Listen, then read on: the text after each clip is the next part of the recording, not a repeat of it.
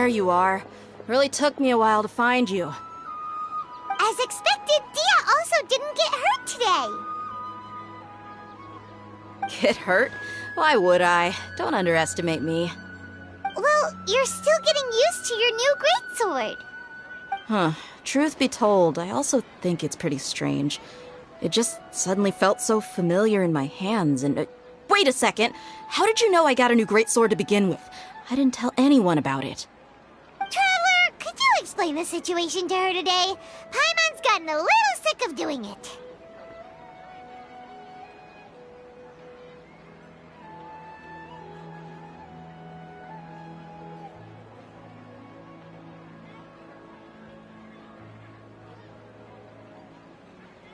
Oh, that works!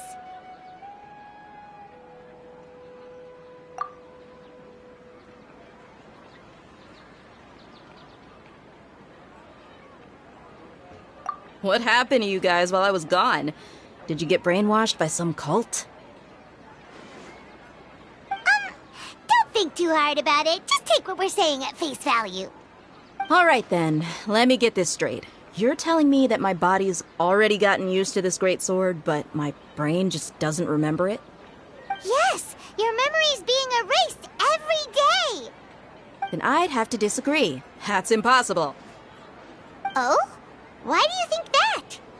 If we've actually been reliving the Sub-Zeru's festival day after day, then what happened to the things we used, the money we spent, the food we ate?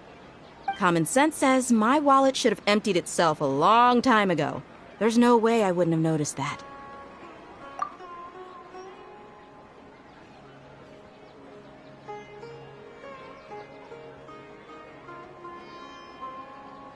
Right! They could use the Akasha to record what everyone did that day, and then use the city's resources to replenish everything! It's not very likely, but it's also not impossible. No, it is impossible. I've got proof. You have proof? Where?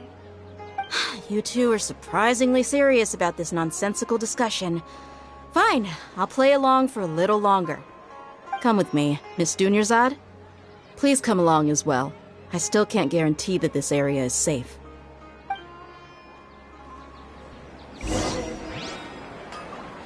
Paimon can't believe it's Dia who wants to show us something this time. 2 days ago, we were the ones taking her to see Dunyarzad.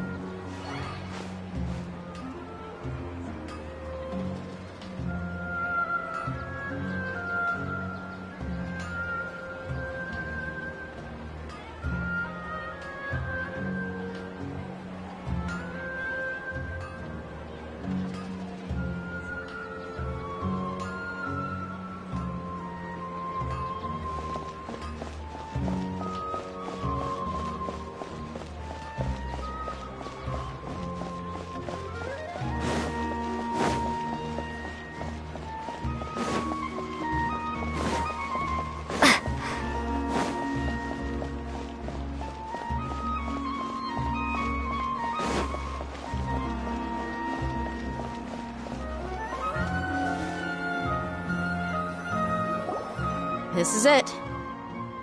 Huh? This is a wooden training dummy. What about it? See those marks on the dummy? Those are the result of several days' worth of practice. Let's say the sages didn't replace it every day. Shouldn't it be hacked to pieces by now? That's true, but what if they did? Then the sages would have had to reproduce every mark I left during previous training sessions. I'm a professional fighter. My martial school has always emphasized the importance of refined control. The force, angle, and entry point of each strike is calculated and deliberate. That's why I remember every mark on the dummy, as well as my state of mind as I made each strike. It's just as they say, each swordsman has their own unique style, and even the same swordsman can't make the same cut twice. It would be impossible to copy these marks. Is it really impossible?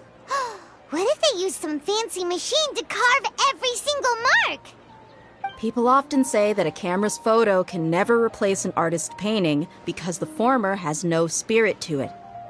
The same thing applies here. At a mere glance, I can differentiate carved marks from the results of combat training.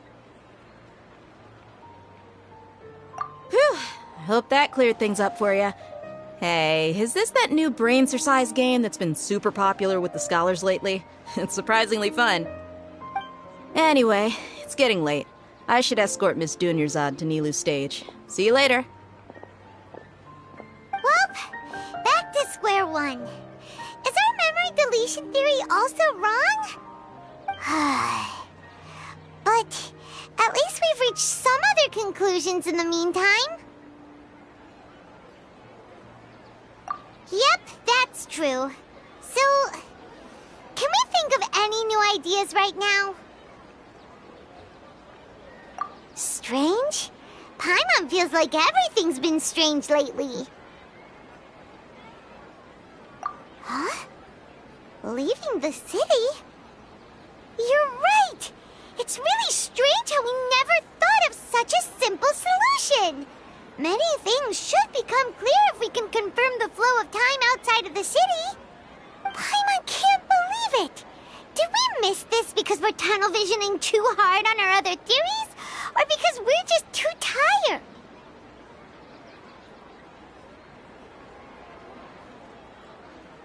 How about we go back and ask Nahida? Maybe we've forgotten something about leaving the city.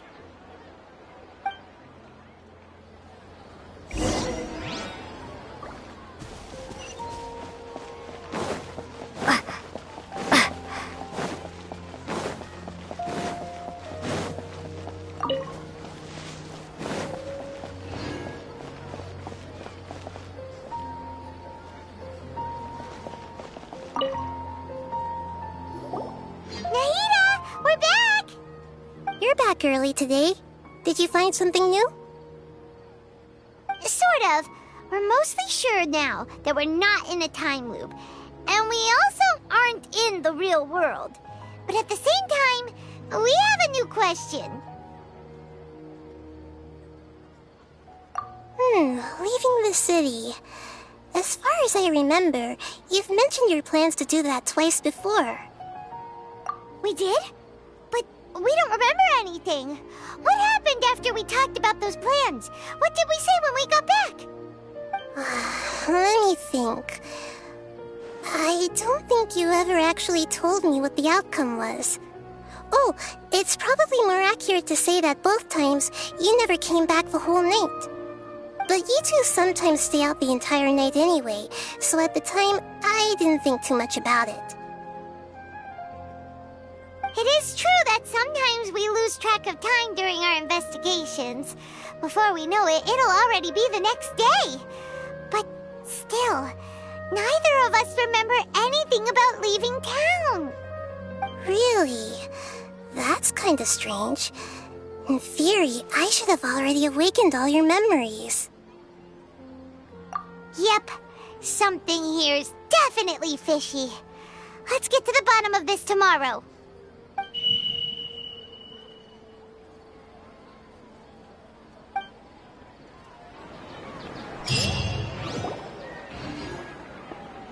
Our memories are back!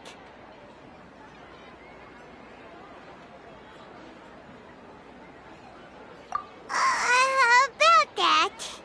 Well, where should Paimon begin? Traveler, aside from your memories that were just restored, I have another message for you. Listen to it and you'll understand. Can't go back. There are countless spaces here. Our Sub-Zero's festival in Sumeru City is just one of them. Traveler, you should be missing 2 days' worth of memories. Paimon will fill you in. It's time to carry out our plan from yesterday. Okay, let's go!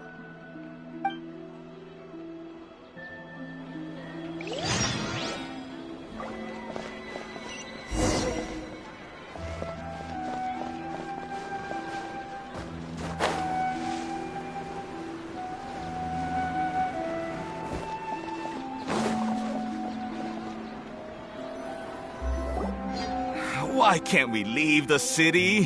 What is the academia up to now? Don't ask me. It's not like I can tell you anything. This is a direct order from the Grand Sage. Just wait until tomorrow. I have a real emergency.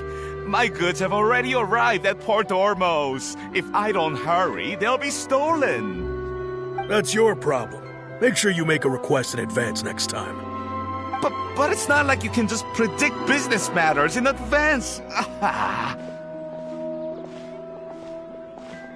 It looks like the Academia already announced a lockdown for Sumeru City today.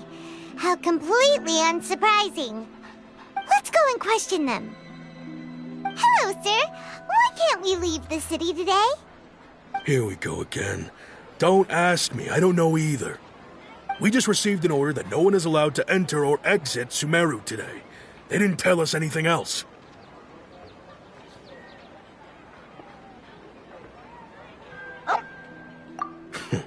Angering me won't get you anywhere.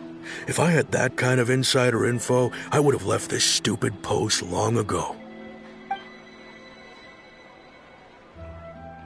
It looks like he really doesn't know. If we can't get anything out of him, let's take matters into our own hands. Why don't we climb over the walls? Those guards can't be everywhere at once. This is a good spot, and the guard hasn't noticed us at all. Let's hurry! Huh? Why? Are you going to leave Paimon behind? But what if things get really weird out there and you get into some trouble? Then Paimon won't be able to help you.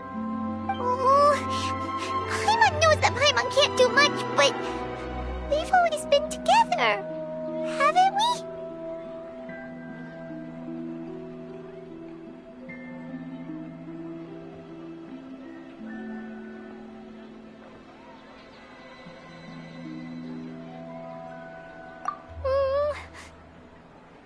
Okay. Paimon will wait for you. Promise Paimon that you'll come back as soon as possible. Just a quick look. And please, be careful.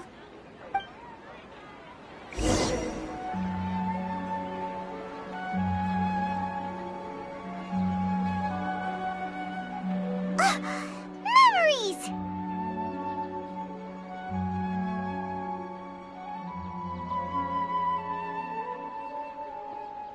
Traveler!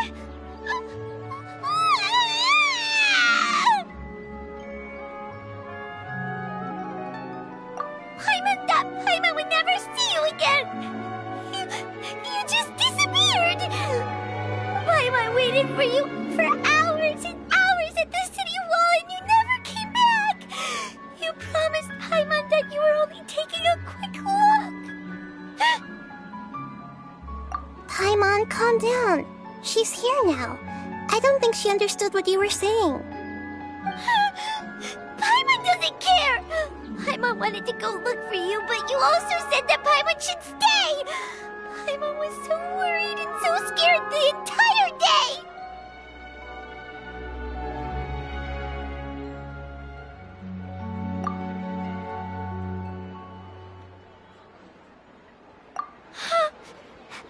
Okay. Paimon will forgive you. The most important thing is that you didn't actually disappear. Oh, Paimon was so scared that you had gone into another world. Okay, Paimon, can you tell us your perspective of what really happened yesterday? I see. Using two people's different perspectives. After that, you left the city. Paimon kept her eyes on you the whole time, but then you disappeared in an instant.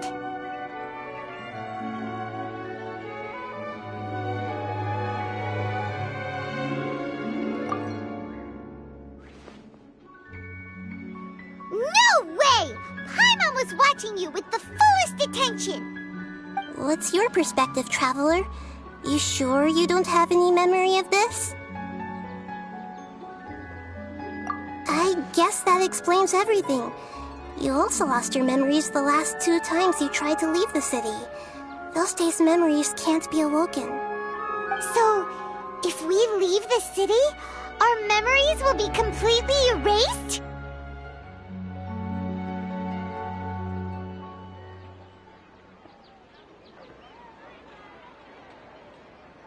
It really sounds like something big outside of the city is being hidden on purpose. But this way, we'll also never discover what's outside!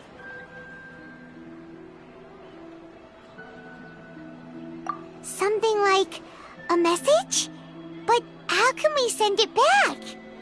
Don't look at me like that. I'm not used to being stared at. Well...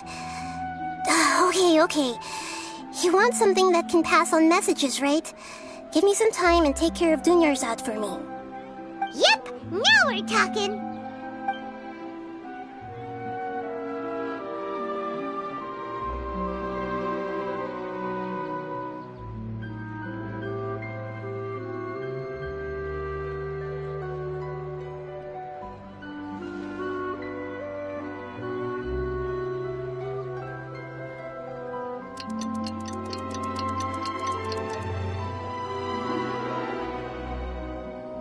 I'm done. Here you go.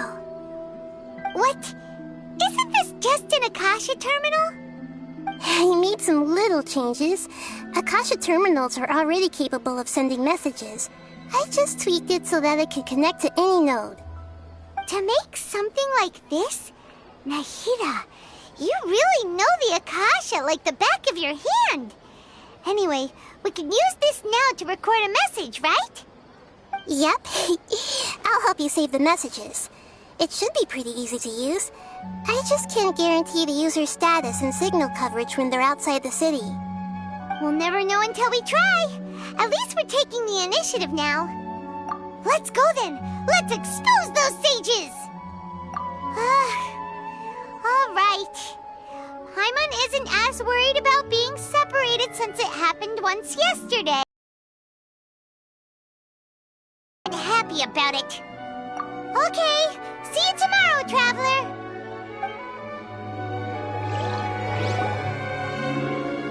That covers everything that's happened so far.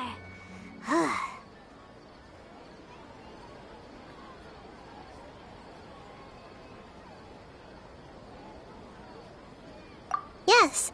Although the signal was choppy and had some interference, we still managed to receive 2 messages from you when you were outside. Okay, now that you understand what's going on, let's hear the messages together.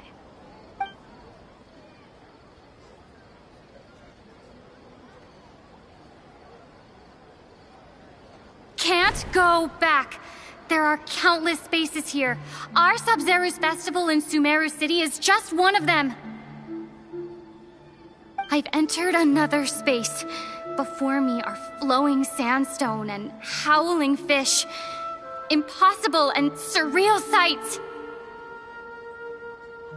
All these spaces are empty, except for the occasional ones that contain mute puppets rather than people. I can't sense any human presence.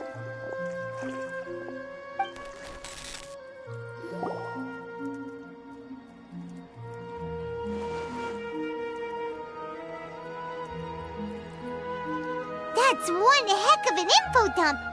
It sounds like you left the Sumeru City space when you set foot outside of the walls. But everything looked completely normal when Paimon was looking out from the inside. That's unbelievable. And if we take your word for it, the other spaces all had very weird contents. There's another part here. I only received it last night. These spaces have been disappearing, one after the other, absorbed by something like a sun in the sky. And now, even the final space has also disappeared. Behind me, a lot of spaces just appeared again from thin air. I get it now. Those spaces are actually...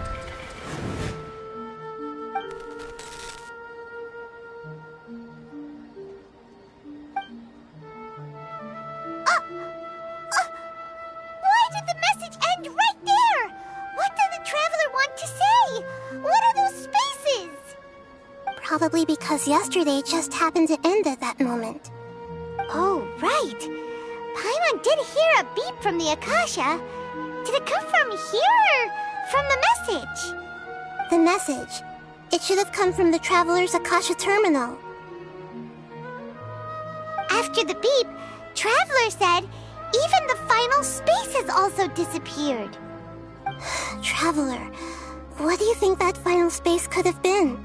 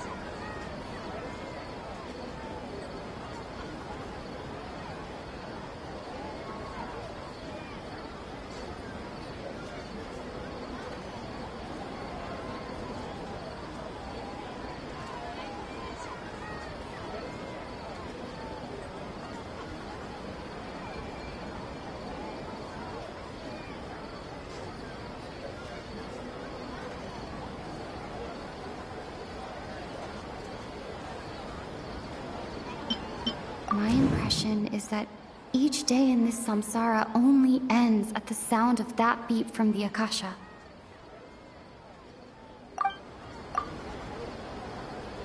Oh, so that's what it is!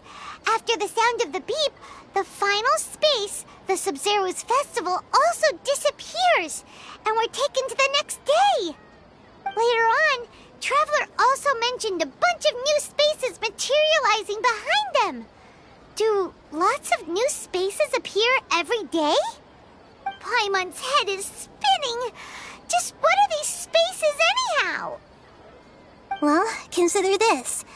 For all the horrors of the Archon War, at its heart, it was just a game where a bunch of gods fought over 7 seats. So no matter how strange or spooky things may look on the surface, maybe all they point to in the end is a small and simple secret. Wow, the Archon War, huh? That's an analogy and a half.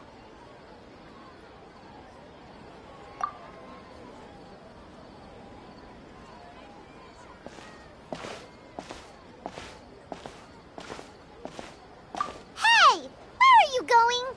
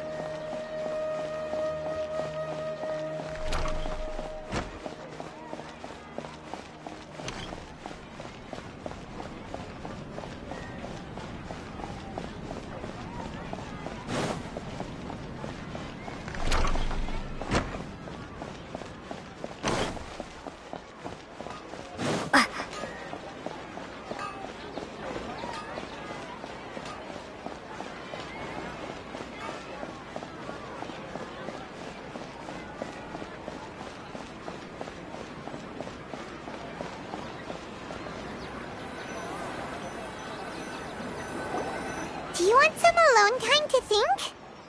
All right then, Paimon won't disturb you.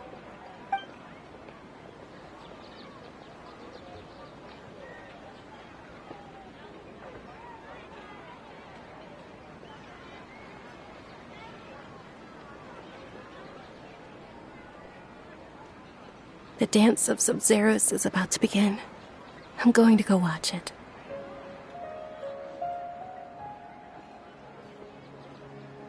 Okay.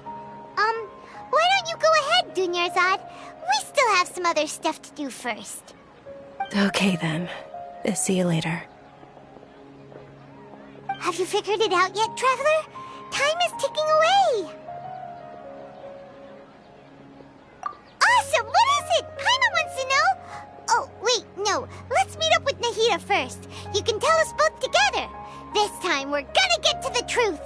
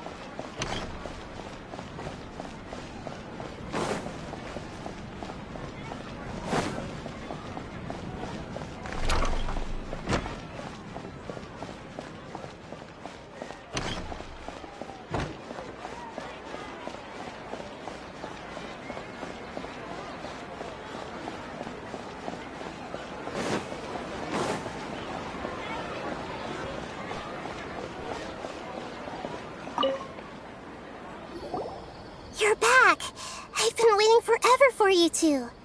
Judging by the looks on your faces, are you ready to take your Sub-Zero's exam and graduate from the festival?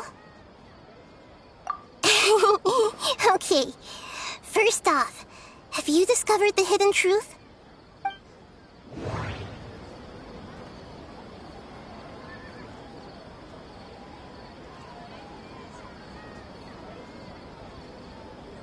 Okay, Nahida said, the Akasha relies on the power of a gnosis to operate, as it is the manifestation of the God of Wisdom's power.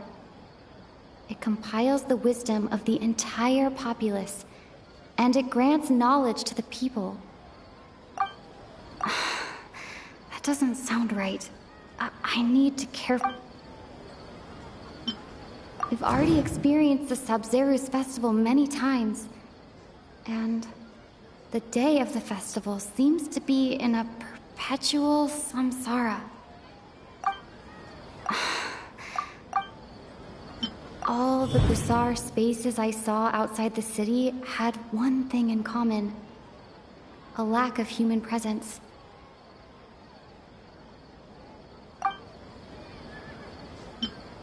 Those spaces remind me of dreams, like the one I had in the Avidia forest. Except these have no sign of human presence. That doesn't... All the bizarre... The moon, illusions, and lies. What do they all mean? People in Sumeru don't dream. What a strange phenomenon.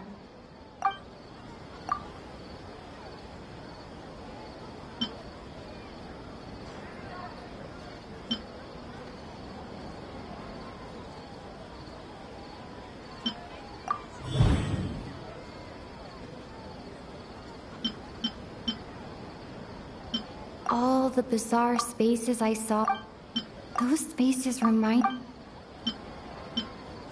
People in Sumeru don't... The moon, illusion... All the bizarre... We've already Okay, Nahida said, the Akasha relies on the power of a gnosis to operate, as it is the manifestation of the God of Wisdom's power. It compiles the wisdom of the entire populace, and it grants knowledge to the people.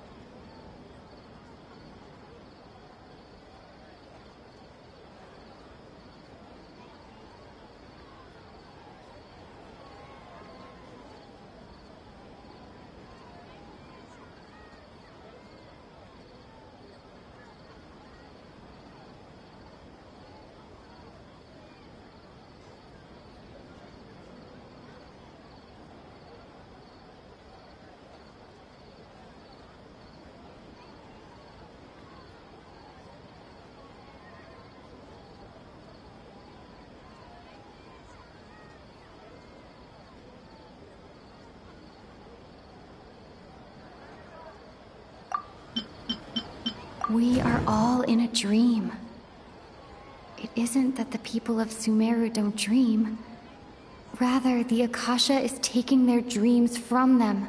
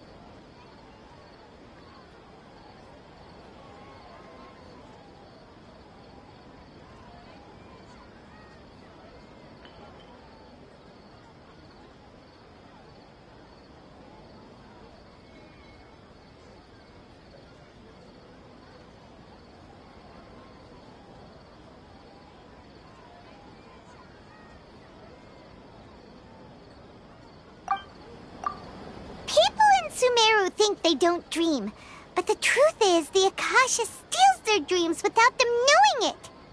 And those spaces with no human presence are stolen dreams without their host. That would explain why they sounded so weird when she was trying to describe them. Huh. So people in Sumeru do dream after all. In fact, we're all in one big dream together right now. Correct answer. Now, how did you conclude that the Akasha is capable of this? The Akasha relies on the power of a gnosis to operate. It is the manifestation of the God of Wisdom's power. It compiles the wisdom of the entire populace, and it grants knowledge to the people.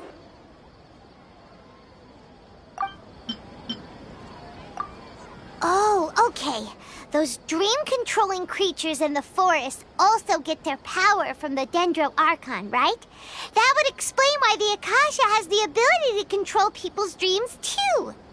But is stealing everyone's dreams really how the Akasha compiles their wisdom? Isn't there anything more to it than that? Dreams are fantastical, complex, and full of imagination. People's brains are the most active when they're dreaming. In other words, dreams are rich bundles of human wisdom.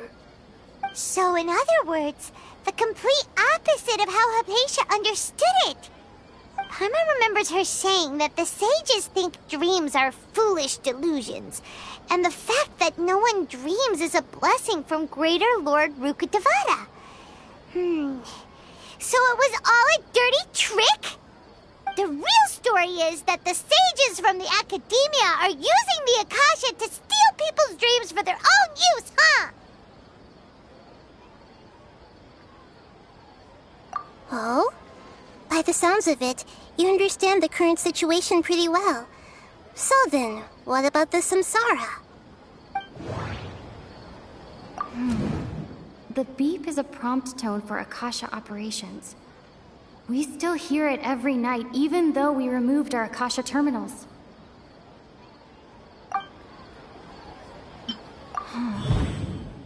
Those spaces kept disappearing before my eyes. But as soon as that beep sounded, many more spaces materialized. Grand Sage said, "Go celebrate the birth of that god to your heart's content." Did he mean something more? My mind feels exhausted, even though I haven't done too much thinking.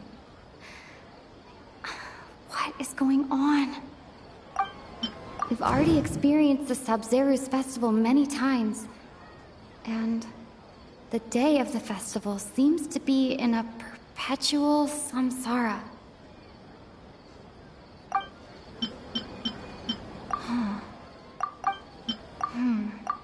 The beep is a... Those dreamscapes kept vanishing. But as soon as that beep sounded, more new space... The beep is a prompt tone for Akasha...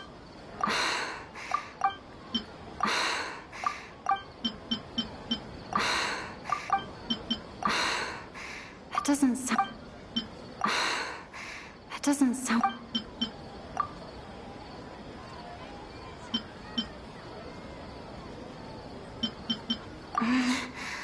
I can't seem to cohesively piece everything together.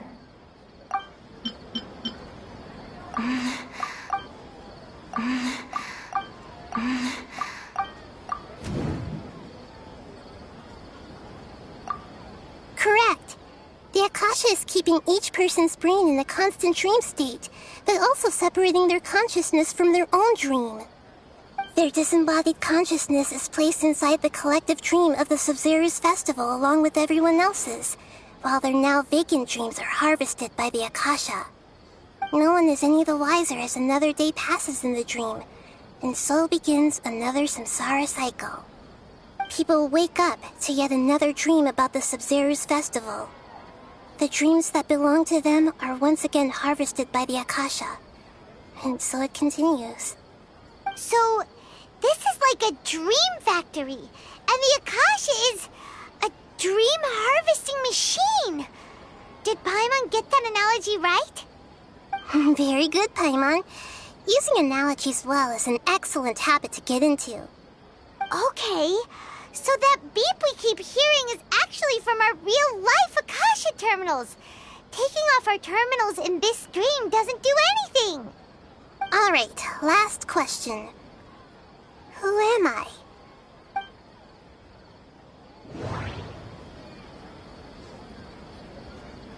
They say that alchemical divination is the Dendro Archon's divine revelation. So then, if Nahida has referred to herself as the moon... So you noticed. I thought that one would be the hardest question. That's why I put it last. That wasn't hard at all. Even Paimon guessed that. Everything about you is different. We just didn't want to expose you is all.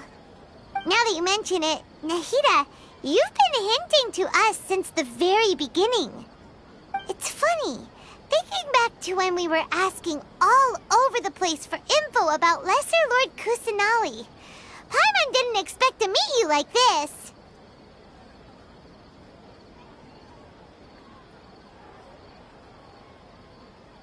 Yes, those can wait until we're back in real life. On the other hand, I'd be happy to answer any more questions you have about here and now. You asked me this question before. My answer was, it would literally blow your minds.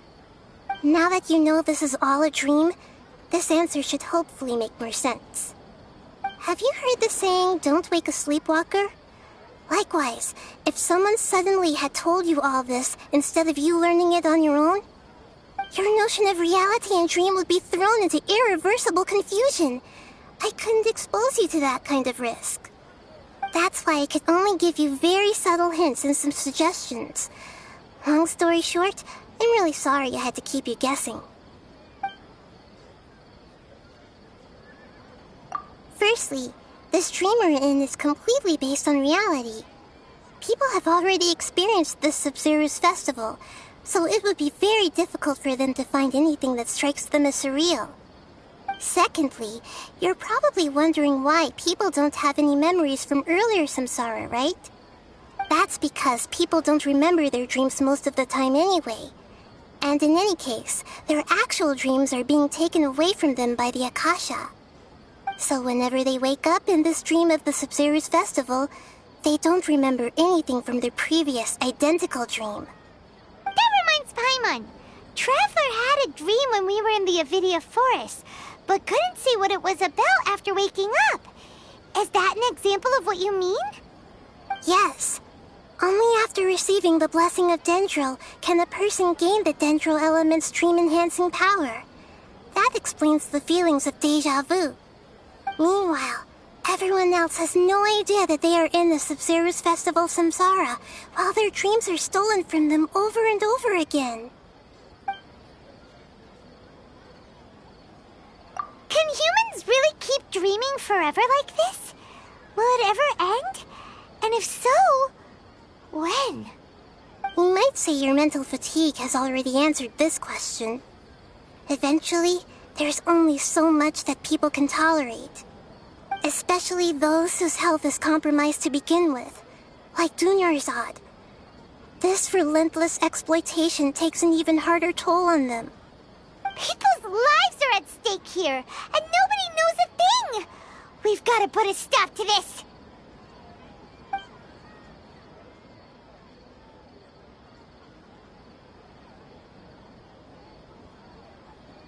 I know, right? Why did they have to base this dream on my birthday?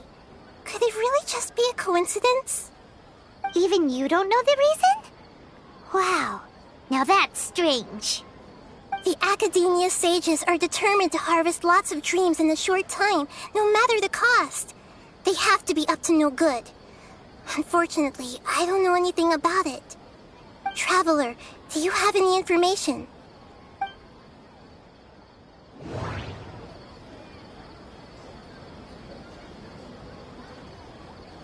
Okay, Nahida said, the Akasha relies on the power of a gnosis to operate, as it is the manifestation of the God of Wisdom's power. It compiles the wisdom of the entire populace, and it grants knowledge to the people. Grand Sage said, go celebrate the birth of that god to your heart's content. Did he mean something more? Celebrate the birth of that god? Could it mean...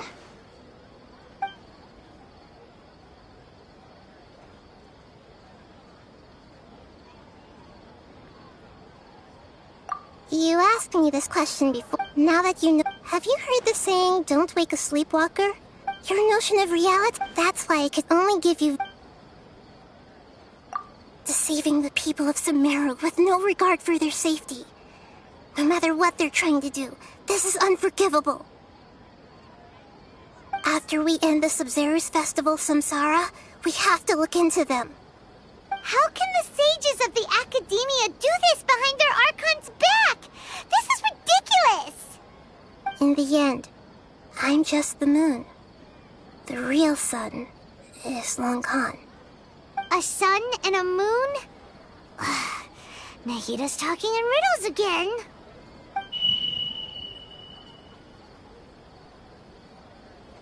Oh, we're out of time today! I'll tell you how to break free of the samsara tomorrow. See you then.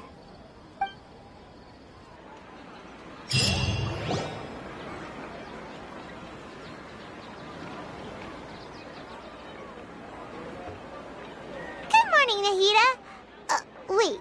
Now that Paimon remembers everything, should we instead say good morning, Lesser Lord Kusanali? Hey! What's wrong, Nahida? You don't look too good.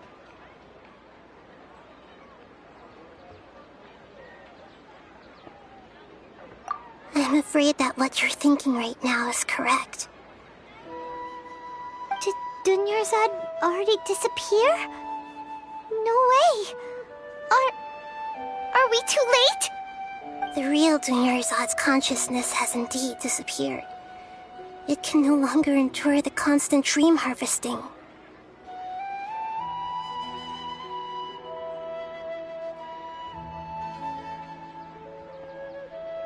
Paimon can't believe it. Wait, so what about that other Dunyarzad? Just what is she? Is she also going to disappear? She's actually something like a puppet, but not completely. The real Dunyarzad's consciousness could no longer keep playing her role in this dream. So another Dunyarzad appeared to replace her in the dream. Just like the grass and the trees, that Dunyarzad is just a building block of the dream that helps to keep it going. But personality-wise, she's nothing like the real Dunyarzad. Puppets are stiff and can't copy a living person's vitality. After all, they're just there as filler. You know, speaking of which, the old Dunyarzad might not have been too different from a puppet. Dunyarzad truly believed that she met you within her consciousness, and it was you who inspired her. So you do remember her after all. Yes.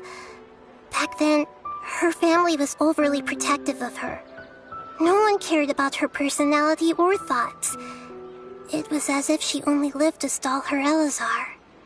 I just gave her a little wisdom so she could look at life in a new way.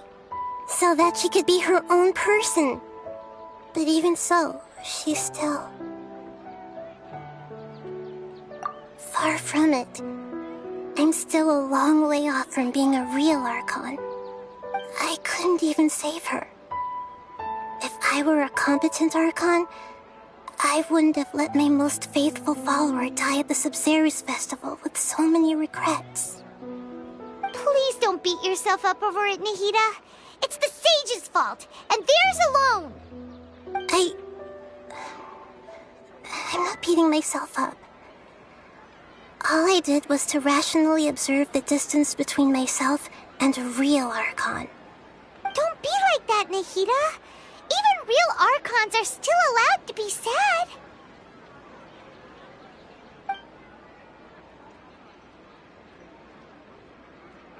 To prevent more tragedies like this, we must end the samsara as soon as possible.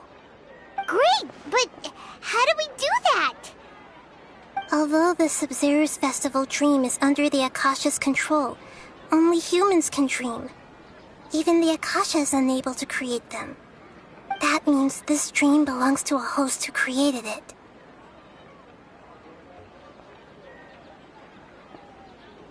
Huh? So, how should we find that person? Well, if this is someone's dream, then everything here must come from deep within their consciousness. Which means, with the power of imagination, they can change anything in this dream. Imagination? What do you mean by that? Imagination means breaking through what you perceive as normal. Like when a server at a tavern brings a plate to you, you'd naturally assume that food is on it. However, if you're the dream's host and you become aware that you're dreaming, when you imagine gold and mora on the plate, the dream will respond in kind, and the server really will bring you gold and mora.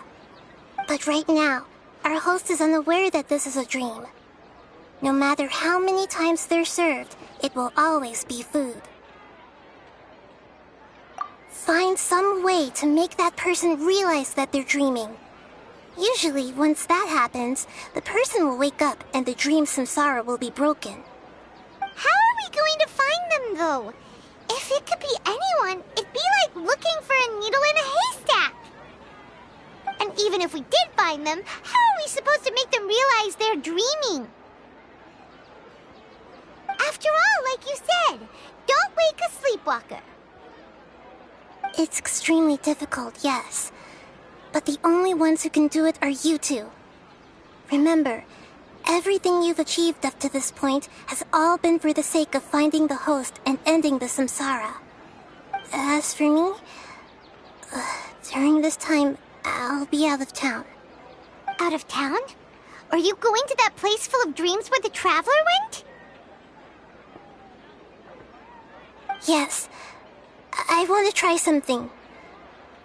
There must still be a small wisp of possibility.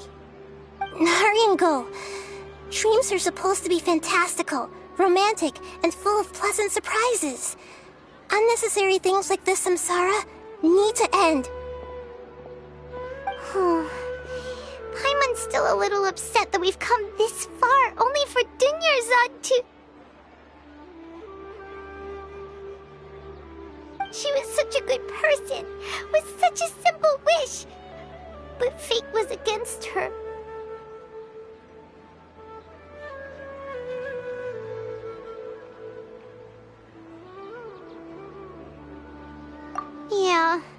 Saving Dunyarzad is what kept us going this whole time. But we mustn't lose hope, Traveler. Dunyarzad would definitely want to see us save everyone else. So let's break the samsara for her sake. Paimon's wondering, do you think the sages would get one of their own to be the host of this stream? Feels like it would be easier to control it that way, no?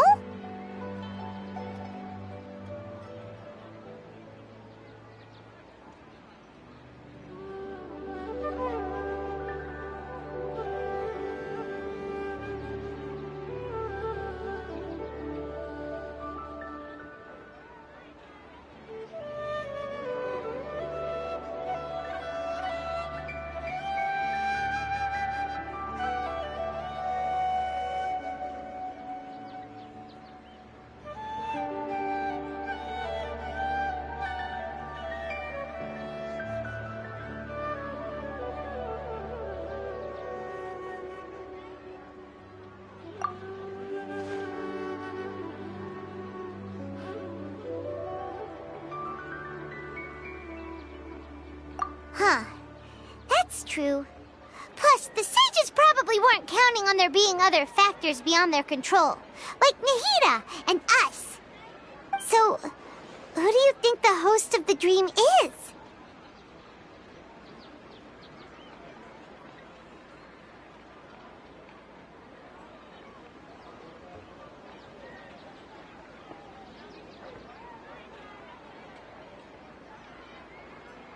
Oh, that would make sense. Ferris, the Knight of Flowers, is a symbol of the whole Sub-Zero's festival, right? Pretty core character. Let's go ask him some questions, shall we?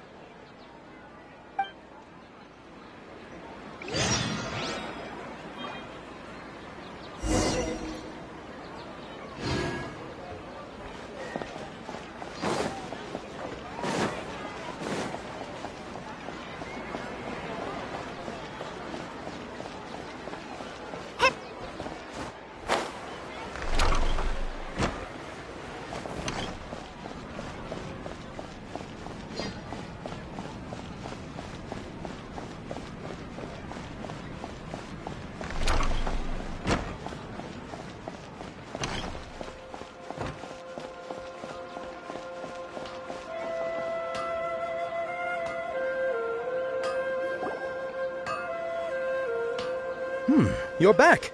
You left in a hurry last time. Is everything okay? Everything's fine, just, it's a little hard to explain. Would you mind taking part in a little experiment with us? An experiment? That came out of nowhere. I'm listening, though. What do you need me to do? Could you make a wish?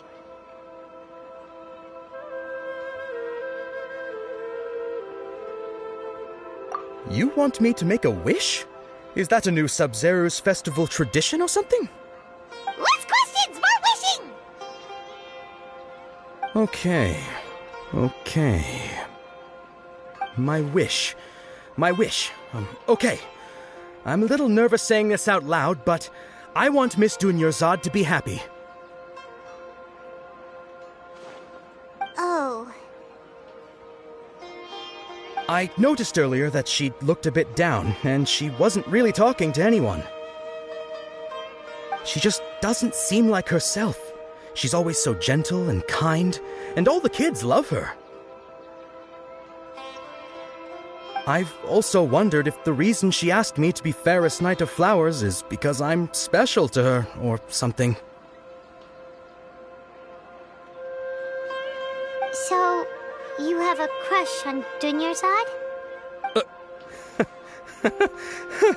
Oh, is it that obvious? After what I just said, I guess it is. When she placed the hat of the Knight of Flowers onto my head, she said to me, I want everyone to have a happy Sub-Zero's festival.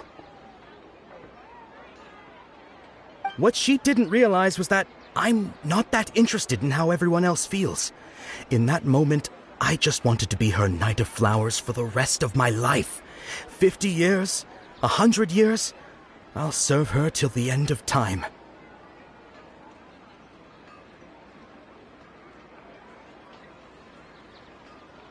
Okay, yeah, that was a bit much.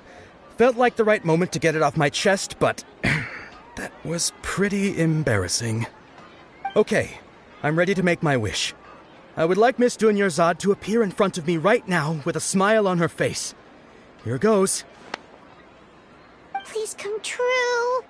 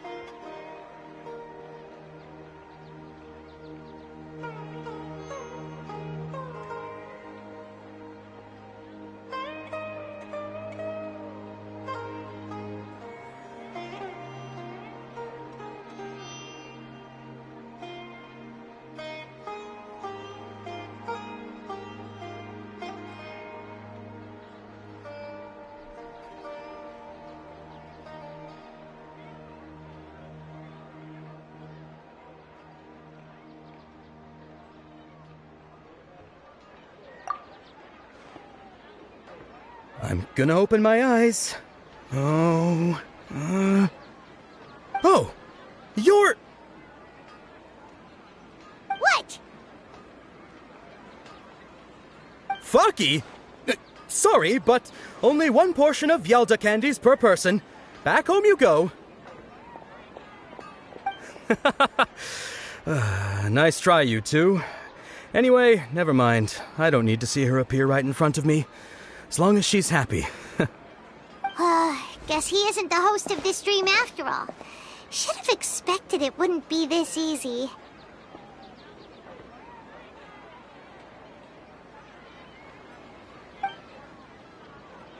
It seems like everyone who knows Dunyarzad loves her, but none of them has any idea that she...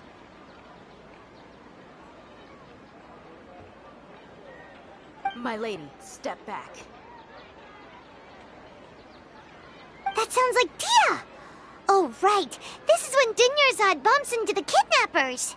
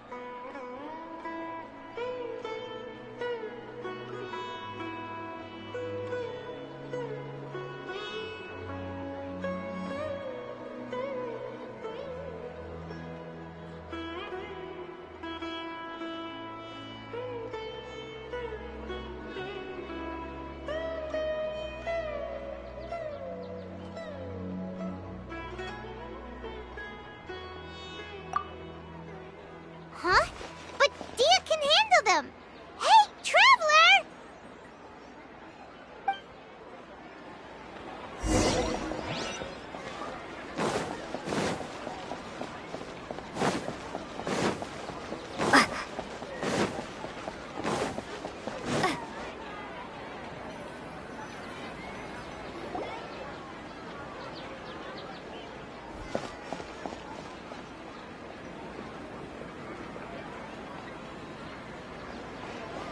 Oh, it's you. Great timing. Please take...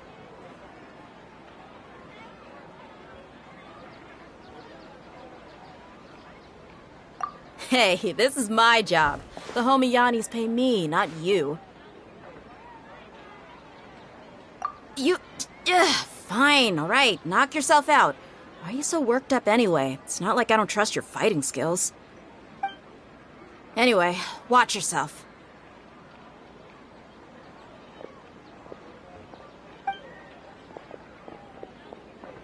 So you got yourself some backup. Suit yourself. You're going down! That's close enough! New punchy today! Windblade!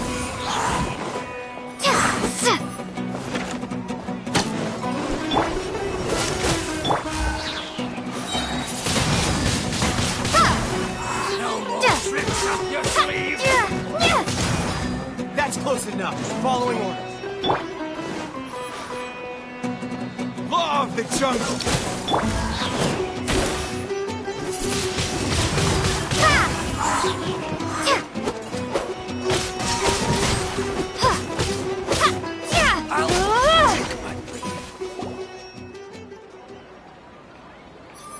Traveler, were you just taking your anger out on those guys?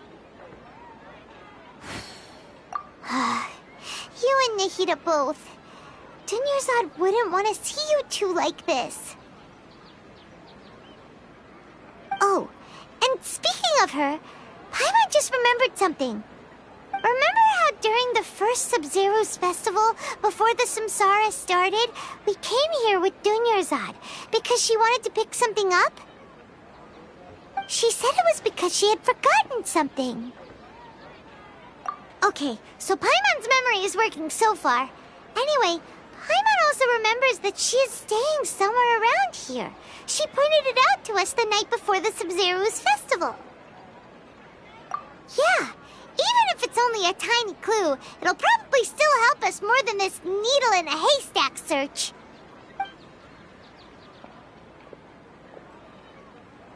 This is the place! It's rude to enter other people's spaces without permission, but desperate times call for desperate measures! Hey, the windows are unlocked! Okay, Paimon's gonna take a peek inside.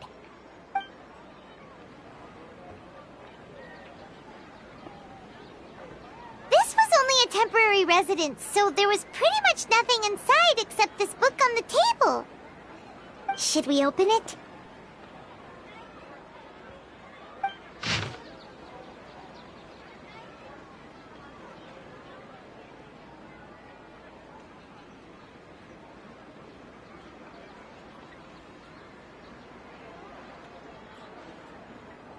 Wow.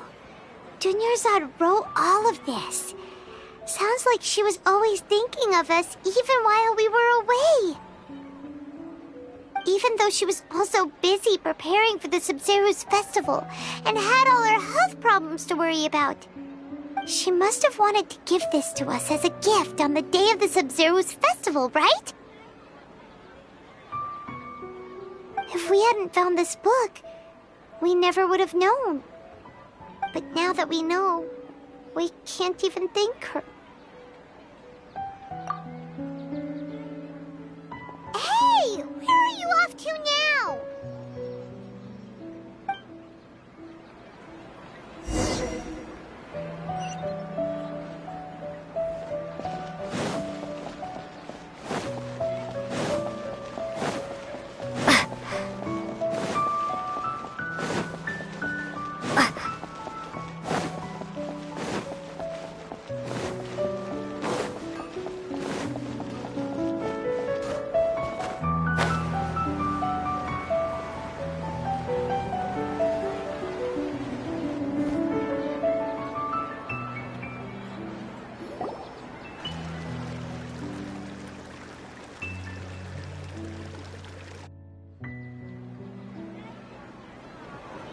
It's Dunyarzad's puppet.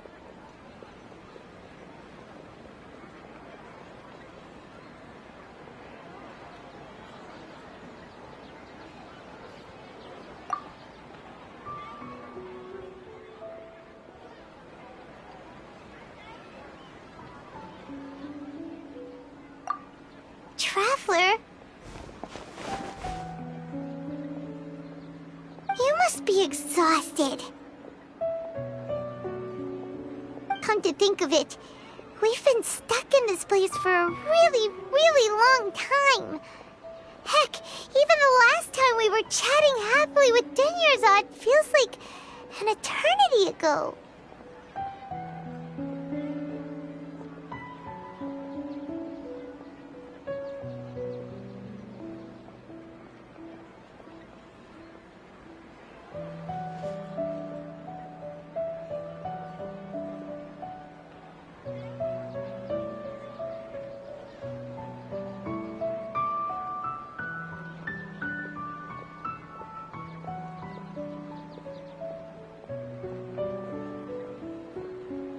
Paimon still remembers when we were sitting here, and the way her eyes sparkled when she talked about Nilu's Dance of Sub-Zeros.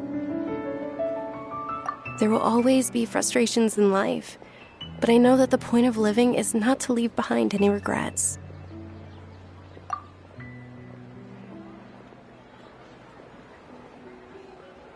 That was what the real Dunyarzad said, wasn't it? Does that mean... Yes, Traveler. What is it? Oh, so she's still just a puppet. But just now, how come... What? Where are we going this time?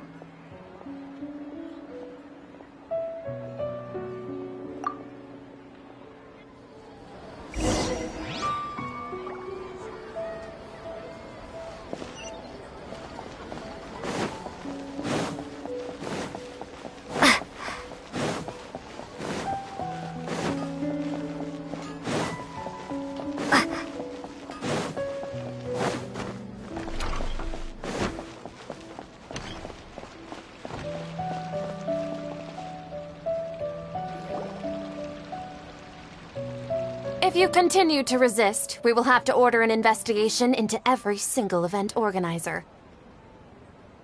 The Grand Sage has already granted you much leniency. I advise that you exercise tact. How did things turn out like this?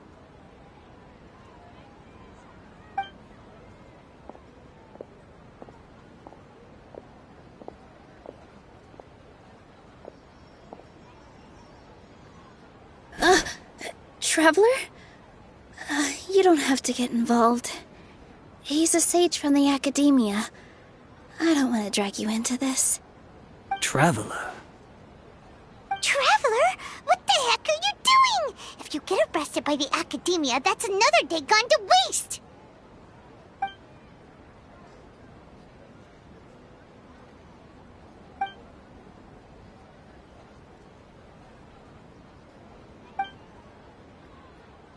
Wait, they're not reacting! Have they been scared stiff? Oh, of course! If this is the sage's plan, they wouldn't put themselves through this! So they're just substitutes! What is this? What happened to the Grand Sage and his entourage?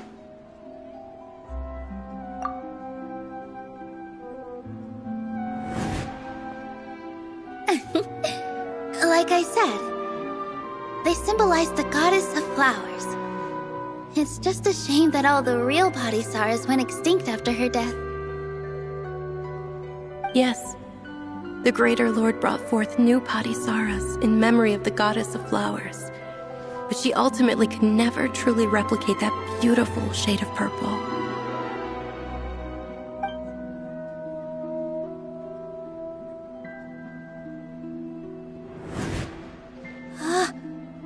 Beautiful shade of purple. Aren't these flowers real Padisaras? Just like the ones from the legend? I didn't even notice. Dunyarzad, did you find these? But didn't you just say all the real flowers went extinct after the goddess of flowers passed away? So, Al? Yeah. What's going on here? Huh?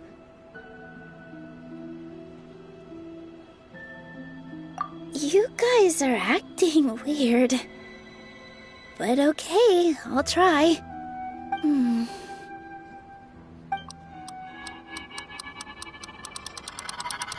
Hey!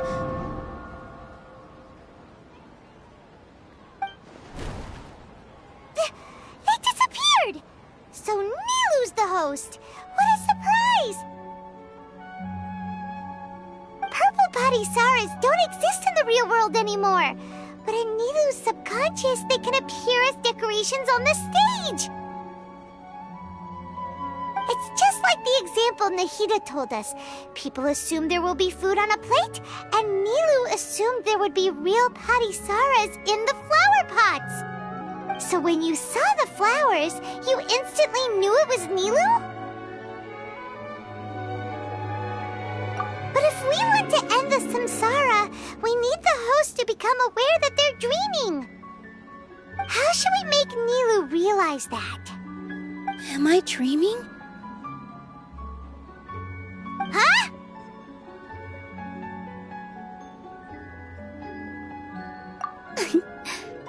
So I'm right. Is this Lesser Lord Kusanali responding to our celebration of the Sabzeruz festival? Wrong guess, but you aren't completely wrong either. The point is, what made you think this is a dream? As far as you know, people in Sumeru don't dream, right? Yeah, but have you heard the tale of the first sage? To prevent a calamity, he went on a journey to find the Dendroarchon. Ooh, sounds familiar. Dunyarzad told us a story like that when we first arrived in Sumeru City. So it was about the first sage, huh? Yep, but in the part you heard, he hadn't become the first sage yet. There's more to the story. His piety and wisdom were acknowledged by the Dendroarchon, and she finally gave her blessing to him. All All kinds of spectacular scenes appeared in front of the first sage, as if all the knowledge in the world was being painted onto a canvas right before him. He was captivated. After who knows how long, he mastered all the knowledge he could comprehend. Afterward, he said to the Dendro Archon, "I miss my parents, my wife, and my children. I've been away from home for far too long. They must be worried." The Dendro Archon smiled. The next second, the sage found himself lying in his bed, as if he had just woken up from a dream. His wife, lying next to him, said, "You're off to search for the Dendro Archon today, aren't you? Have a safe journey, my love." In the end, the first sage took care of many disasters in Sumeru City and founded the Academia. What a happy ending. So, the first sage was dreaming ever since the beginning of the story? He never went on his journey? Yes, but his faith and determination were conveyed to the Dendro Archon, so she blessed him in the form of a dream. Paimon understands where you're coming from now. That's a really interesting connection. But we really gotta wake up soon, like the sage in the story! I see. Well, it just so happens that today's Sub-Zero's festival is almost over too.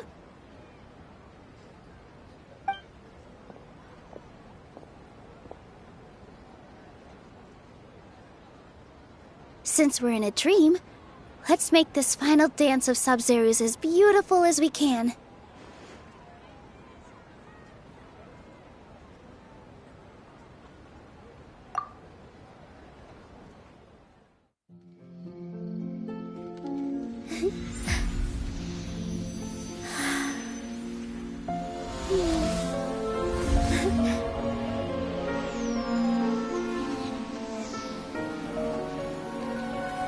The wait is over, everyone. I dedicate this to our god, the dance of Sub-Zero's.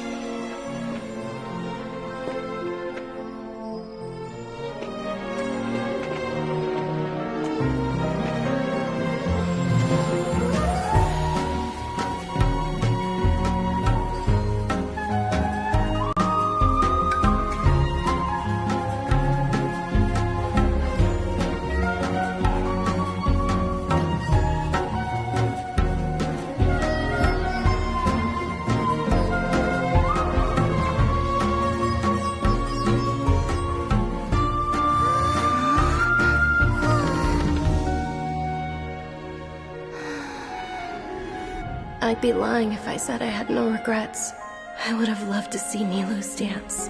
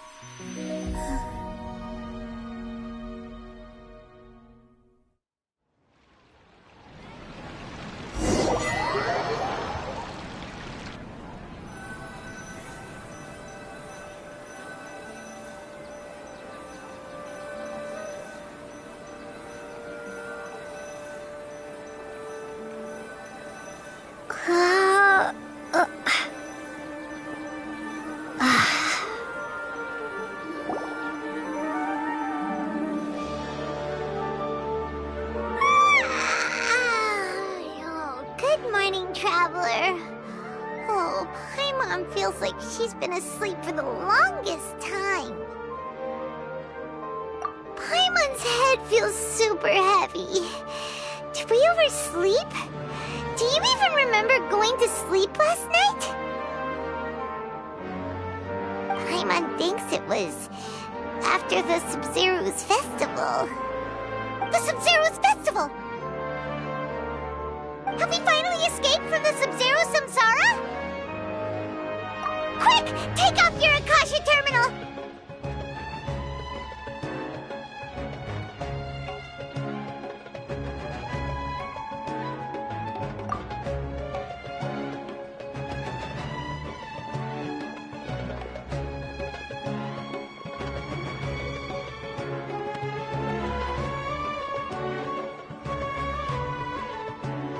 She's not in her room. What happened? Huh? What usual spot?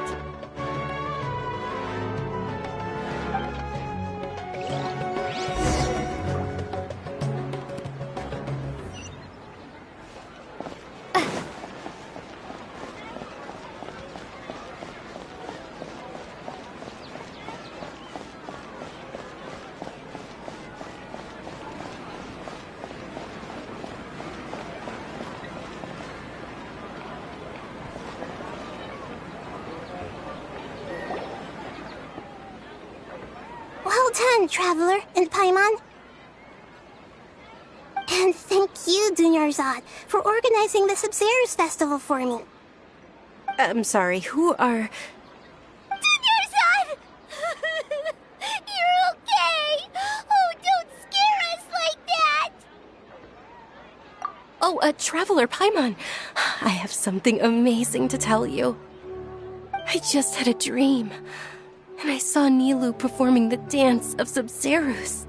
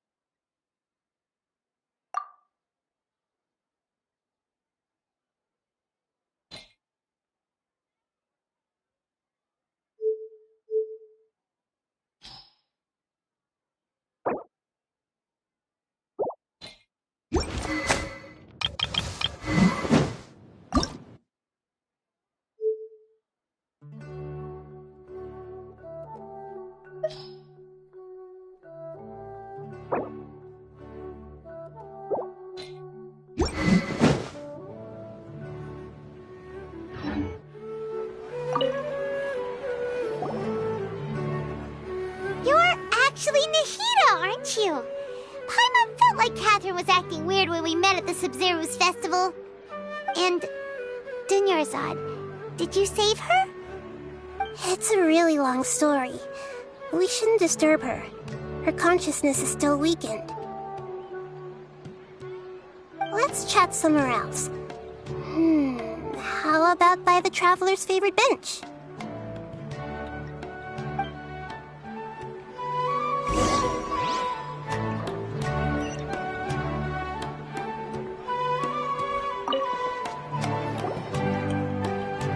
What's going on? Why are you two so excited to see me? Hasn't it only been a night? It's actually been much longer than that. Oh? Strange.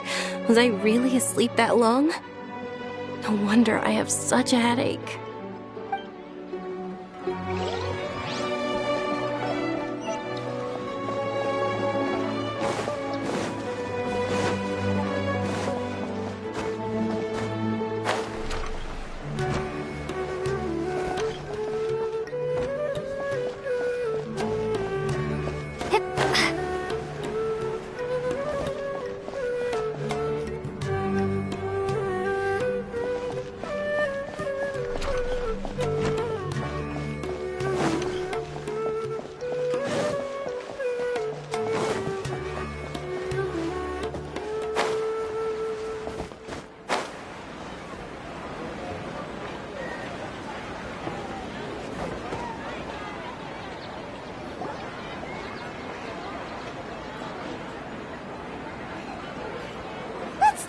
Dunyarzad first.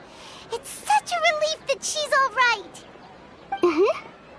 After we parted on the last day of the Sub-Zero's festival, I left the city and saw what the Traveler had described.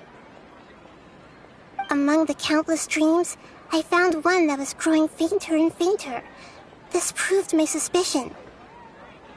Once Dunyarzad could no longer bear the Akasha harvesting her dreams, her consciousness began to dissipate. But this also meant it escaped the Akasha's control. Such a small fragment of consciousness can't last for very long, though. It will return to its original dream, where both will gradually fade until they completely disappear. I used all the power I had to keep her dying dream alive as long as possible, but it still wouldn't have lasted for much longer if it hadn't been for you two breaking the samsara. So it looks like we did manage to save Dunyarzad in the end. And not a moment too soon.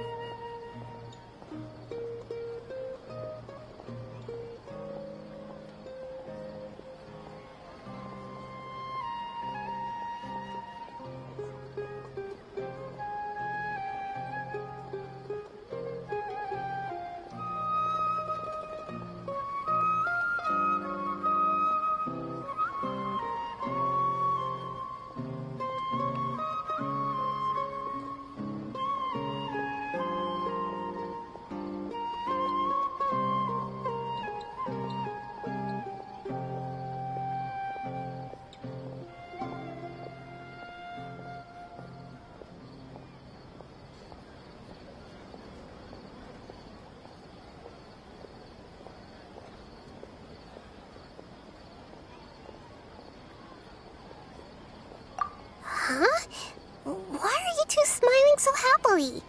I thought you'd be so moved that you'd start crying. I need to spend more time observing human emotions. Both are fine. Everyone reacts differently. All right. You two must have a lot of other questions for me, right? After all, you saved my faithful believer. As your reward, I will answer any and all questions. At the Avidia forest, there was this incense that made the traveler fall unconscious and dream of a huge tree and a red sky. You also heard someone's voice, right? It said world and forget me. Yeah, so you do know! We've been wanting to ask you what that was about, and if the red sky was related to Conria.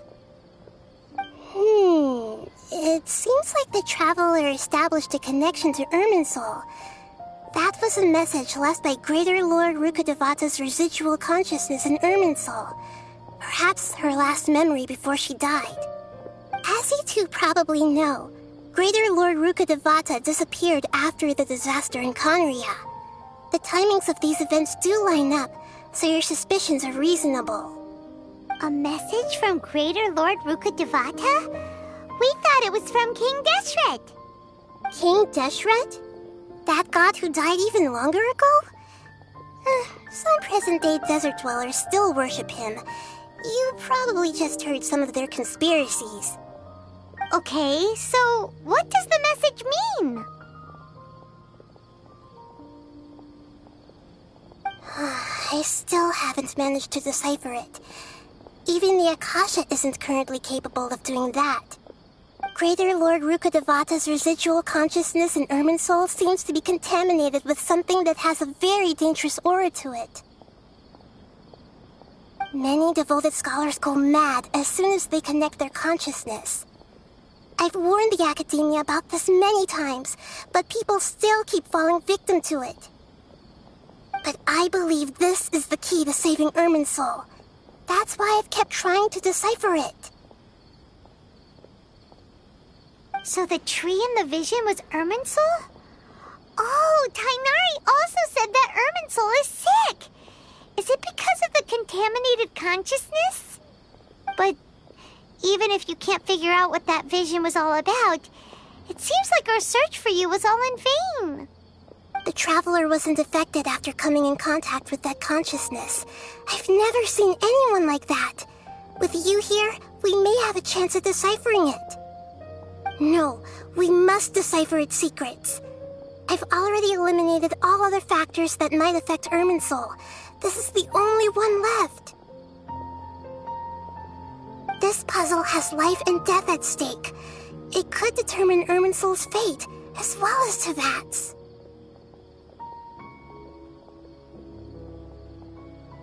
To be accurate, I'm using the Akasha as a medium to occupy Catherine's consciousness.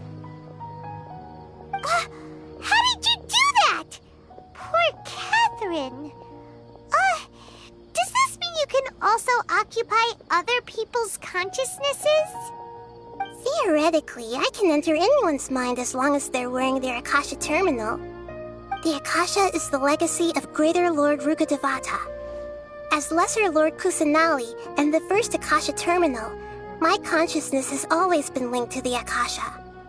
I've always respected my people's free will, so I've never actually occupied their consciousness.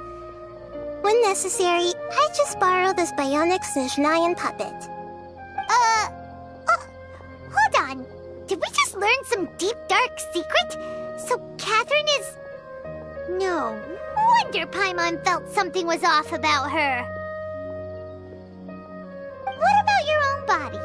Why do you need to borrow other people's? Don't you live in the sanctuary of Surasthana? That story begins a long time ago. After Greater Lord Rukkhadevata disappeared, the sages found my newly born self and took me back to Sumeru. At that time, I was young and weak.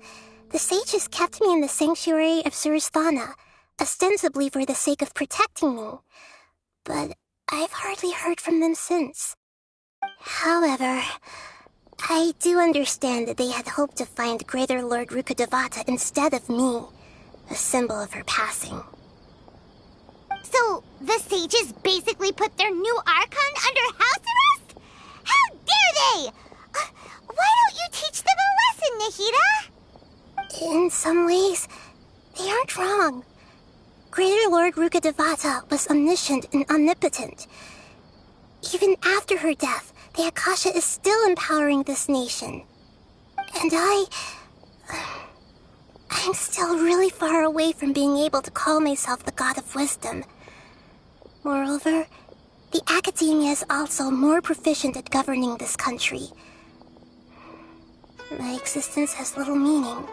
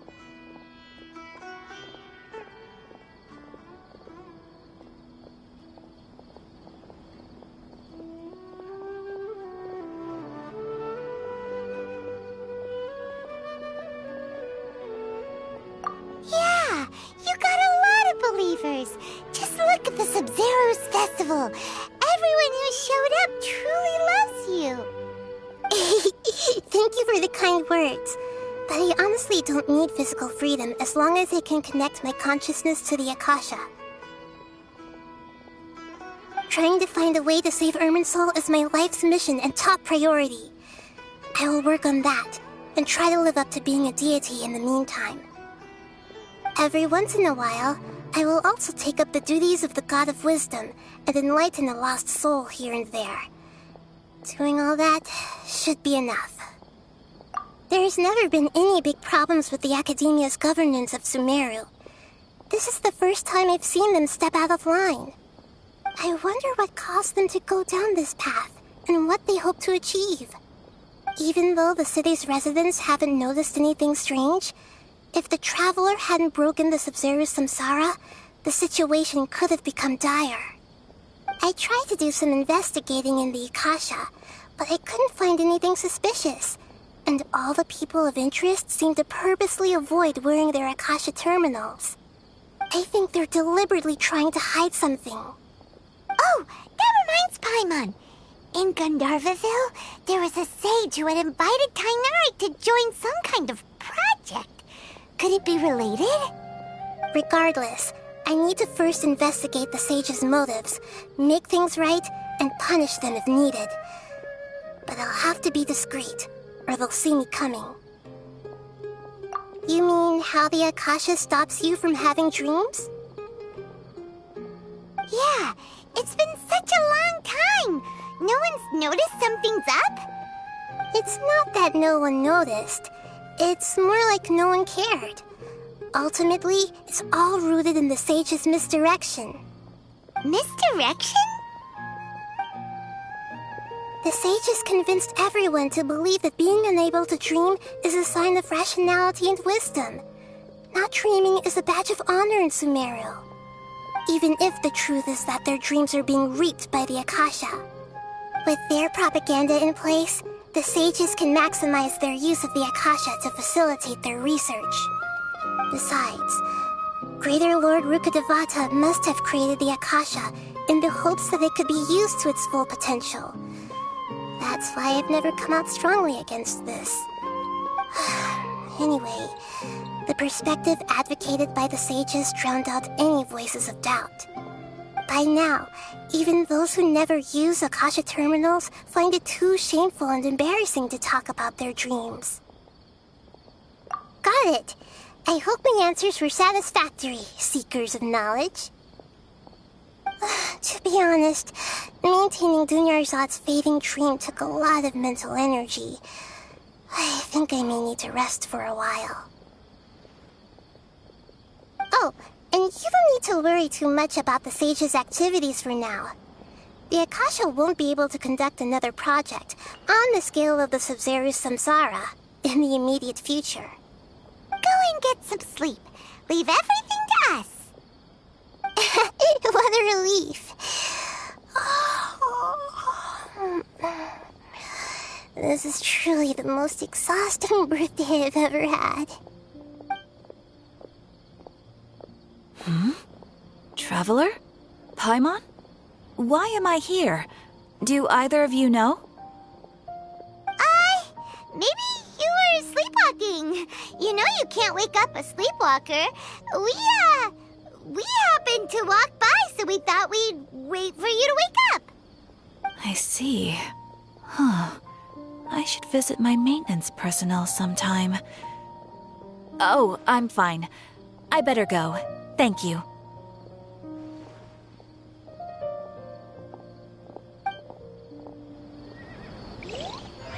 We've spent quite some time in Sumeru City, but ever since we last said goodbye to Lesser Lord Kusanali, we haven't heard anything from her.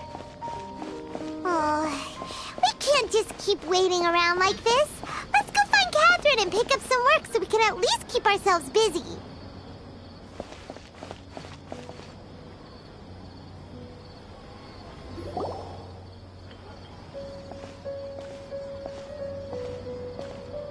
Ad Astra Avisask. We meet again, you two. Hi, Catherine. Do you have any commissions for us today? Commissions, huh? Let me think. Oh, about this? Please attend the Academia's Academic Symposium this afternoon and recite a love poem on stage. Wait, say what now? And if possible, please also use your camera to capture the reaction of the audience upon finishing the poem. Huh? What kind of commission is that?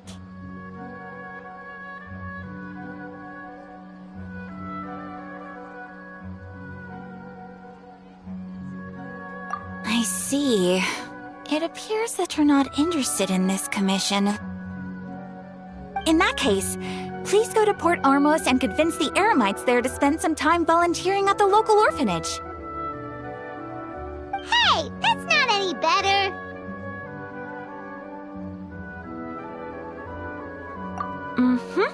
I'm sure the mercenaries will have some interesting reactions as well. Paimon's gotta ask. Just who exactly has been submitting these commissions to the Adventurers Guild? Oh, the commissioner? Well, actually, I just wanted to see the two of you in action.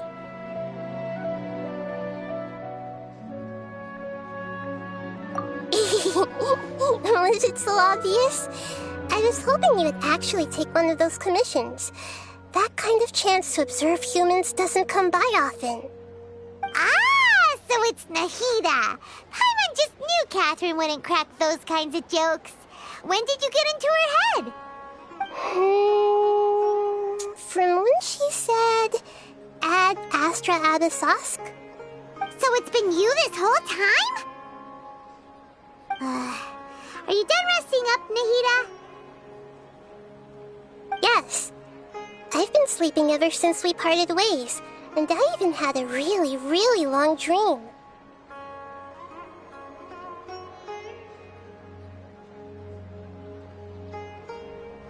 It was another dream about the Sub-Zero's festival, except it was a happy one. In my dream, I was sitting in the middle of a flower terrace, and everyone in Sumeru City was holding hands as they danced in circles around me. They danced round and round, and everyone looked really happy. I also got to sit on a gigantic flower carriage. Ferris, the Knight of Flowers, raised me really, really high above the ground, and I was throwing an endless amount of Yalda candies at the children. You know, Nahida, maybe your dream is how the Sub-Zero's festival really should be. It's meant to be a joyous time where everyone gets together to celebrate your birthday. Huh? Wasn't I describing a really happy dream? Why are you both looking at me like that? Wait, could this be an example of the emotion known as pity? No, we aren't pitying you. That would only make everything worse. We just don't want you to feel too sad. By the way, have you had a chance to visit Dunyarzad? How's she doing? The Homiyanis haven't allowed any visitors after the festival, so we haven't been able to check on her.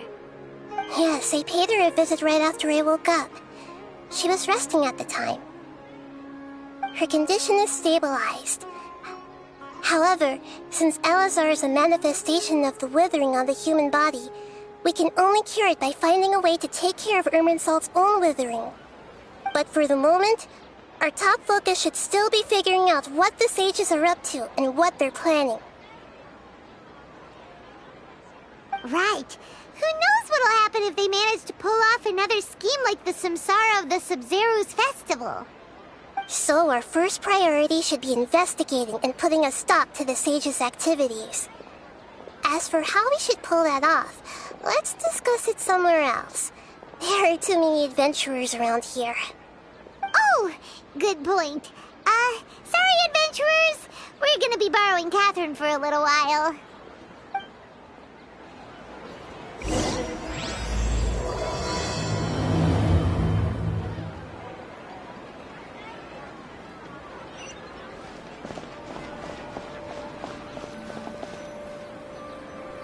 Let's continue our chat here.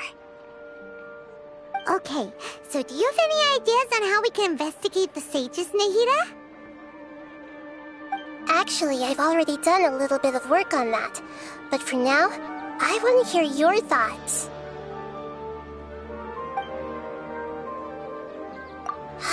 already tried that.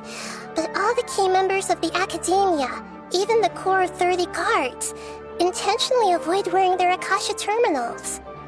It seems that from the very beginning, they've been guarding against info leaks from the Akasha.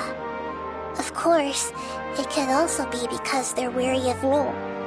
Have you already caught the sage's attention? I'm guessing not yet, but distrusting me would make perfect sense if they've ever paid attention to the urban legends about me. In any case, I probably can't take over their minds directly.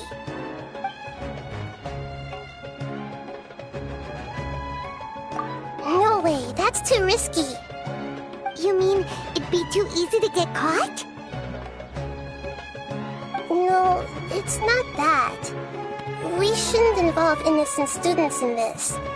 A single mistake could completely ruin their lives. Doing that would be ignoring the safety of my people for my own selfish goals. How is that any different from what the sages are doing? That's a good point. Spoken like the god of Sumeru. We're in the dark as of now.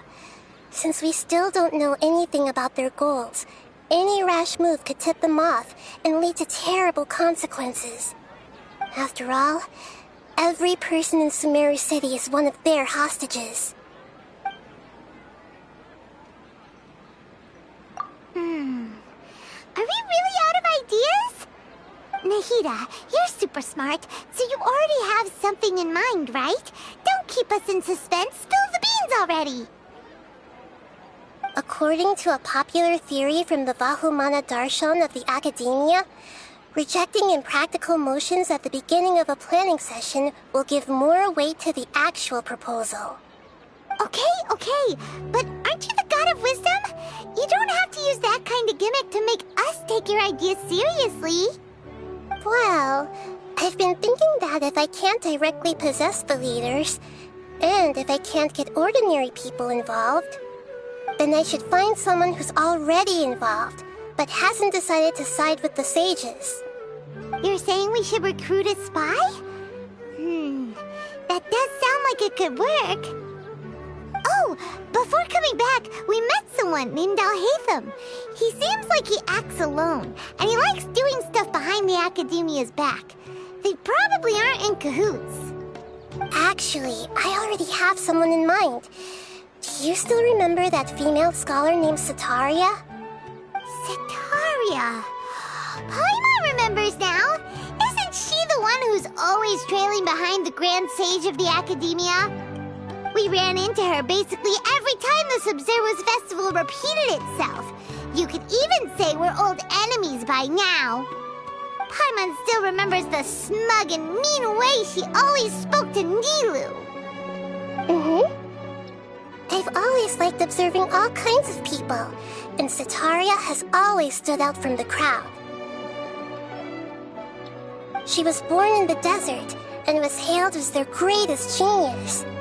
Her academic gifts allowed her special admission into the Academia, and also gave her the opportunity to serve as the sage's assistant. Oh, Paimon didn't know she was from the desert. She must be pretty special then. Paimon feels like most of the desert dwellers around the city are working as mercenaries. The name Setaria means star. When she lived in the desert, she shone like the brightest star in the night sky. Later on, she was chosen by the sun. The star was given a place in the daytime sky to complement the sun's dazzling light. Soon after, the star witnessed the sun scorching the earth, which brought forth many disasters. The star began to waver. Instead of staying beside such a sun, wouldn't it be better to return and light up part of the night sky? But in the end, she couldn't give up the radiance of daytime. To cope with her shame, the star buried her guilt and closed her eyes.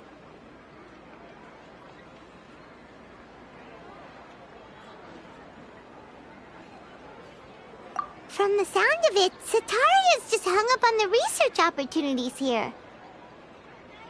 But she doesn't really support the Academia. She still feels guilty about not doing more for the desert, right? She's just running away from her problems. Indeed.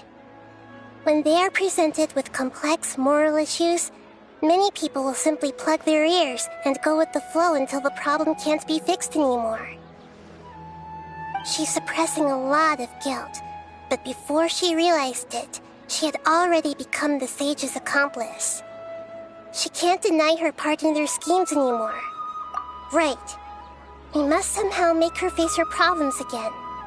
That way, not only can we get useful intel from her, but she can also use it as an opportunity to redeem herself. From my past observations, Cetaria will take a day off from the academia every 10 days to do some shopping in the city.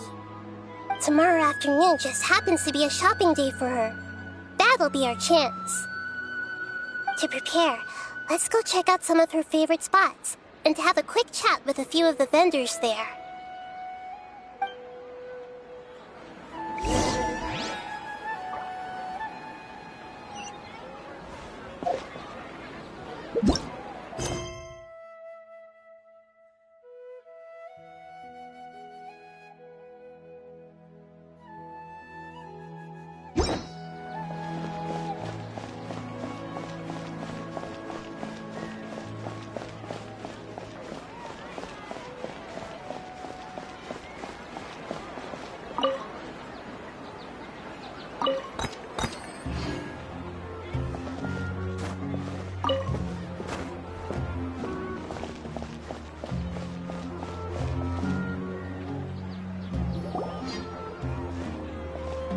This should be Cetaria's favorite fortune-telling spot. So should we ask the fortune teller about Cetaria? No, I already have enough information on Cetaria. The most important thing now is for you to pay attention to the vendor's talking style and key characteristics. Talking style and key characteristics? My poor lost lambs. Have you become troubled over your fates? The divine voice of wisdom often echoes between mine ears. If thou be blessed today by the gods, I may be able to show you the way. Huh? Really? Nahida, you've been whispering things to her? Shh! My friend here has some doubts regarding her future. Can we get a fortune reading for her? Of course, of course. In that case...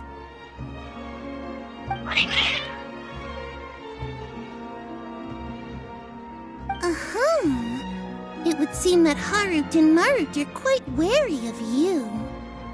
Perhaps, at some time in the past, you have somehow offended the gods.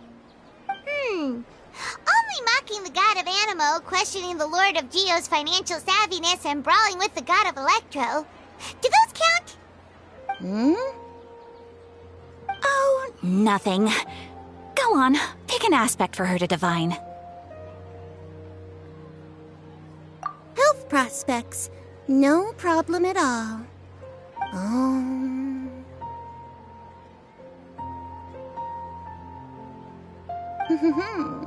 The gods have spoken.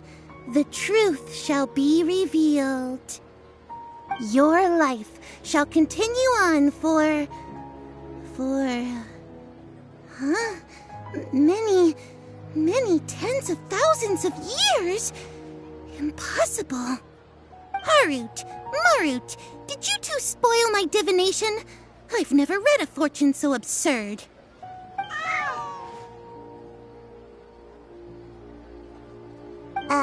Actually, Paimon thinks this is probably the most accurate fortune-telling you've ever done. I admit that the orientation of today's celestial matrix is, suboptimal. As such, there will be no charge. Is that so? Well, that can't be helped. If you were to bring some food offerings for Harut and Marut on your next visit, perhaps they could help you reverse the wheels of fate.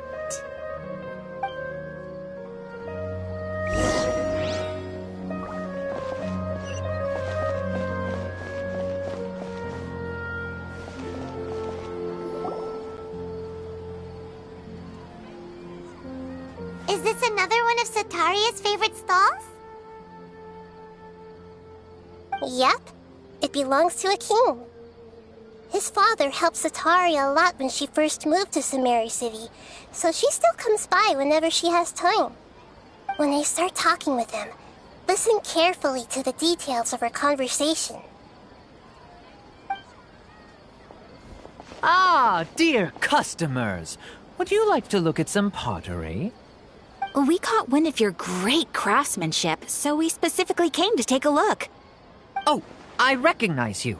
Aren't you Miss Catherine from the Adventurers Guild? Sounds like I'm in for some big business. Speaking of, where did you learn this trade? I suppose you could say it all started with my dad. He's a mason by trade, but I picked up an interest in clay while apprenticing for him. After that, I began making pottery by myself in secret, and I simply changed trades when my works turned out well. Although it's a pity that I'm no longer making much use of the knowledge provided to me by the Akasha. That's nice. You're making a living doing something you love. So is your father still working as a mason? Oh no, not anymore. A few years back, he fell from a roof and broke his leg. Since he had already saved enough mora over all these years, he's just enjoying the retired life in Port Ormos nowadays. I see. We wish him peace and happiness in his retirement. I'll have someone in charge of logistics at the guild come by another day for some goods. We'll leave you to it. Take care now. No problem. Rest easy, all our goods are sure to meet your every need.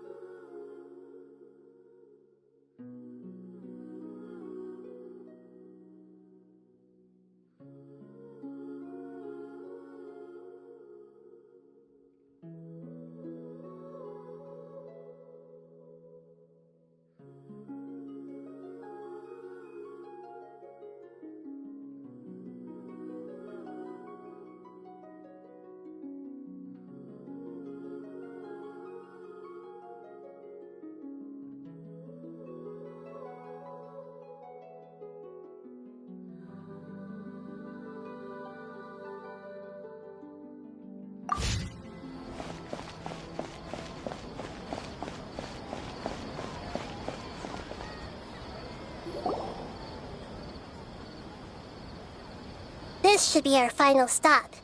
Sataria's always thinking of this restaurant when she's working at the academia, so she always comes by whenever she's out in the city. Nahida, you've really thought of everything. It's my duty to protect Sumeru's citizens, after all. Hi there. I feel like I've seen you down by the docks before. Huh?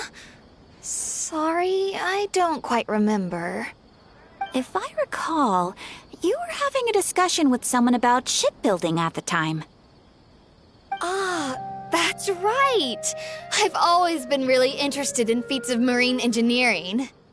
After all, I grew up in Liyue Harbor and spent my entire childhood staring at the ships going in and out of the port. I came to Sumeru to study, but failed to make it into the academia due to my lack of talent. But I'm still discussing all kinds of problems with different scholars, and I'm continuing to study and perform research from the restaurant's basement. I'm sure I'll get into the academia after their next round of exams. What an admirable spirit for learning. Amazing! Sure, but you'll find hardworking people wherever you go.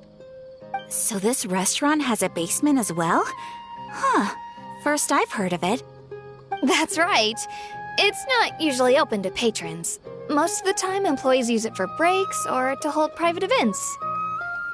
I see. Guess that makes sense. Well, good luck with your studies, Miss Chishan. Thank you so much. As long as I can make it into the academia as an official student, I'll be happy.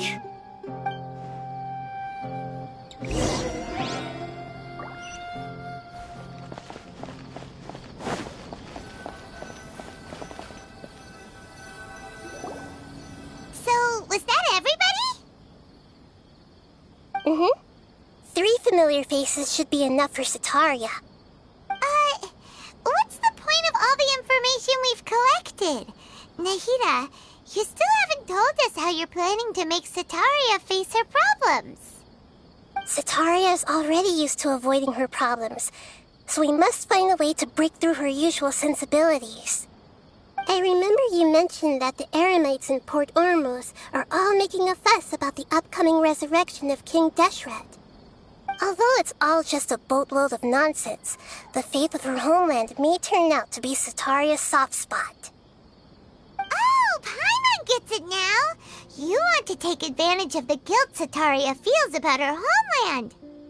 Although she knows she should return home to help the people of the desert, all she's done is conspire with the sages.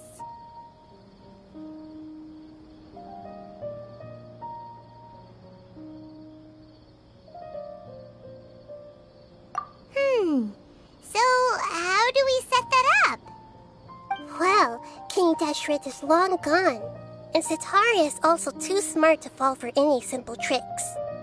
If we simply engaged her under the guise of King Deshret's believers, she would definitely be wary of us, and we may not get anywhere. But if we were to borrow some of her close acquaintances to talk with her, her reaction would probably be very different. So, you mean you're going to possess those people we just talked to? Yep. Possess them through the Akasha. Imply they've already converted to the faith of King Deshret, and then convey our made-up will of King Deshret. As long as everything goes smoothly, we'll get through to Setaria for sure. She'll never guess that we had anything to do with it. So that's how you're going to use all the info we collected on these people. It's so that you won't slip up and break form. Possessing them will only work if you can manage to pass off as them. Exactly. So, best of luck with impersonating them.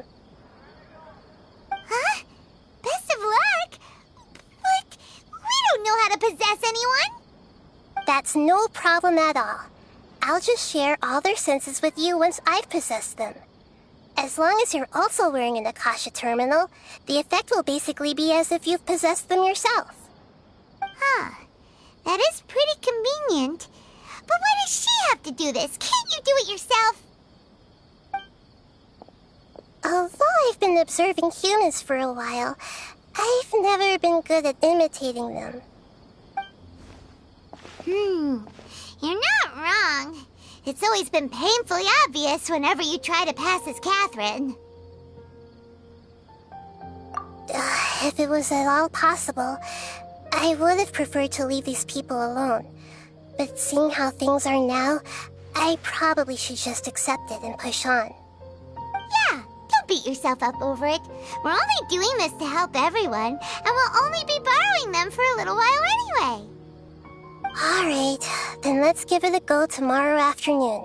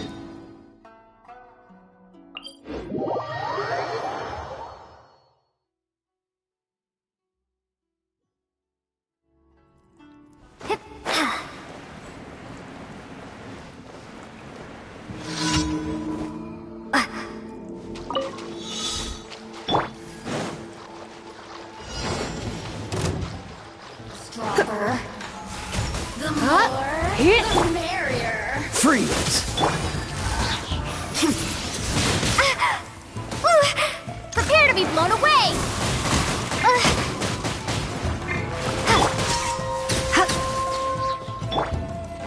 Over here! Dodge this! Blink! Over here! Boof! Cool it! Windblade! Let me amuse myself a little. Dodge this!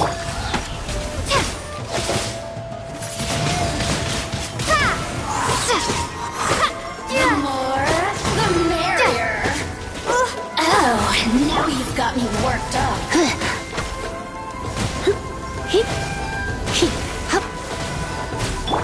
Cool it! This moment will be fun. No one escapes my sights! The sisters shine no longer.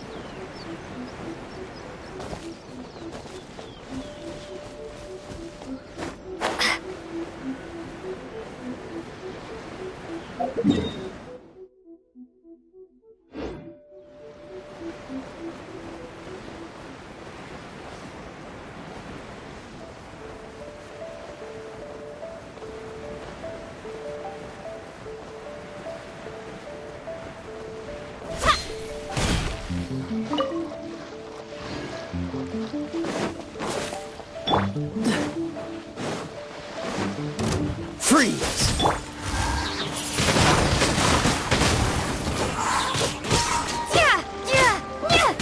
Boom! Hey! Cool it! Finally, There's more!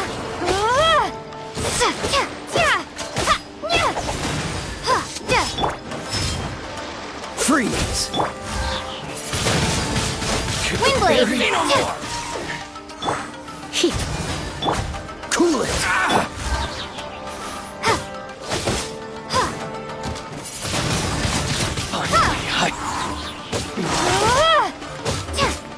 To the ferry.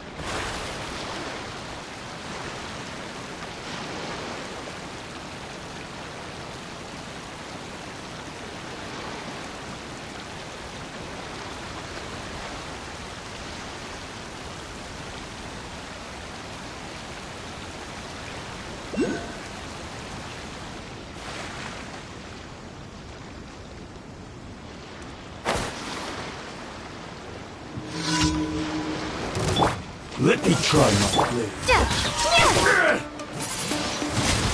I'm ready! Cheap tricks. Dodge this! Windblade! Let's spark things. Let it rain! Oh, so sorry. Cool it! This will do!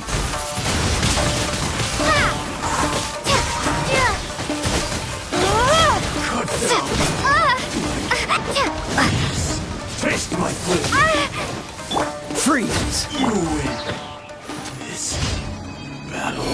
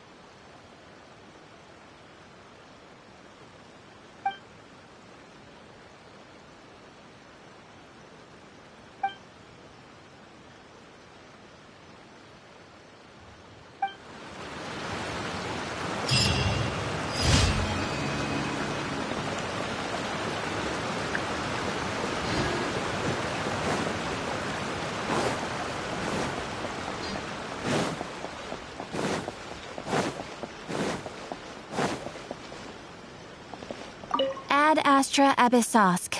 Welcome to the Adventurers Guild. Thank you for completing today's commissions. Here is your reward.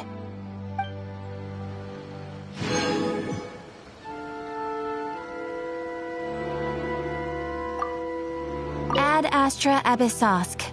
Welcome to the Adventurers Guild.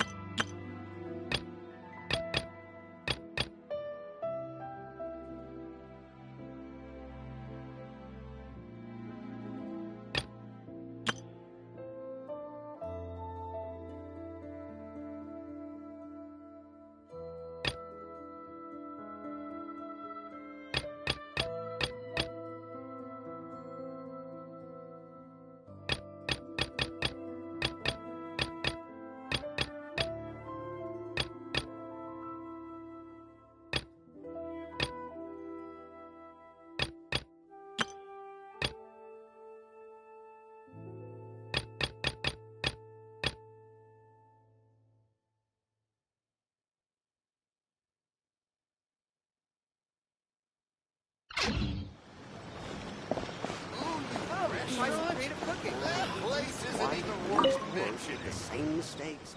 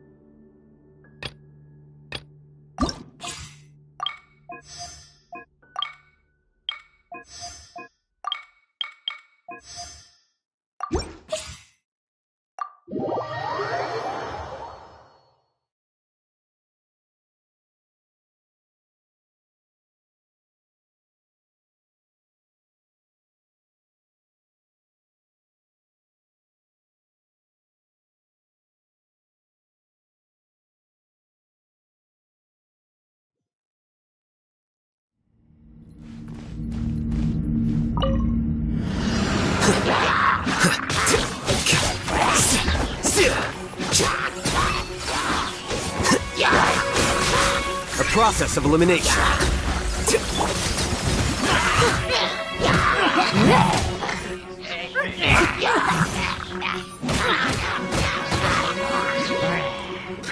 Time to clean up.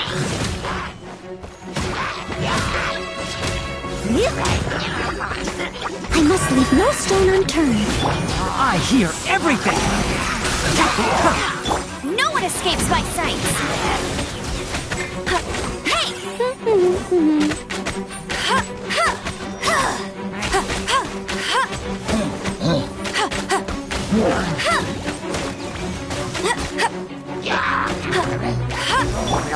Scatter!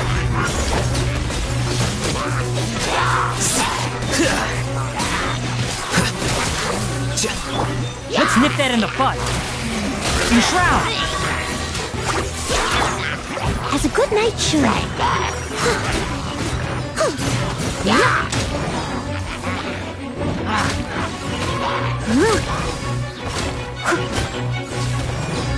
Leave it all to me.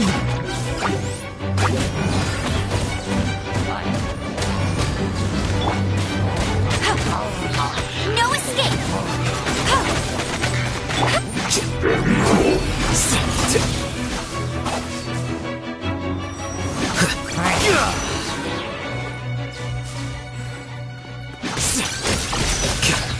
Diffract!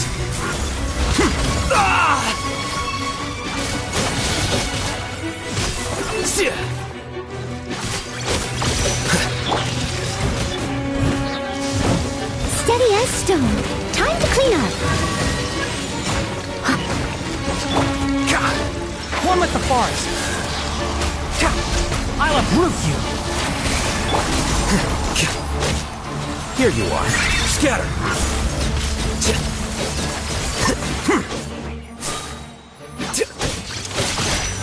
Let it rain! Let's nip that in the bud! Enshroud!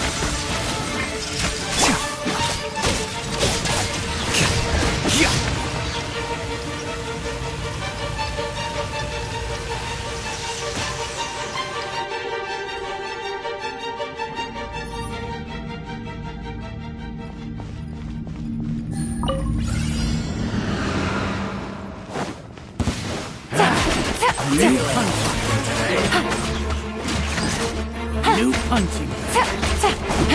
Things are about to get dicey. Following. Feeling lucky today. Following. New punching. New punching. By royal decree. Midnight Phantasmagoria! Windblade! Following orders. New punching. Following orders. Feeling lucky today. Where do you think you're going? New punching. Feeling lucky today.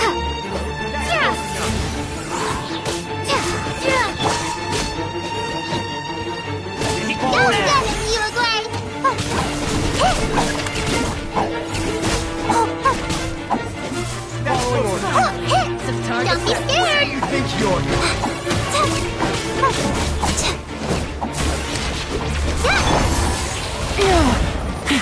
Here comes the catch.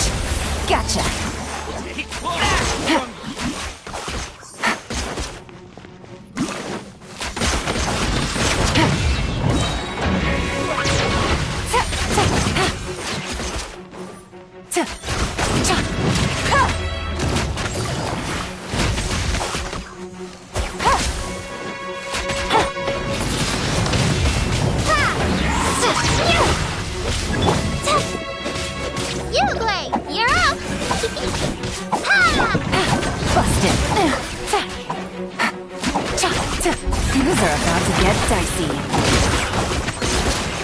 Midnight Phantasmagoria.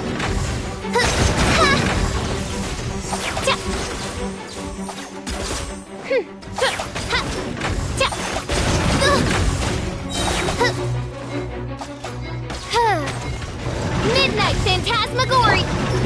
Yeah! Hey, go away!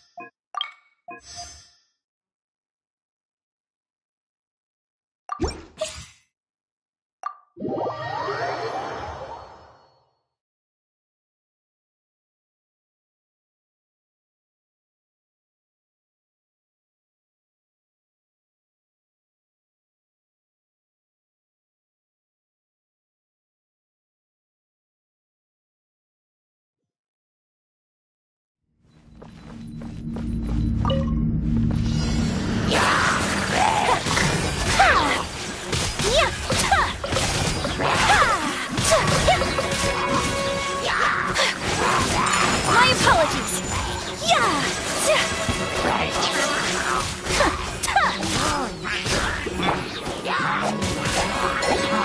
Don't be scared. As a dutiful maid would.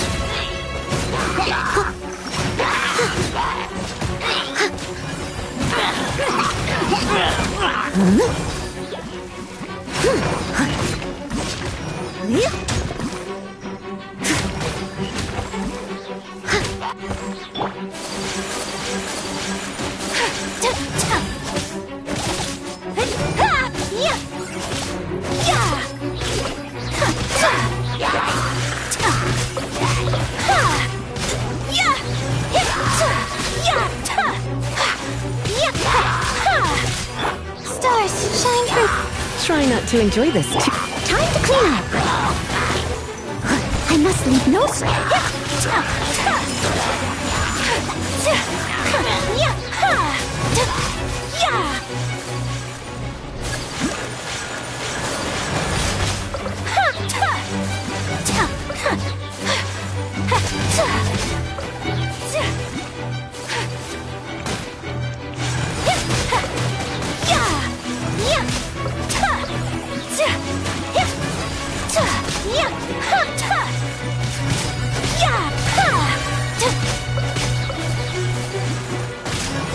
Take flight.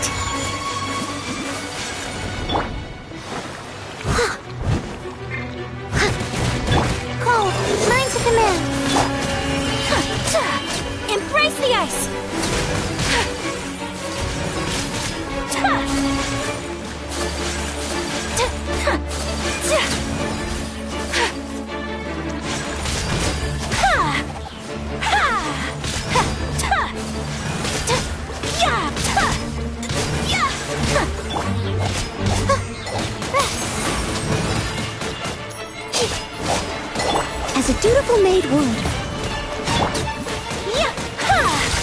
Ha.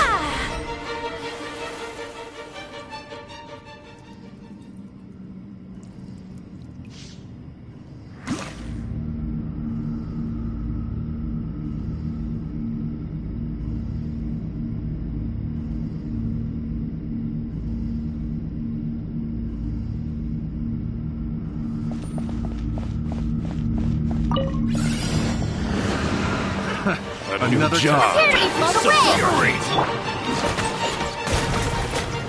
Look at you, Boomtown! Torrent, bring refuge!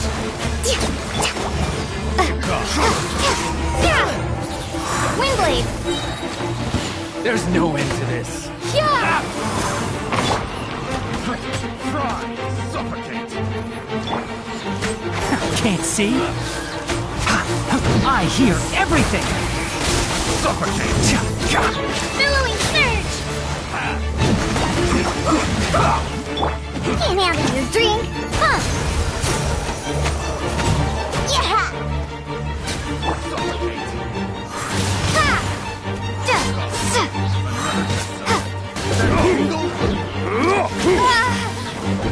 Be gone!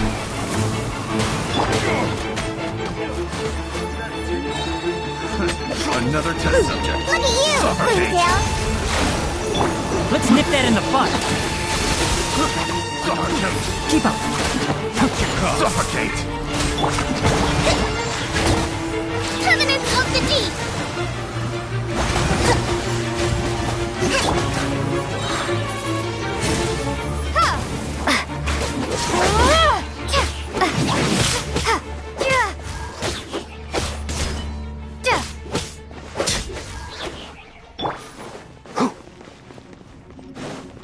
I'll uproot you. Keep up. Take that!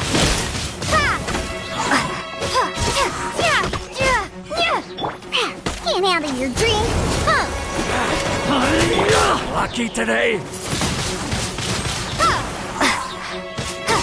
Following order. Failing. Lucky today. That's close enough.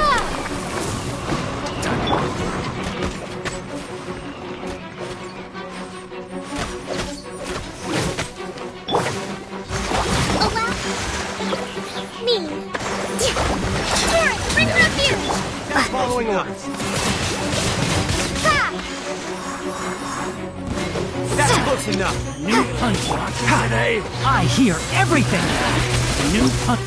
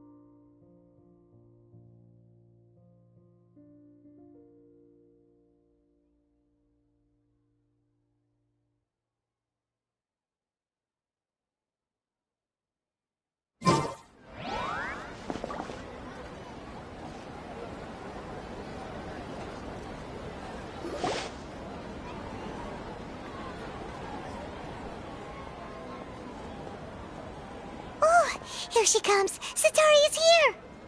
Let's quietly follow her. Once she starts talking to her acquaintances, we'll find a safe spot to begin possessing them. As for how we'll sway her to our side, I'll leave that to you. I trust you'll know what to say. Paimon's starting to feel kinda nervous. Okay, let's go. Looks like they've already started talking. Let's find a hiding spot and get started.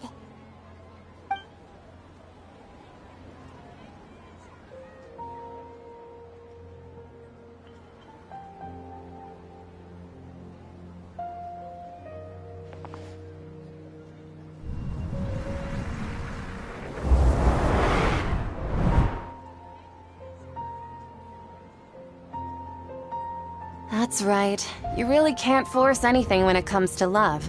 And besides, everyone around me has a very different background and outlook. Are you still listening to me, Nabia? Oh, of course I'm listening. You were talking about troubles with your love life, right? I heard everything you said. Okay then. You just seemed a little distracted for a moment there.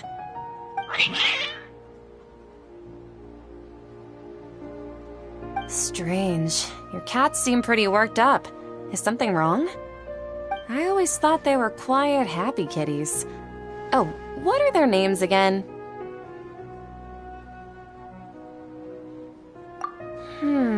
Are you sure? Those aren't ringing a bell for some reason. Well, actually they have many names. Which names I use depends on my mood. Huh, I see. I imagine that must be hard for the kitties, too. So, which fortune do you want me to read for you today? You must have come for another echo of the divine voice of wisdom. I'd like to get another reading on my love prospects, but to be perfectly honest with you, I feel like I've been a real mess recently. A mess? Well, could you do a reading on how long it'll take me to finish my current project at work? I really just want to get it over with. I hear you. No problem at all. The gods will reveal the truth.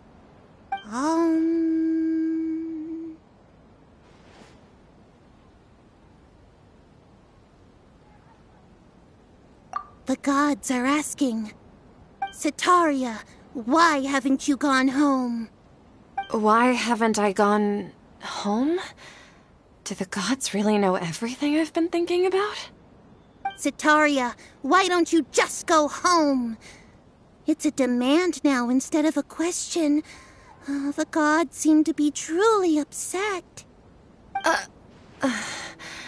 I'm sorry. I know I failed the gods. Please pass on my most sincere apologies and ask for their divine forgiveness. And if I may ask, Nabia, is there a specific god who's speaking to you right now?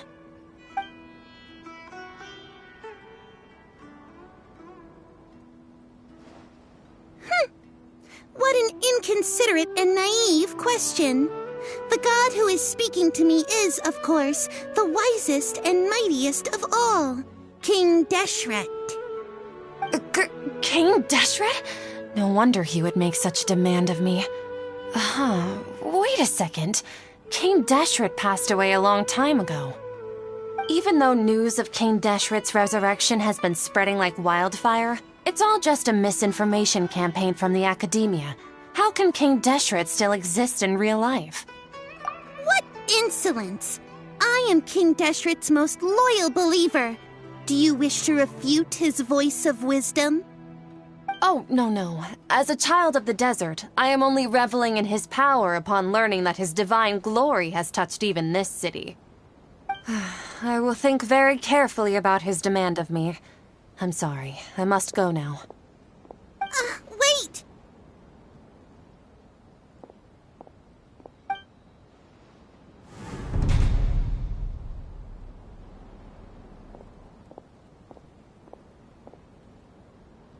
Whoa! She just ran off in a hurry. She looked pretty upset, too. Well done. Sataria didn't seem to suspect anything amiss. To have something she's been trying desperately to avoid show up out of nowhere and berate her, that must have shaken her to the core. Aw, Nahida, it seems like you understand human emotions really well after all. All I know are some abstract Harava-taught theories. In any case, my time with you has shown a lot of them to be utterly useless. I'm still trying to make sense of everything. Anyway, enough of that. Let's hurry and catch up to Sataria. He's out of Keem's now, right on cue. Let's get ready to possess him right away!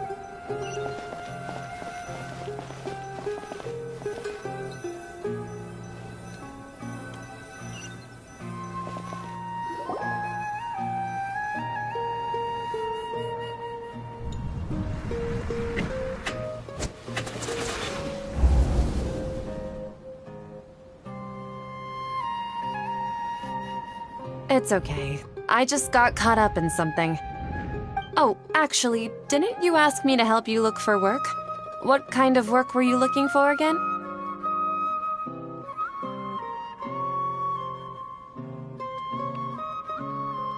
Oh, right. Your old man's craft. How could I forget?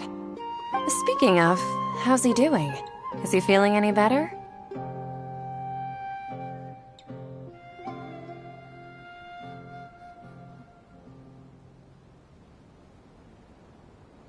Huh? Wasn't he nursing a leg injury? If I recall correctly, his strong arms had always been his pride and joy. He sprained his arm a while back while trying to show off his strength. I thought you'd heard. Actually, while we're talking about him, is he still living in Port Ormos? Yeah, he's been retired there for a while. If you could find the time, please write him a letter. Let him know that recently, faith in King Deshret has taken root in Port Ormos and has begun to spread across Sumeru. He has a quick temper and has always been a devout follower of the Dendro Archon. I don't want him to get into a fight with those King Deshret believers because of a difference in beliefs. Oh? So, who are you siding with in all of this? The Academia or King Deshret? I'm so jealous of you. You were born a child of the desert, yet you chose to betray King Deshret, and now you spend all your time with those crooks from the Academia. Akeem, you don't mean you've also become a believer of King Deshret? What's so strange about becoming a believer of the wise King Deshret? In fact, aren't you the strange one? The one who still can't pick a side? Can't pick a side? Me? Whoa! Paimon had no idea you'd be so good at this!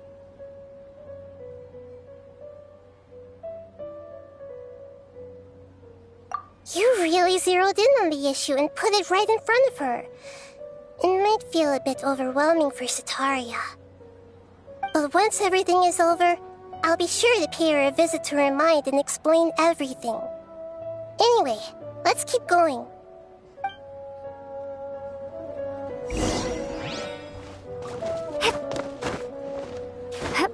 Come on! Sataria's already started talking with Shishan!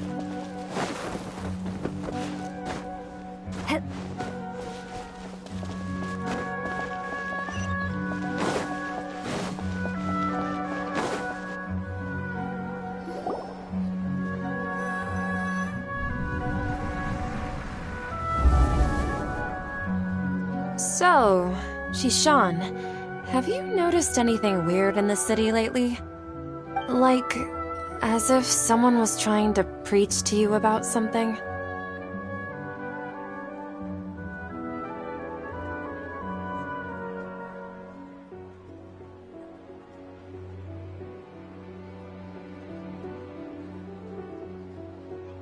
Oh, right. Speaking of strange things, I celebrated the Sub-Zerus festival so many times that I lost count. That was really weird. Wait, How could you be aware of that? That should be impossible. Nothing in the report indicated anything like that. Are you still failing to realize that the Academia's lowly tricks could never deceive all of Sumeru's citizens? Shishan, don't tell me that you've converted to King Deshret as well. What an absurd question. You make it sound like I should be ashamed for becoming a believer of King Deshret. In reality, shouldn't you be the one who is ashamed? You, who works side by side with the Academia, and treated people as nothing more than experimental subjects? Please, please stop!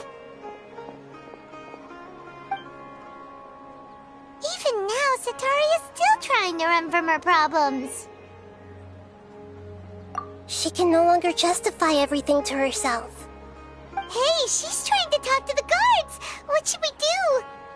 This is the most important part of all. Quick, get ready. Mercenary, you're a member of the Corps of 30, correct? Please help me pass a message to the Matcha right away. The situation in the city is getting out of control. Please, try to remain calm, miss. Tell me what's happening in the city.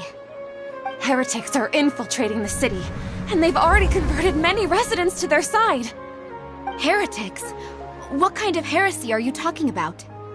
King Deshret! Many people I know have suddenly started believing in him, but he's long dead. It's impossible.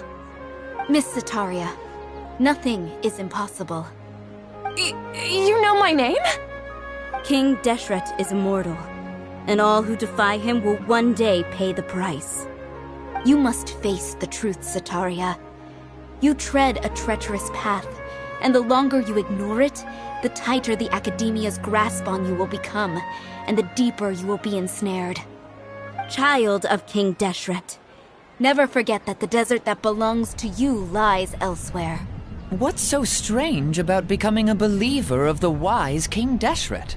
In fact, aren't you the strange one? The one who still can't pick a side? What an absurd question. You make it sound like I should be ashamed for becoming a believer of King Deshret. Sataria, why haven't you gone home?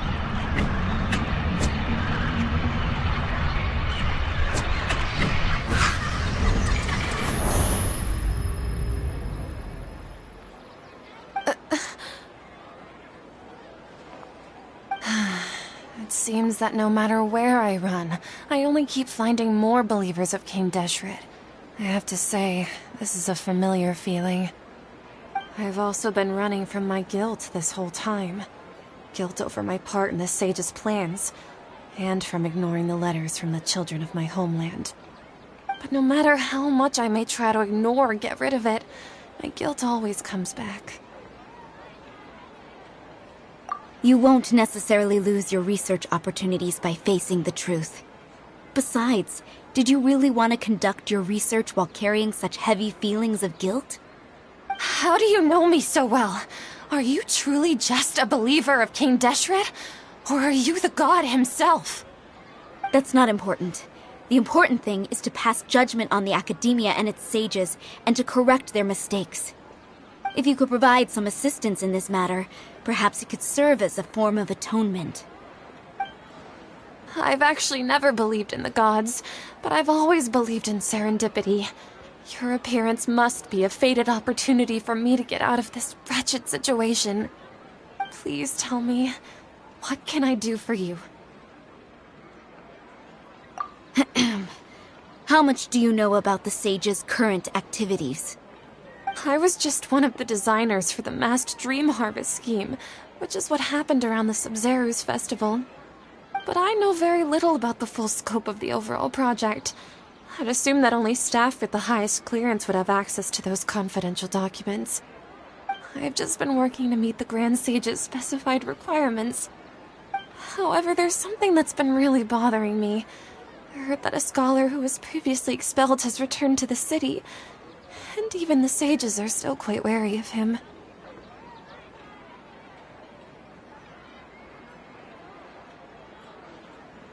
To fight against the Academia, we will need to figure out the nature and the purpose of their work. Is there a way for us to get access to the confidential documents you mentioned? It should be possible if we're willing to take some risks. After all, I'm an assistant to the Grand Sage, and I've been working on many tasks outside of the project.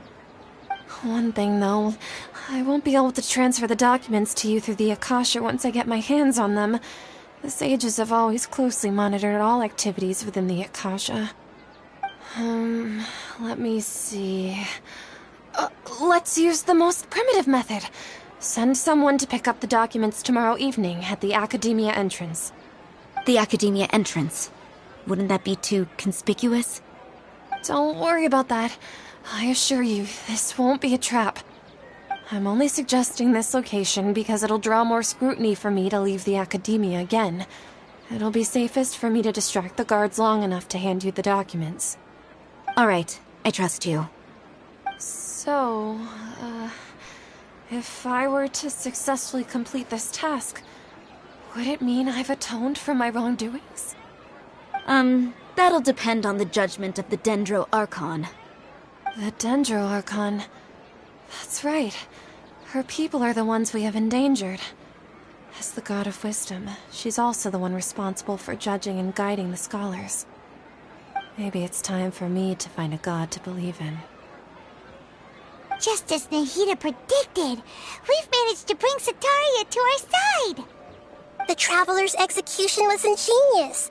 She's the one who deserves all the praise. Well, now that we've made plans to meet again tomorrow evening, all we can do is pray for Setaria's mission to go off without a hitch.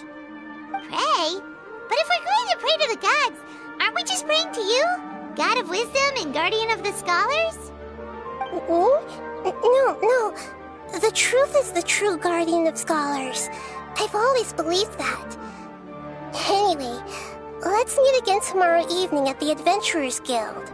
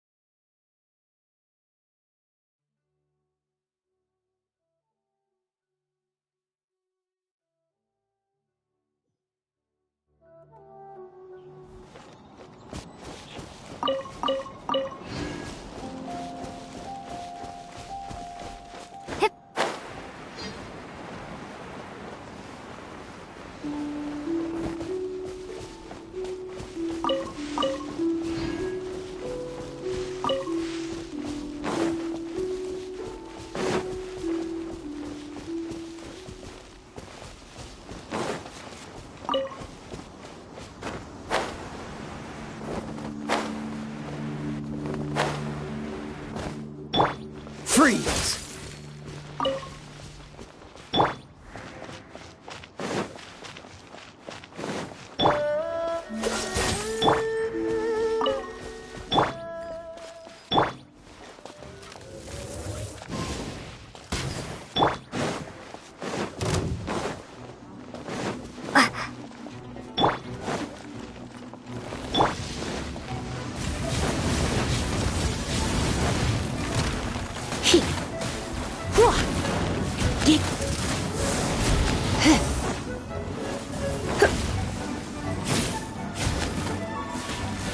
You're in for a little shock. Come a little closer. Blitz. Cool it! Yep.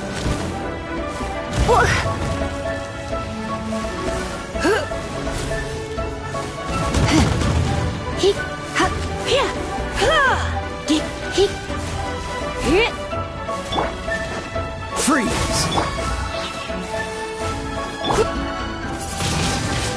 Wingblade!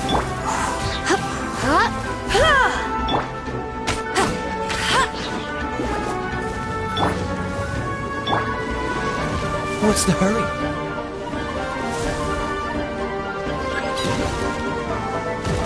Dodge this!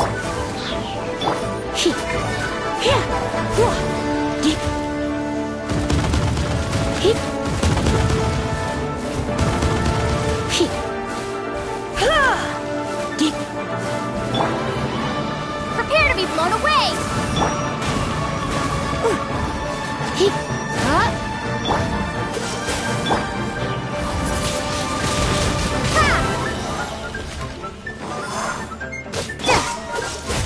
This moment will be frozen. No escape!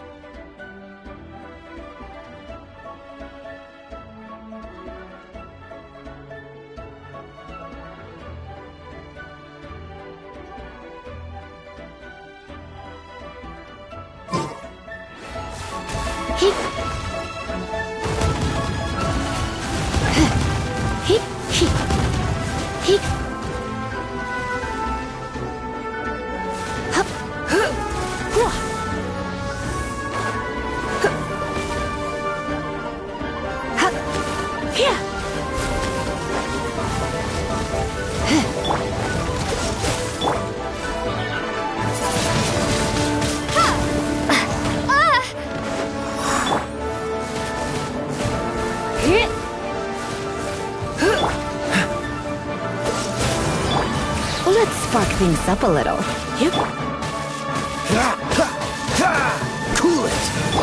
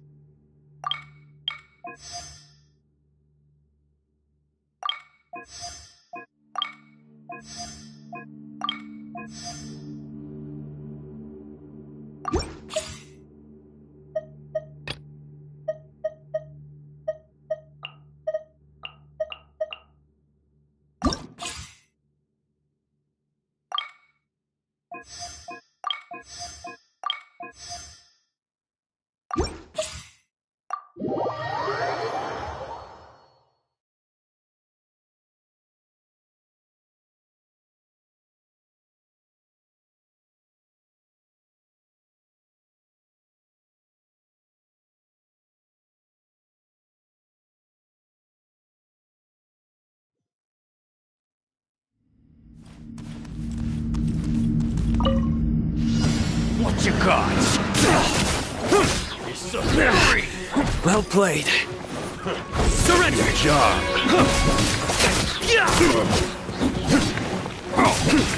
No escape! Not so... A new job. Try not to enjoy this too much. Oh, so sorry.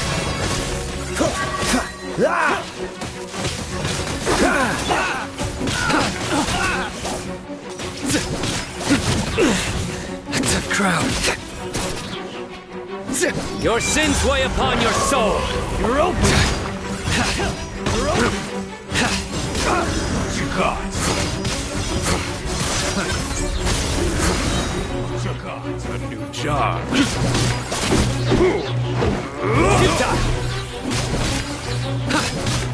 This moment will be frozen. Let's spark things up a little. You're in for a little shock. You've been a naughty boy.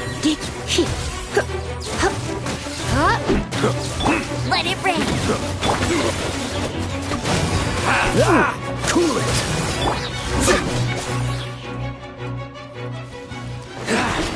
Feeling lucky today? That's close enough. A new punch. Lucky today. Through me, justice is served. That's close enough. Following orders. That's close enough. Following orders. New punching. No escape! You are not welcome. Frostbite. Try not to enjoy this too much.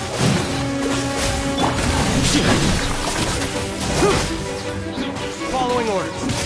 Your sins weigh upon your soul.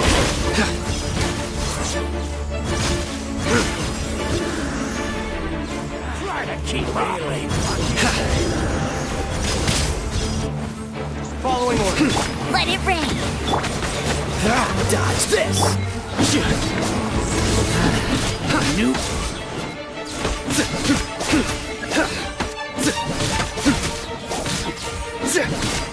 You are not welcome here.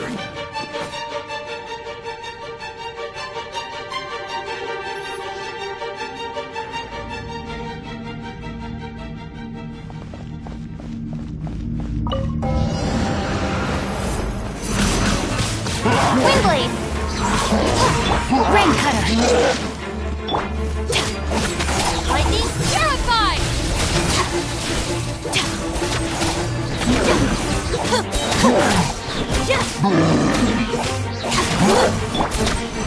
Share my knowledge!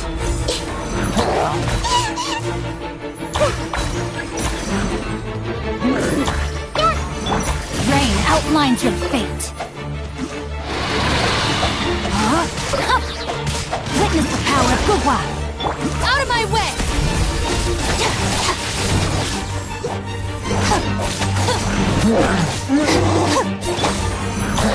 The Temple of Wisdom!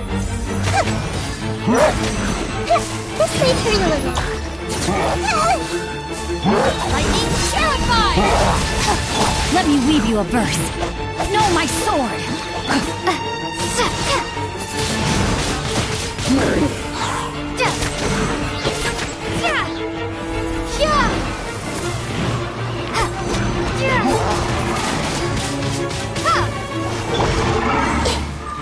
Share my knowledge! Everyone hold hands! Rain cutter! Out of my way!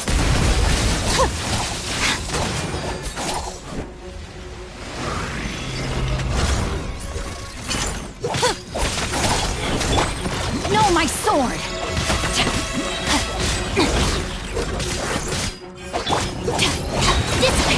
Lightning terrified! Witness the power of Gugwa!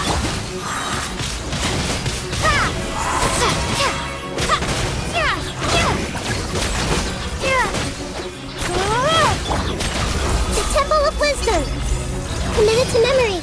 Out of my way!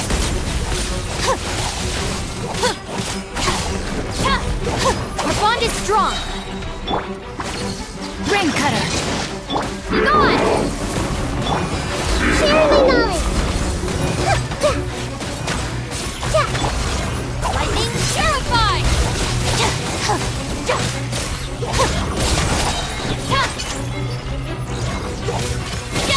Dissipate!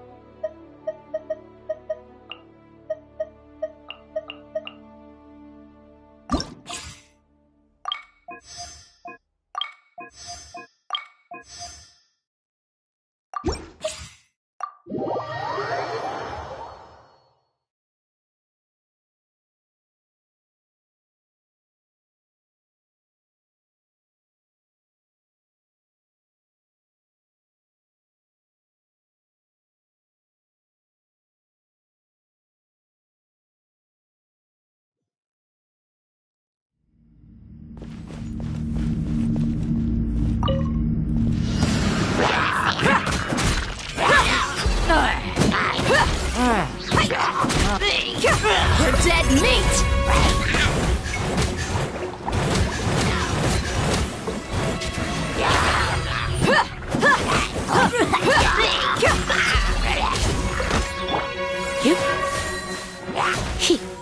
Let's spark things up. No escape!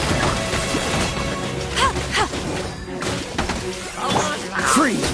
This moment will be frozen. Fuck off!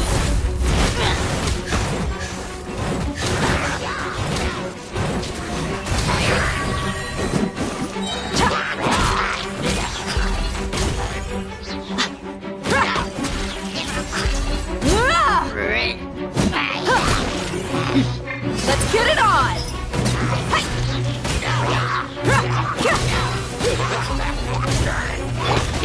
Frostbite. Let it rain! You're dead meat!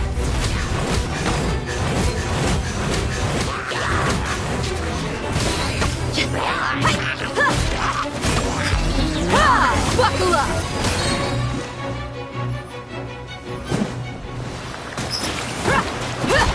You asked for it!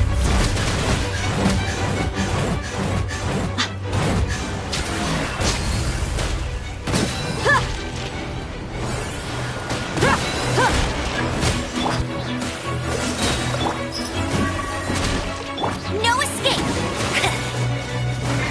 That's cheating! Try not to enjoy this too much. Look alive!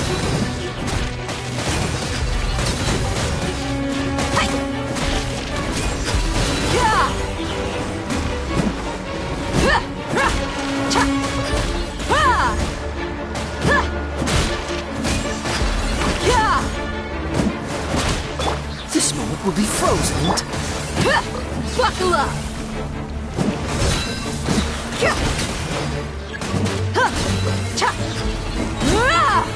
You're dead meat!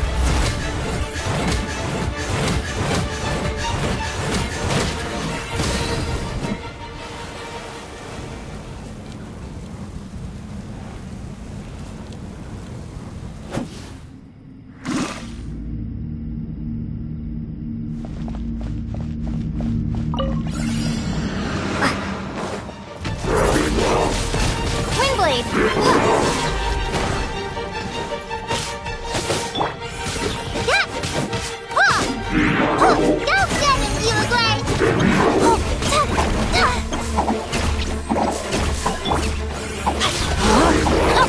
Time to act. There is no escape. Torn to oblivion.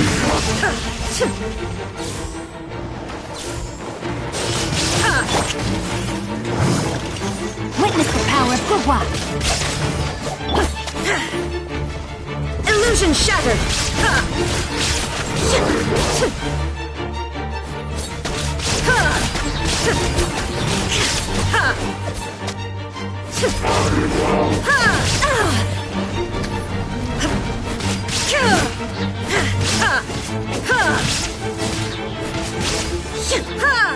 Shine down, Rain Cutter. Hey, go away! Inazuma shines eternal.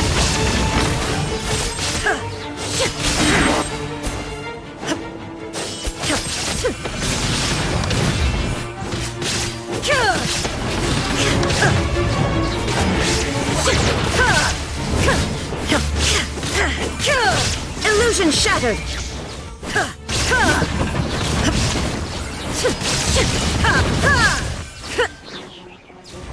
Now you shall perish. Shine down. Witness the power of Gugwa. Go get it, you agree?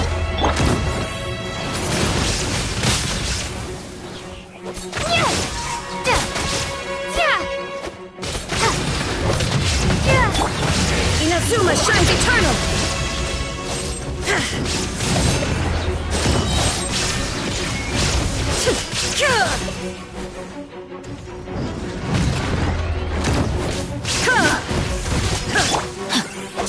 Rain outlines your fate. Now you shall perish.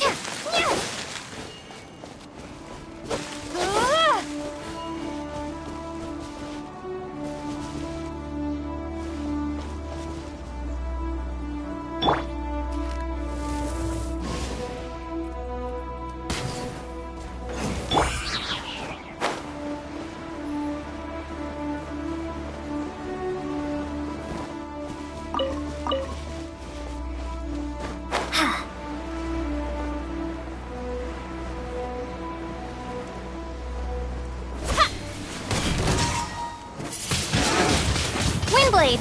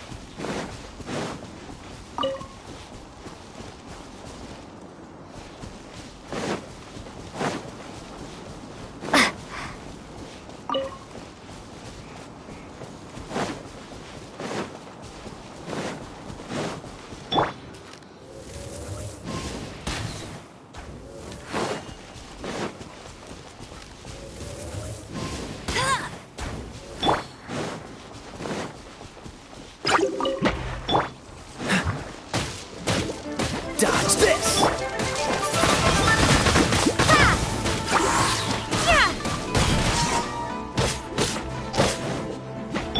Freeze!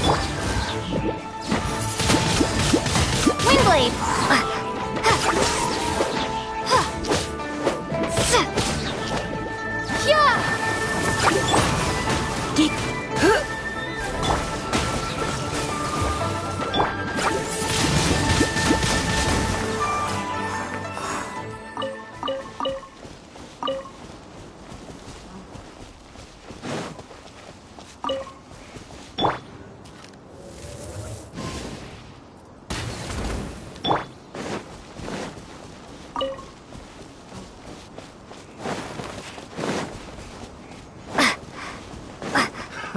Another test.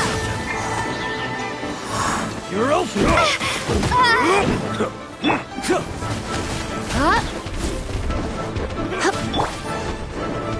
Cool it!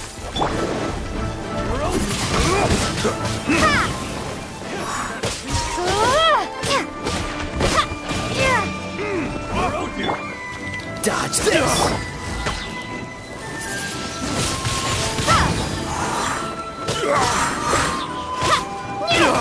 That tingle?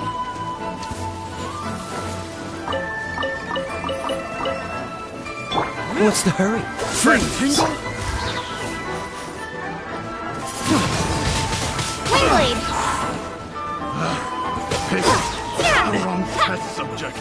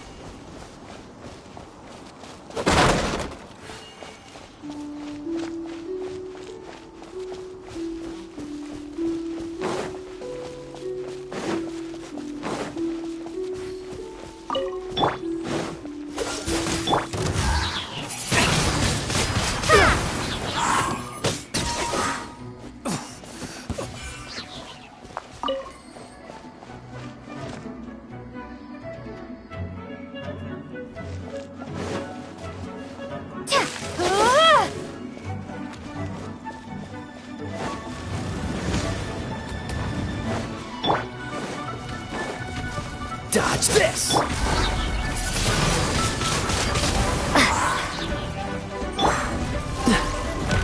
Cool it! Let it rain! Surrender and be gentle. Oh, so sorry. Dodge this! Windblade!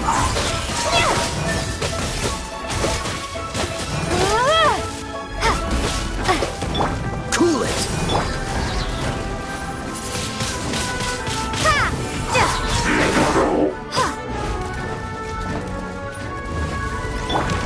Freeze!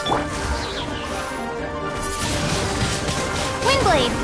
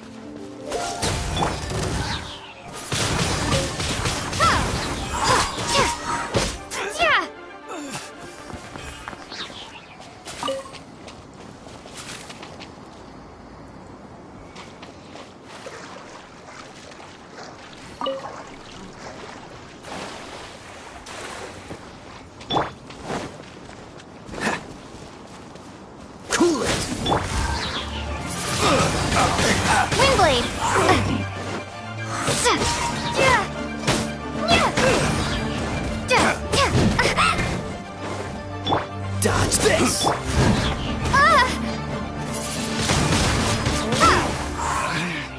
Should replace my hammer.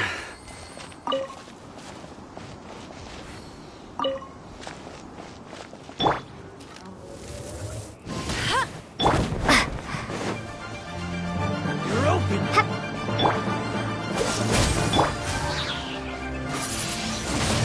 Windblade.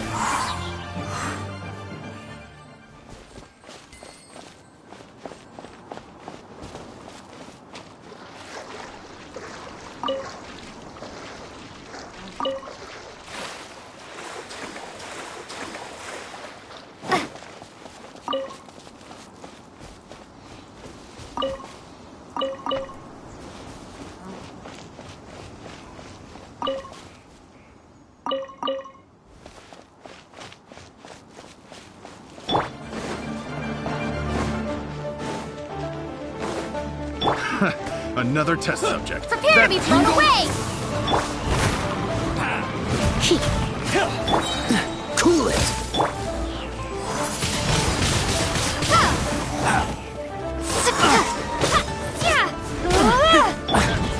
Dodge that!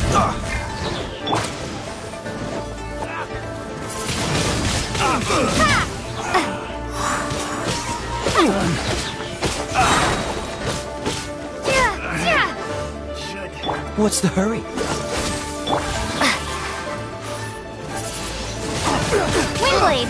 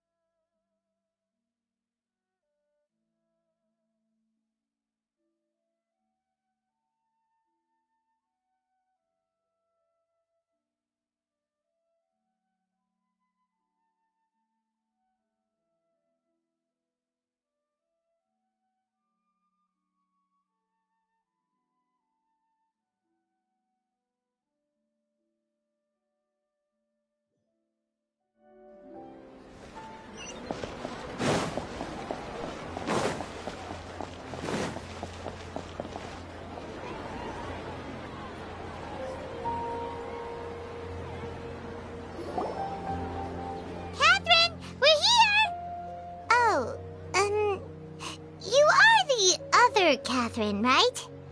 That's right. I suppose I'm the other Catherine in your mind. Shh!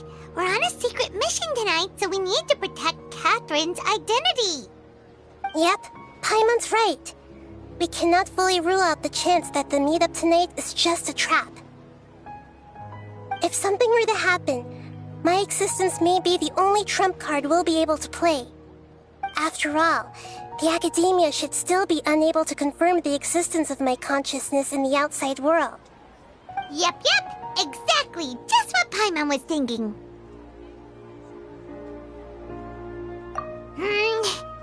Anyway, enough about that. Let's just make sure to be on our guard.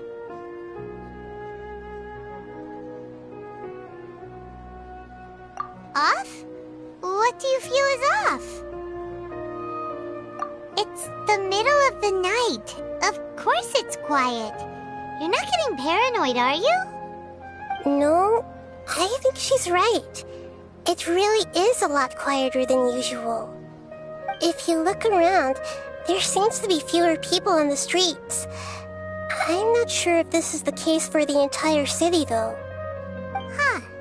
Maybe it's just a coincidence. Maybe Sataria figured out a way to not only distract the guards, but also to get everyone to go to sleep early, just so we can exchange the documents in peace. I also can't quite figure out why things feel a little off. But now that we're here, let's go ahead and meet her as we planned. Well, regardless, as long as you're here with us, Paimon feels a little safer.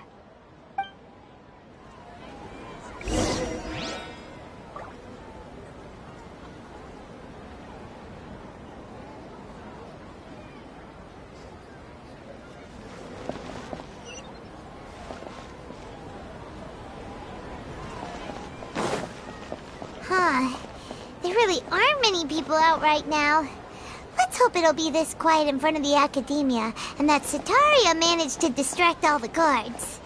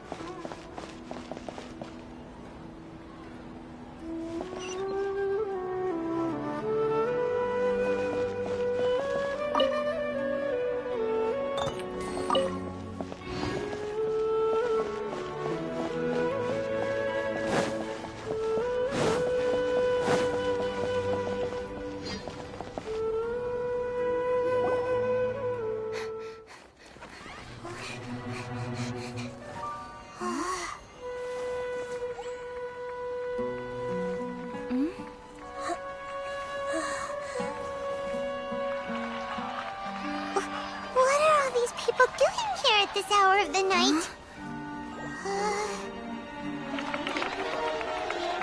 Ah, the triumphant hero returns at last.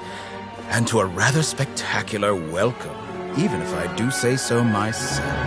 You're the outcast, expelled from the academia. Indeed I am. Although these days they tend to call me the Doctor.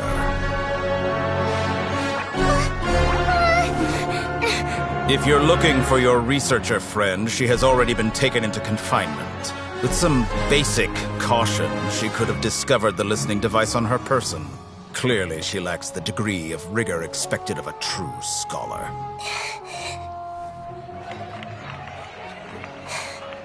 The people of Sumeru City. What have you done to them? I simply made some minor adjustments to their Akasha terminals. Now they can deposit information directly into the subconscious. As you can see, all these lovely people now believe this traveler is a hero who has just saved the world. My experiment is a success. And now it seems they can no longer hold back their sheer adoration. No, what should we do? These are all just regular people. Leave now. You need to get out of here. But that guy's a Fatui Harbinger. We can't just leave you here. Nor can I abandon the people of Sumeru.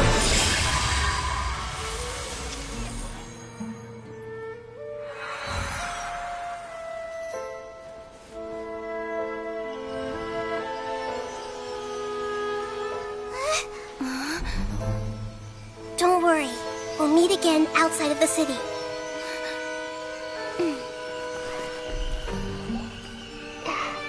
I see.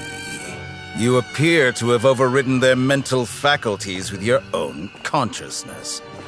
To possess such a powerful mind, you must be the god of wisdom.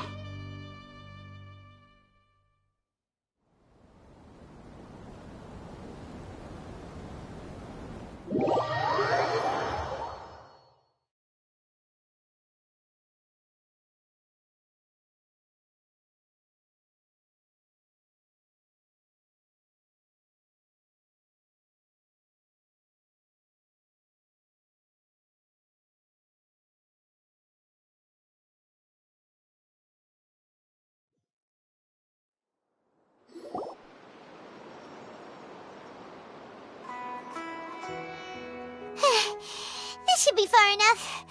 Whew. Paimon needs to catch her breath first. Is Nahida going to be okay? We only made it out because of her.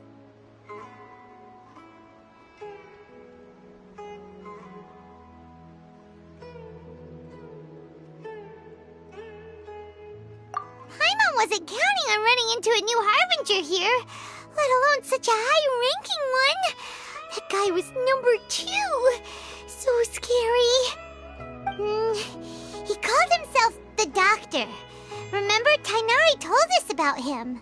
Sataria did say that someone who once got expelled from the academia came back recently. And that even the sages are wary of him. Yep, sounds like she must have been talking about the Doctor. Yeah, now that the Doctor's in the picture, we're no longer just dealing with the academia. They're in cahoots with the Fatui. But what are the Fatui after this time? Another Gnosis? Yeah, things would be a lot easier with Nahida's help. Nahida said we'll meet again outside of the city. But we can't just keep waiting around, right? You mean... Oh, right! Wasn't he invited by the sages to work on some project when we were staying with him in the Vidia forest? That has to be the same project! Even though he turned it down at the time, he might still know something. There's no time to lose. Let's go to Gandharvaville!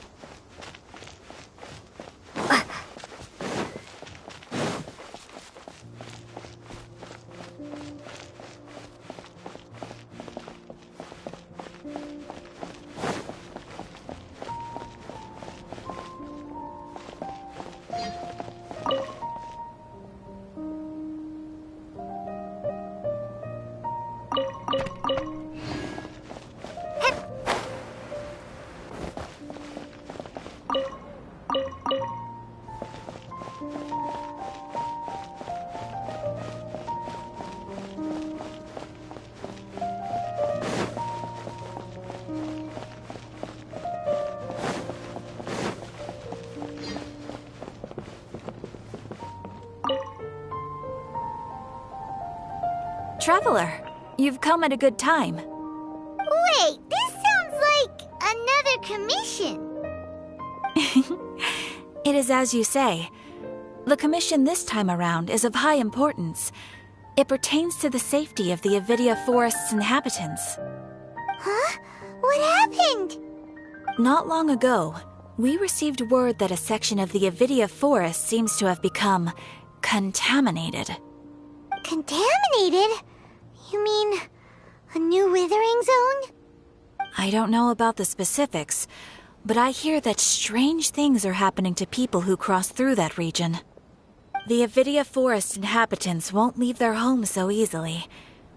If we allow this contaminated region to expand, the consequences could be unimaginable. That's why I want to ask you to investigate the situation. Even if all you can do is stop the contamination from spreading, that will still save many people. This is forest business. Maybe Tainari will know something. Let's go find him.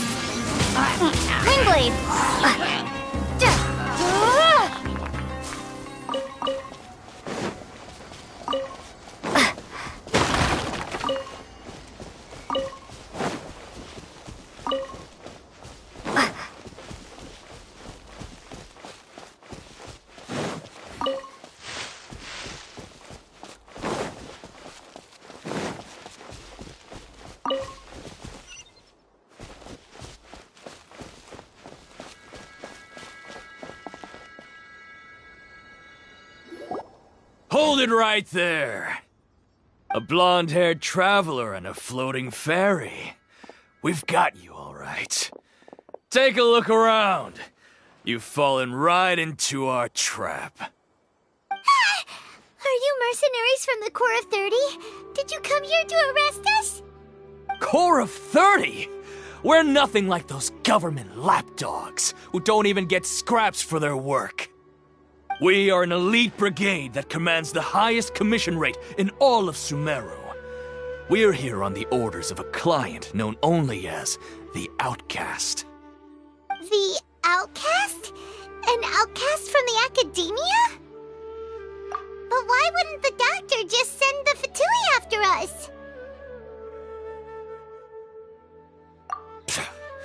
still wasting time on idle chit-chat. We'll shut you up soon enough. Get them! You're up, Traveler! Following orders. New punching. Freeze. Take that!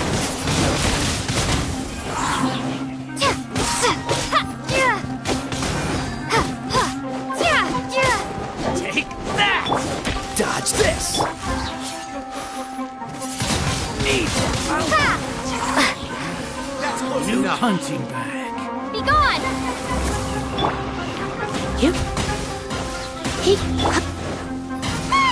It isn't over yet! Here comes reinforcements!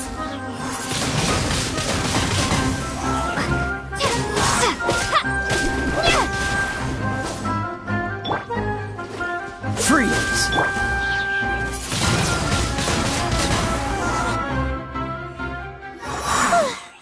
That was pretty rough. Is that what elite mercenaries are like? Yeah, looks like we'll have to keep our guards up. But this doctor guy seems like a pretty tough opponent. He knew exactly where to set up an ambush. Did he predict that we would try to find Kainari? Going up against smart people is tough. Anyway, let's keep going.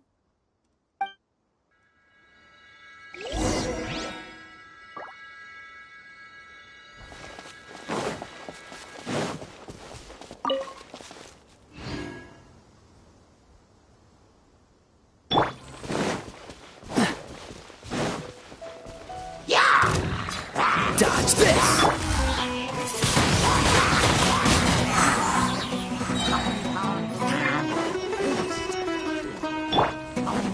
Freeze.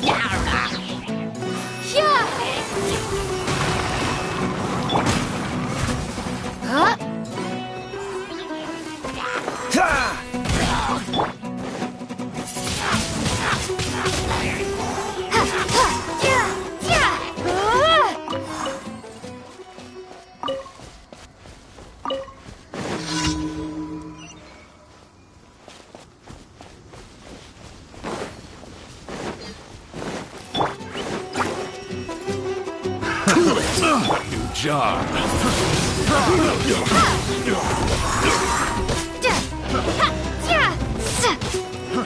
Fry. Freeze.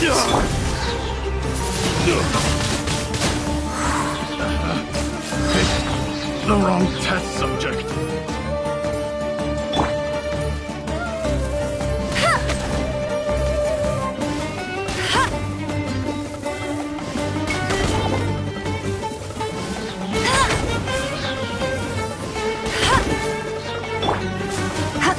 What's the coolant?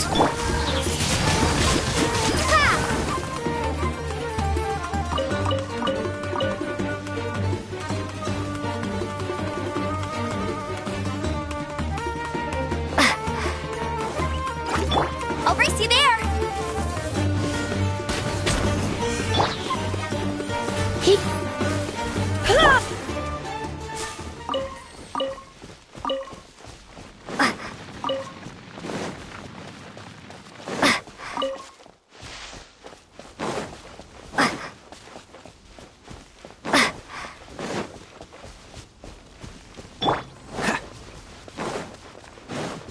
Dodge this. Windblade!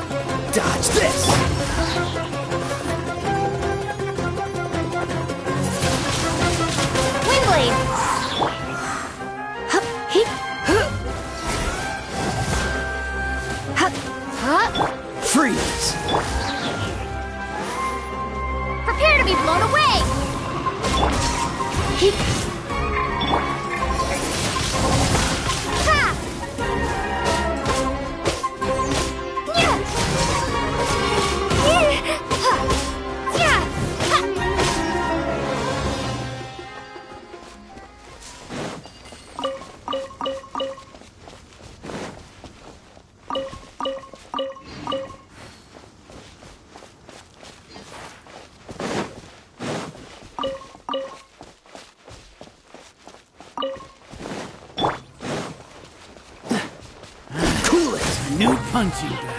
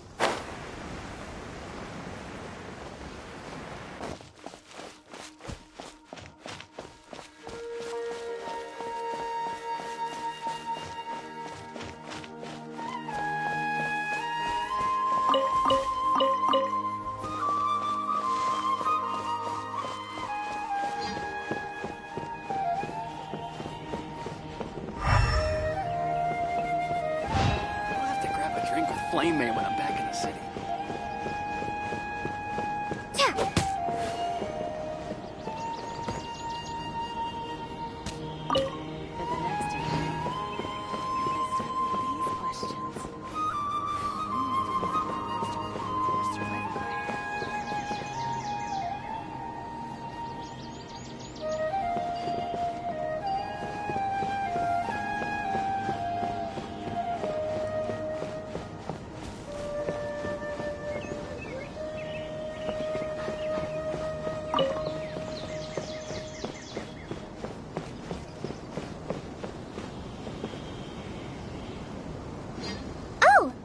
Traveler and Paimon!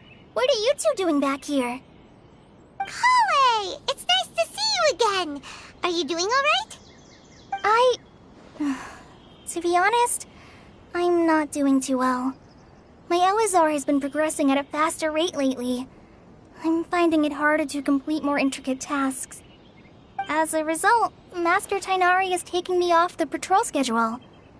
He will only allow me to stay here and coordinate other people's tasks. Oh, Kale!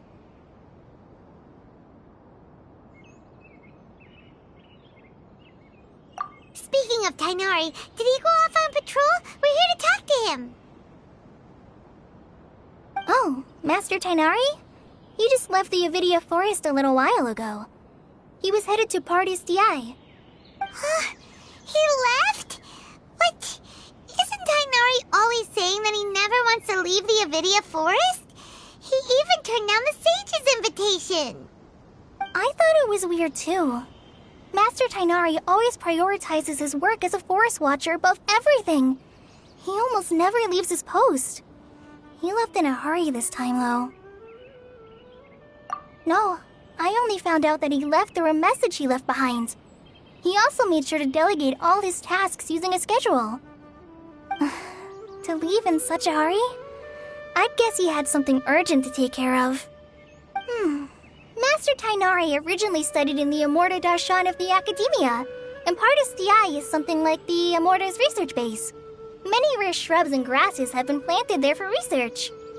I know that before he became a forest watcher, Master Tighnari once spent a long time conducting research at Partis DI. A research base, huh? Gotta wonder what kind of research Tighnari just decided to work on all of a sudden. Oh, we don't have a lot of time, so let's go look for him at Party's DI. Don't worry. I'm fine. I'm used to living with Elazar by now. If you run into Master Tighnari, please send him my regards. Got it. Will do. See you later, Kale.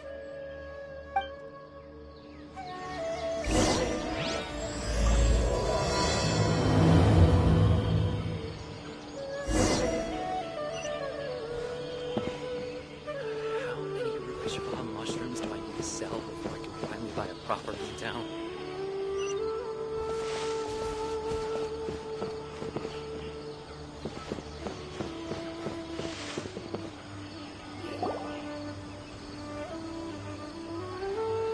This is where you've been, Tighnari? That's... Shh. Keep your voice down. Tighnari, everything's spinning. Am I going to die? Tell Mom that I should have listened to her. And tell Suna that I'm sorry for breaking her toy. I didn't tell her because I was scared that she wouldn't play with me anymore. Tighnari, I heard that people turn into birds after they die. Is that true? I feel like I'm getting lighter. What happened? Tighnari, is he? Okay, enough nonsense. You just have a small fever. Take your medication and rest. You'll be bouncing off the walls in no time. Really? Then, can you keep the thing about the toy a secret for now? No can do. You're a big kid now. Once you've recovered, go and apologize. Keeping secrets to yourself won't solve anything. Oh. Hey, let me ask you something. I recall that you're usually pretty healthy. How did you get this sick all of a sudden? I don't know either. Mom's been telling me not to play in the forest. I just wanted to look inside. It's different from before. I got lost and went around in a huge circle. After I got out, I started feeling dizzy. Could it be?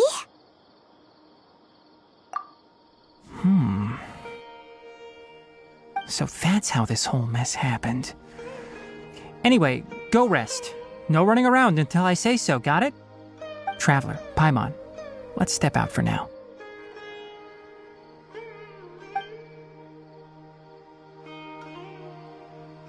Mr. Forest Watcher, how is my son? I gave him some antipyretics. Let him rest here for a while. I told him that he would feel better after some medicine and rest, but I only said that to comfort him.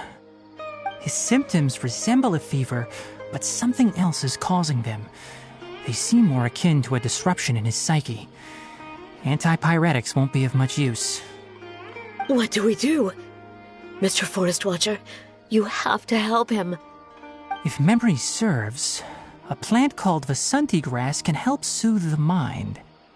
A small number grow in arid deserts. They usually look like shriveled weeds, but can be revitalized with a splash of water. They're expensive and unable to grow in the Avidya forest's climate, so I don't have any on hand. I'll ask the caravans.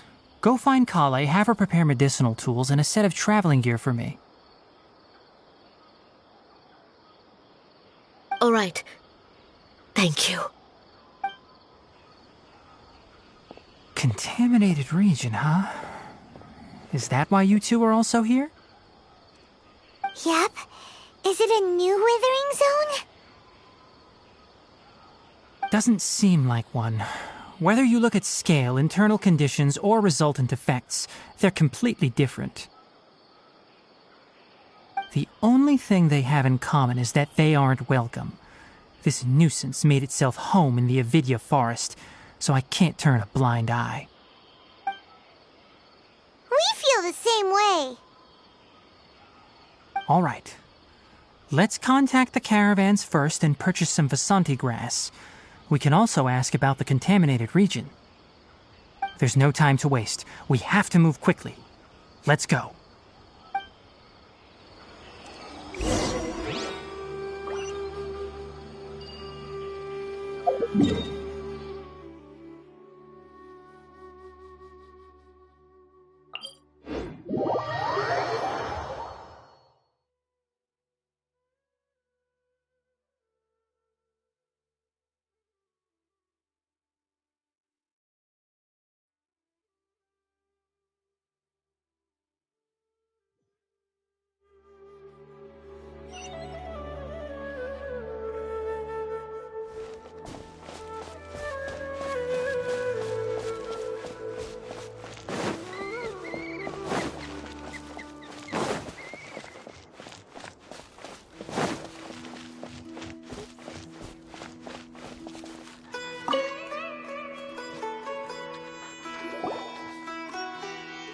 Excuse me, I'd like to purchase some Vasanti grass. Do you have any?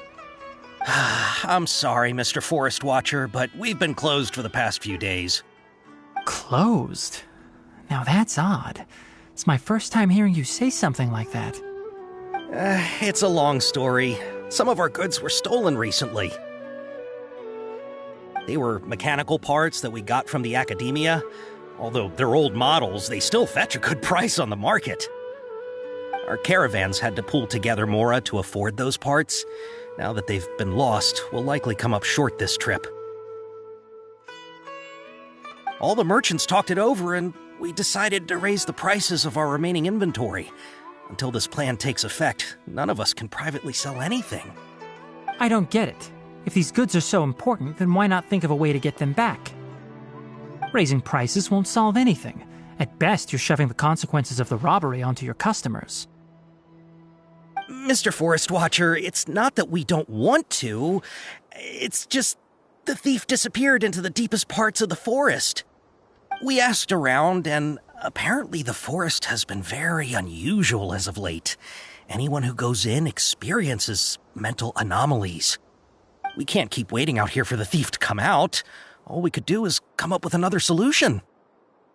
So the bandit hid in the contaminated region after stealing those mechanical parts. How many people were there in total? Were they not affected by the contaminated region? That crook came from the contaminated region. As for how many, there weren't any people. No people? Even if I tell you, you might not believe me. Fine. The thief that stole our parts was a huge mechanical crab! What the heck? The Avidia Forest has creatures like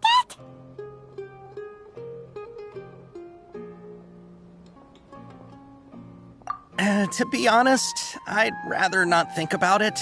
It moved too skillfully to be new at this. It came out of nowhere. Before we could react, it swiped our goods and ran away. We were all shocked. By the time we came to our senses, the thief was already long gone. I see. If we help you retrieve your stolen goods, then business will return to normal? Oh, but of course! Not only that, but you'll become one of our caravan's VIPs on all future purchases of any... Any leads on that mechanical crab? Maybe one. After our goods were stolen, we specifically got someone to assess the situation. If you're interested, you can go and talk to them. All right. We'll go and have a word.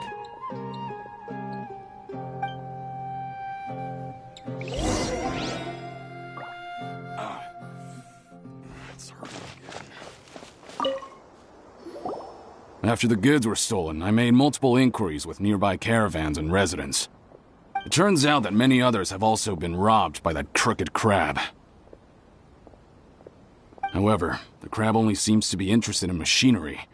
It doesn't even bat an eye at other valuables. A caravan carrying a large amount of Mora had an uneventful trip, but another caravan had a child whose metal toy was taken. Whatever the case, that thing is a scourge. We'll eventually think of a way to get rid of it.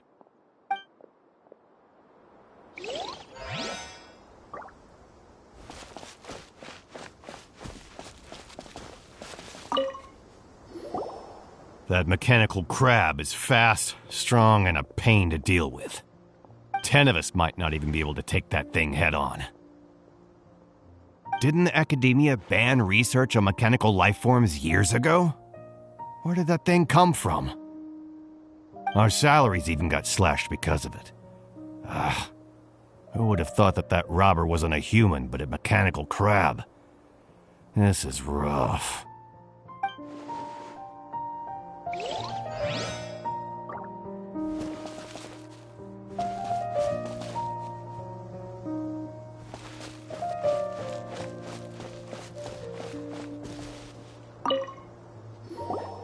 I heard from the caravanners that there have been a lot of robberies lately, but we haven't been affected. We don't normally see the mechanical crab, and it doesn't disturb our daily lives. It only shows up when the caravans are here, and it runs back to the contaminated region after it's done making a mess. You haven't tried capturing it? We have, but it's too agile and fast. However, we did unexpectedly learn something the last time we tried to capture it. It apparently lives in the deepest part of the forest, so instead of immediately moving its spoils, it first hides them nearby. Once its stash grows large enough, it moves everything in one go. You'll have to move fast if you want those goods back.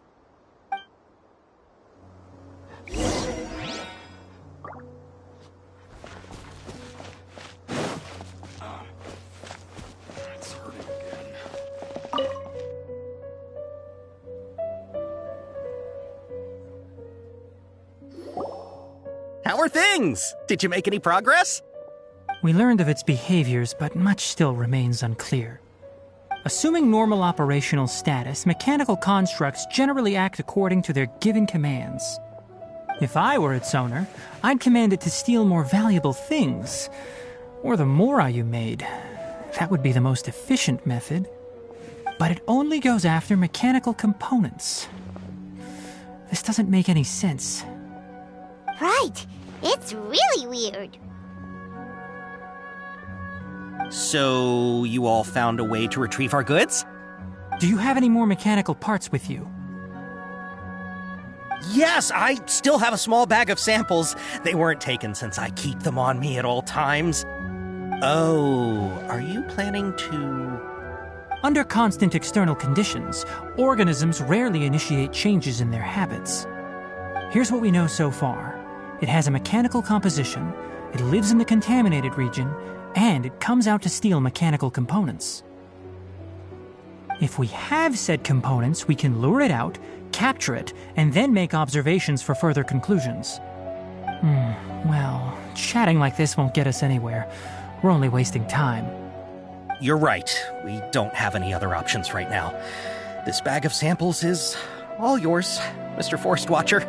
If you can get our goods back, the caravans will reward you generously. We don't need anything in return, but I'll be keeping this bag. I may have other uses for it later. We'll also need to borrow a sumpter beast. Our act has to be convincing if we want the crab to fall for it.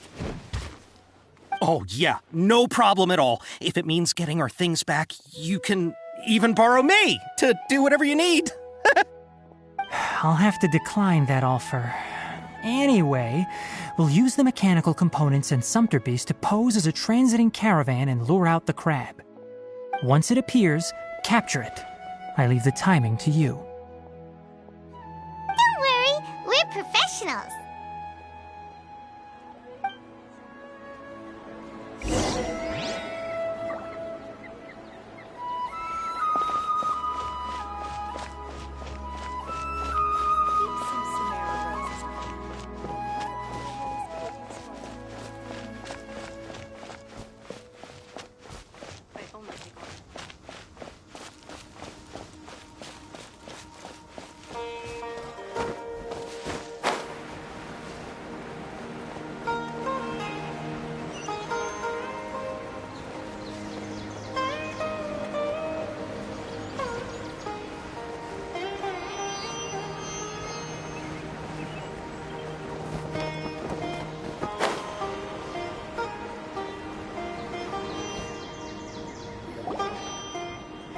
Looking at the trade routes and the contaminated region's current perimeter, The goods were likely stolen somewhere around here. Then let's get to it. We'll definitely capture that criminal crab. Okay. We'll start from here and have the Sumpter Beast with the components on board lead the way. This Sumpter Beast isn't familiar with us yet, so be calm and take your time with it. The Sumpter Beast went ahead. Let's keep up with it.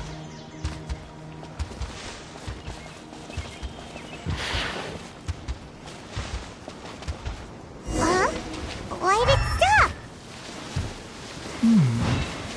Looks like it's loafing around. Or maybe it's hungry. The caravanners grew disheartened after their goods were stolen, so they probably didn't feed their animals as scheduled. Let's give it something to eat. All right, it's moving again.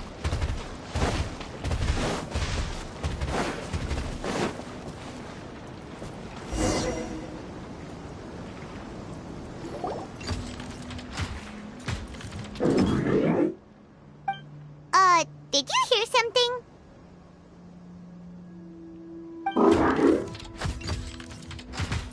Ah! Is that the mechanical crab the caravan was talking about? It's charging straight at us! It looks strong. Be careful.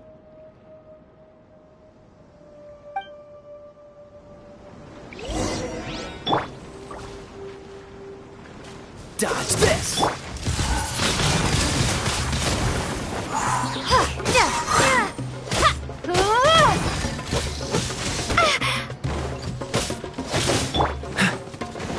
Cool it!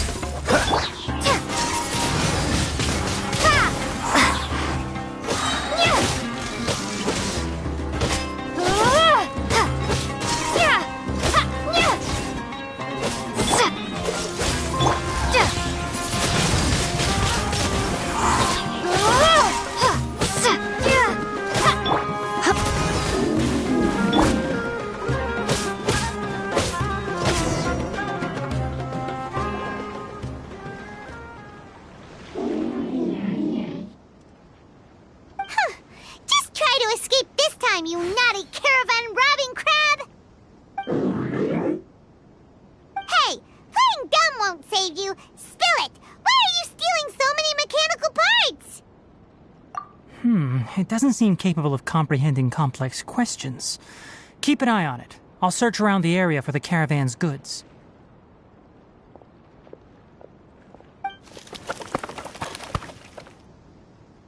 I don't know why you're stealing mechanical parts, but they don't belong to you. Stolen items must be returned to their rightful owners. Any objections?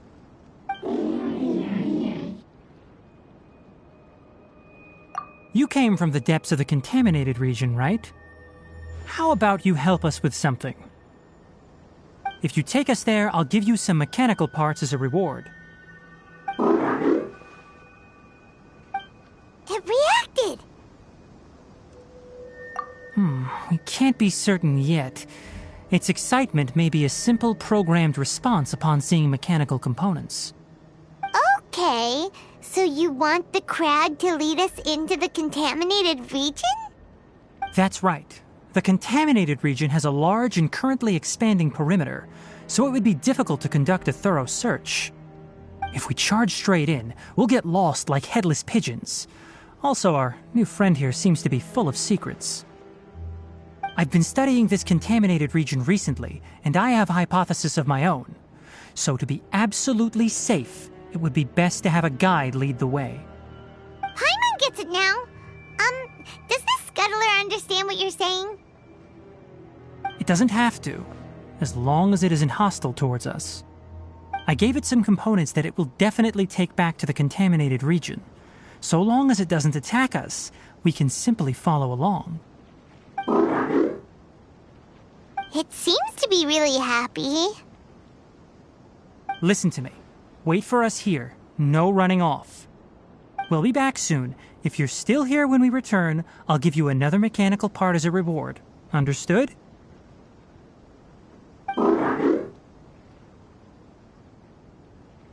I'm not sure, but our priorities are to retrieve the mechanical components and to purchase Vasanti grass to make medicine with. We should return. But before we do, we need to set up a few traps. Can't have that crab escaping.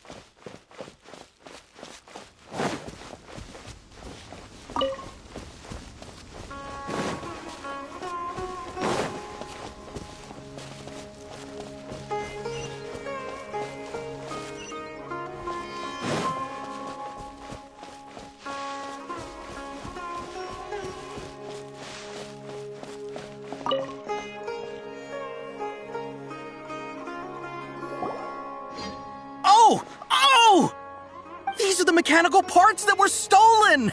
You really got them back for us! Thank you all so very much. I don't know how I can repay you. Wait, didn't you want to purchase Vasanti grass? Don't worry about the price. They're on the house. How many do you need? 2 is enough.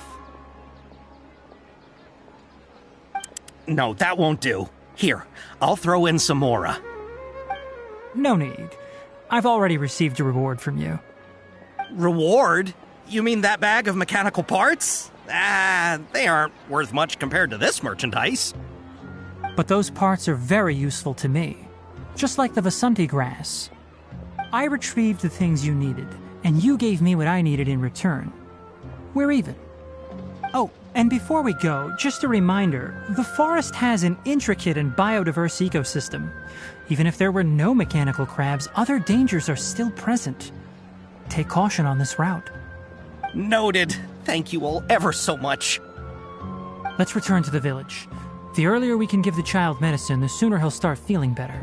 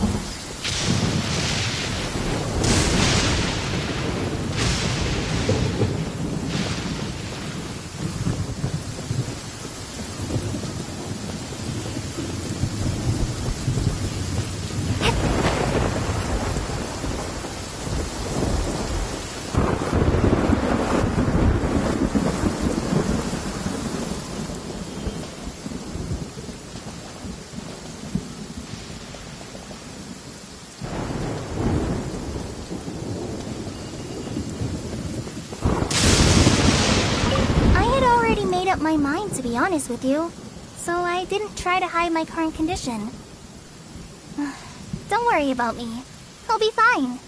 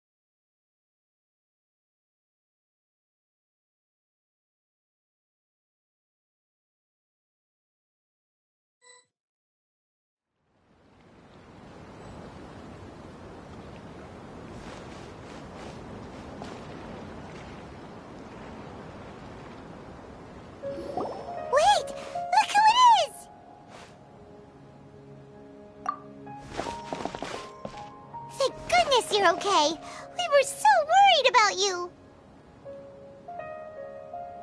Hey, this was supposed to be a touching reunion, but you're ruining the moment. Actually, it's very smart of the Traveler to be wary of me right now. Plus, it's not like you could have known what happened after we split up and I was facing the doctor by myself. Paimon feels like only the real Nahida could come up with such an obscure analogy. Huh? But I wasn't trying to win your trust or anything. All I wanted was to... Please, Nahida, tell us more about what happened. Are those poor people all right? When you left, I was still in the middle of restoring everyone's minds. Thankfully, when the doctor mentioned depositing information into the subconscious, he didn't mean engraving information into their minds. Instead, he did something closer to creating hallucinations that was still within my power to fix. Luckily, I managed to finish my restorations and mind jump away from him just as he was about to capture me. Whew. What a relief. The doctor sure pulled out some hidden cards, but good thing we had Nahida with us. I wouldn't be relieved just yet. I gave away my true identity when I restored everyone's minds, which means we've lost another one of our trump cards. Also, the doctor is already an expert at modifying Akasha terminals. Maybe it's only a matter of time until he captures my consciousness inside the Akasha. Would that mean you'd no longer be able to jump between minds? Then how do we stop him? He's still at the academia, so it's possible he already started messing with the Akasha. Ugh, it feels like he's toying with us. What a nasty piece of work. Plus, the doctor's combat ability alone is apparently enough to make him worthy of being number 2 of the Fatui. We shouldn't give up hope just yet. Let's try to find another way to attack this problem. Actually, Nahida, how did you know we were trying to get to Party's DI? Have you been waiting for us? Yes, I have. I can see the Traveler's elemental energy, so I deduced your destination by looking at the direction you were moving in. You didn't come here for sightseeing, right? Did you find any leads? We're looking for a scholar we know. His name is Tainari, and the sages once tried to reach out to him. Why don't you come inside with us and see what we can find? Okay, let's just hope we won't get him into trouble.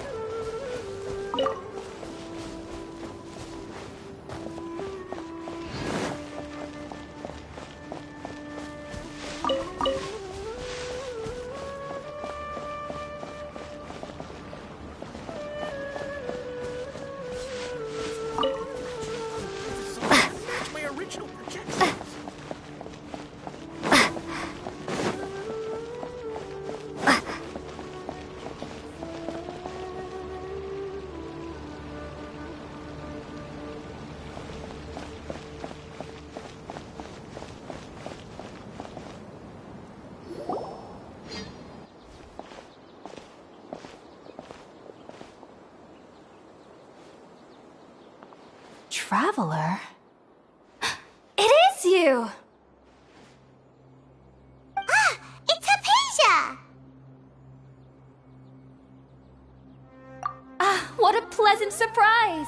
It's so nice to see the two of you again. Who's this? She's a scholar we met in the Avidia Forest. When we last saw each other, she was still training in the... what's it called? Satyavada life? Oh, I see. That's right, we're old friends. You've come at just the right time. Ever since I've come here, hardly anyone has even talked to me. Hypatia, you're way too excited about this. Actually, for you to leave the Avidia Forest means... you're not in training anymore? Wait, no. Did you already finish your training and reach Pariporna life? What do you think? My consciousness has already managed to make contact with the divine. You did it! Congratulations! It's so exhilarating to share this sublime joy with others at long last! When my consciousness made contact with the gods, what a supreme and unparalleled experience that was! That sounds incredible! Oh, all right. Actually, please wait. I haven't forgotten my promise to you. Remember? I promised to help you understand what you saw from Irminsul once I gained deeper insights. My current self has not only gained true insight, but I can even help you establish a direct connection to the consciousness of the divine. You can do that?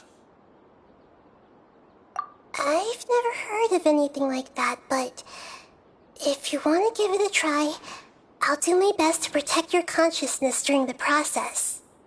Hold on. I brought some spirit-born ale with me. This is still a crucial part of the ceremony. We're using that incense again? All right now. Hold my hand. I'll help you establish a pathway to connect your consciousness. Okay. Ready?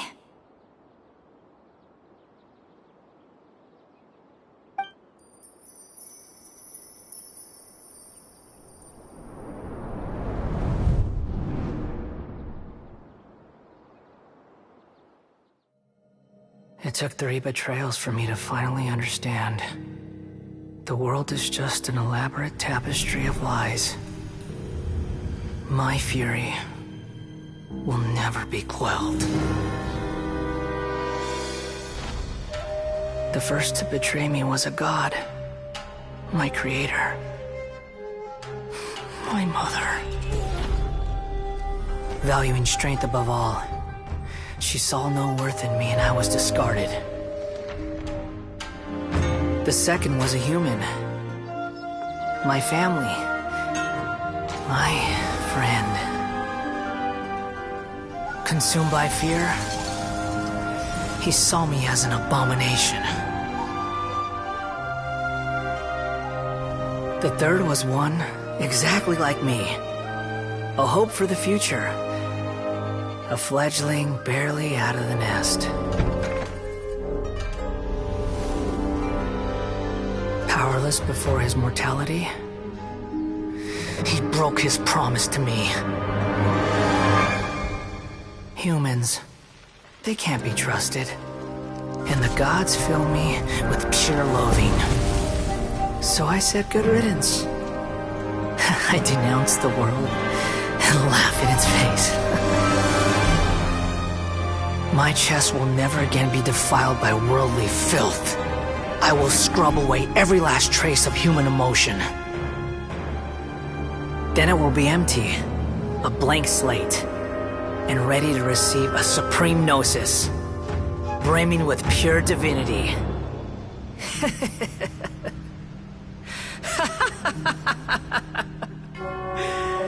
There is no need to fear. The pain will be brief. Your era is coming to an end.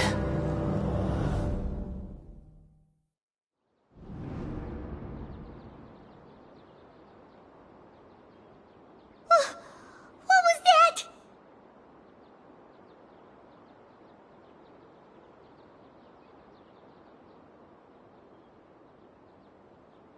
Did we actually just see the Balladier's memories? Everything matches what we know about him. But how is he connected to the divine consciousness that Hypatia was talking about? You saw it, right? You felt it, right? Such a majestic god! Such a noble will! Such sublime emotion! Alas, shame. If only that which beats within my chest wasn't a filthy mortal heart. Oh, great and merciful God, please grant me forgiveness and salvation. Do you understand now? I'm afraid this is no periporno life, but rather...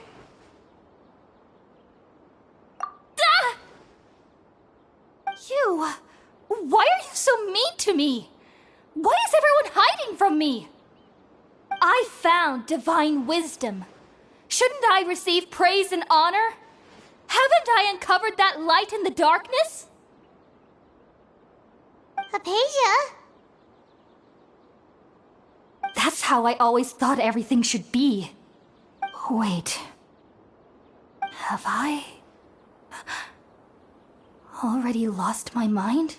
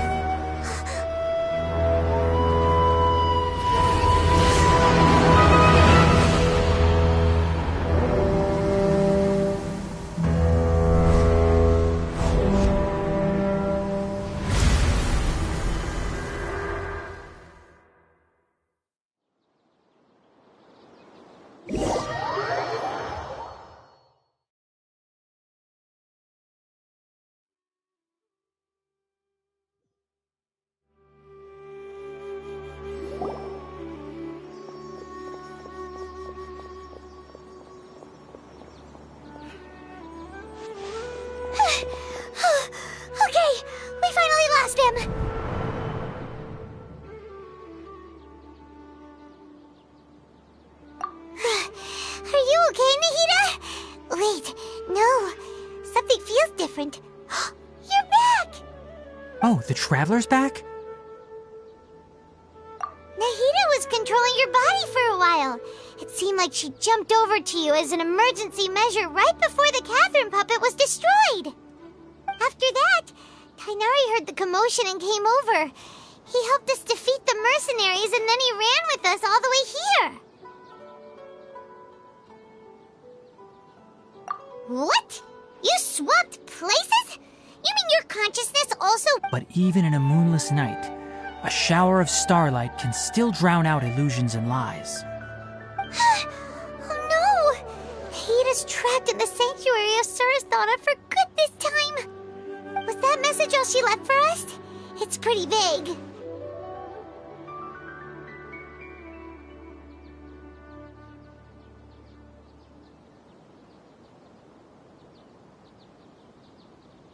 Oh, that makes sense. Since the doctor captured her, she won't be able to say anything without him knowing. She's being extra careful. Even in a moonless night, a shower of starlight can still drown out illusions and lies. Huh. Paimon knows the moon illusions and lies are from the alchemical divination at the Sub-Zero's festival. Didn't Nahida use a starlight analogy before? It had something to do with Sataria. Oh, that makes a lot of sense. Huh. Do you think Nahida was telling us to go find help in the desert? But she isn't with us anymore. Think we'll be okay? Paimon, you said Sanctuary of Surasthana. Does this mean that this Nahida you're talking about, the consciousness who was occupying the Traveler's body, is the Dendro Archon?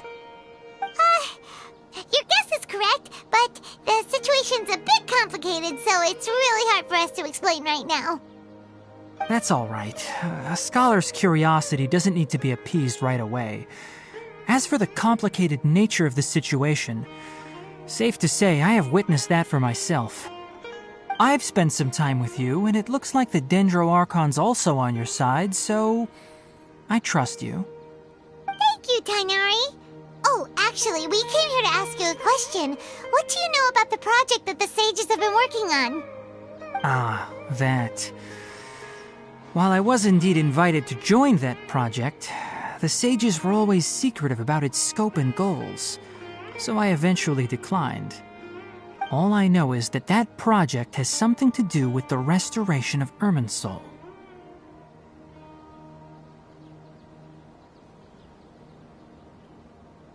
Huh? Did you see something when you were in Nahida's body? What? Do you have any evidence?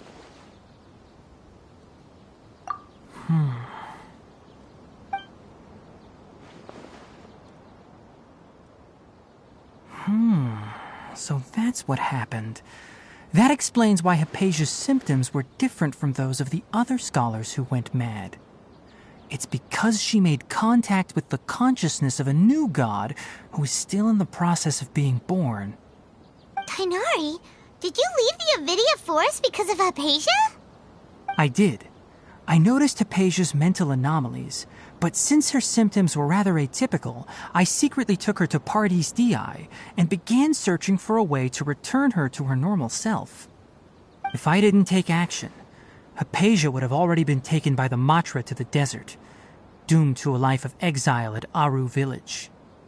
Now that you mention it, I knew the Academia has never thought particularly highly of Lesser Lord Kusanali, but I still didn't expect them to do something as arrogant as creating a new god. Looks like I made the right decision by not accepting their invitation. The Doctor and the Balladeer. We have 2 Fatui Harbingers in Sumeru. Sounds like we're in for a bad time. From your description, I don't think they've completed their project. There may still be room for us to intervene. But then, what is the connection between creating a new god and restoring Irminsul? Yeah, it feels like we're still nowhere close to figuring out the sage's goals.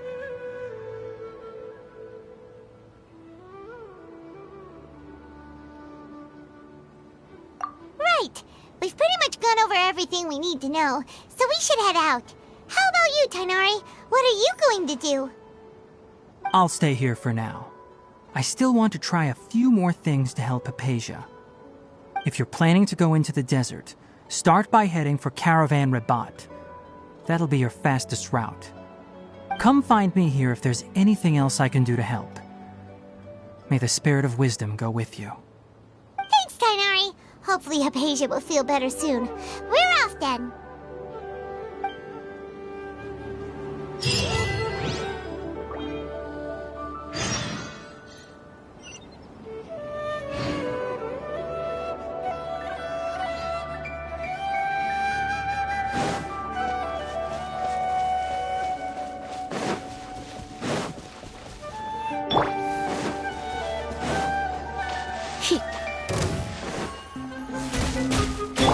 Dodge this!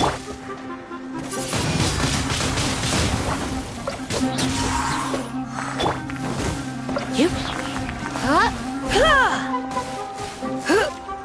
Hip. Yep. Hip. Yep.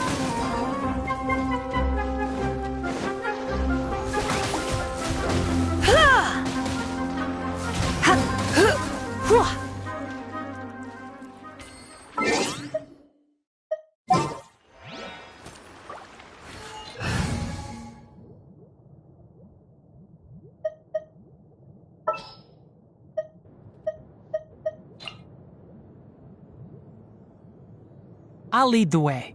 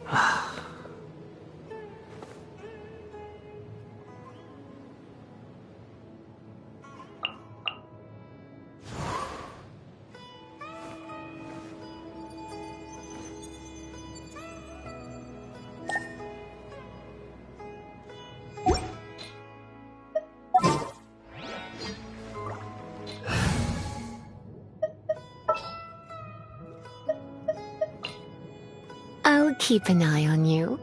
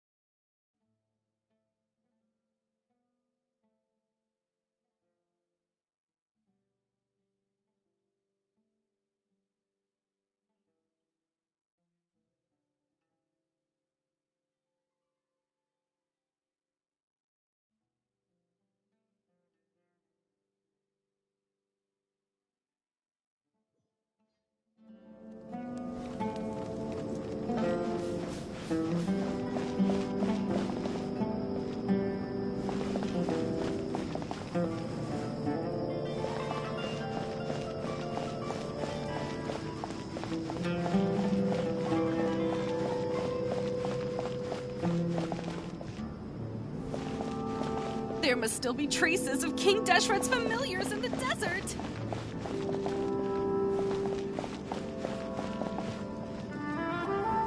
I should be able to get some.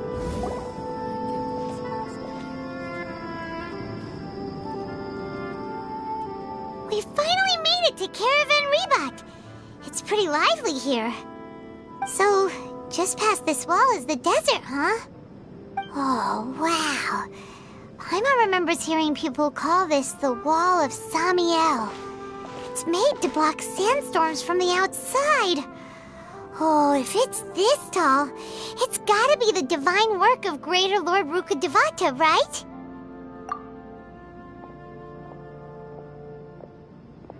Enough gawking. Come on, follow me. Huh? Over here.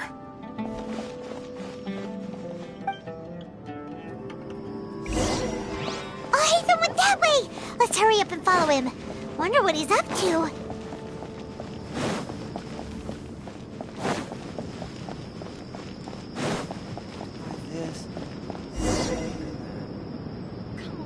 It's a rare opportunity. Let's go check it out.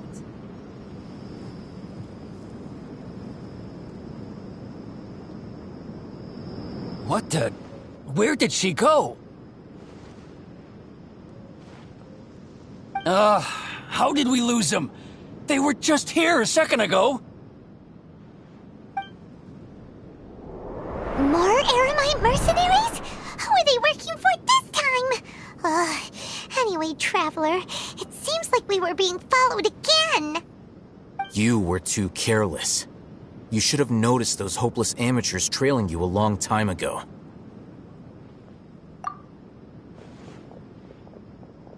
There's no need to thank me. I've never cared to keep track of personal favors. All I did was correct a mistake I happened to come across. It's a habit I developed at the academia. You really gave Paimon a scare, Al-Haytham. We never thought we'd run into you here. Last time we met at Port Ormos, didn't you say you were going back to the academia? Wait, don't tell Paimon that you're here to take us back on their orders! Oh, so you've already landed yourselves on the academia's hit list. I can't say that I didn't expect it. However, had I wished to turn you over to the academia, don't you think you'd already be the Eremites' honored guests by now? Oh, right. You do have a point. I have no interest in running errands for that project. As a scholar, I've always belonged to the camp that promotes researcher autonomy. And these days, you're more fascinating than anything the sages can offer. Not quite. To tell you the truth, I'm still investigating the Divine Knowledge Capsule. Unfortunately, I've run into some difficulties. Everyone says the capsule originated in the desert and was eventually moved to Port Ormos. If I am to get to the bottom of this, I must understand how the capsule first came to be. Which brings me back to you, and why you're so interesting. The leader of Ain al-Ahmar used the Divine Knowledge Capsule right in front of you, and upon seeing him, your expression became perplexed, and you were lost in thought for quite some time. To have that kind of reaction, I think you must have realized something. Are you interested at all in sharing what you've been hiding from me?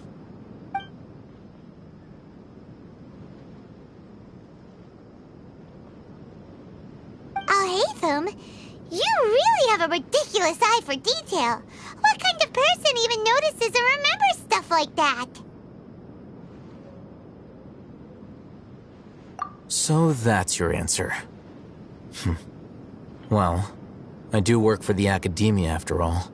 So considering that, it is indeed wise to keep your cards close to your chest. But that does prove you do have some undisclosed information about the Divine Knowledge Capsule. Am I right? No matter. Rather than simply learning the answers from you, I'd still prefer to investigate on my own.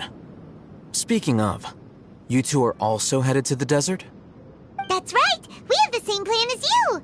But we don't really have any concrete goals at the moment. Then I'd suggest starting with Aru Village. It's the largest settlement in the desert. so it'll probably have more resources and intel than anywhere else. Well, would you like to head there together? It's always better to travel with someone you know. Let's go!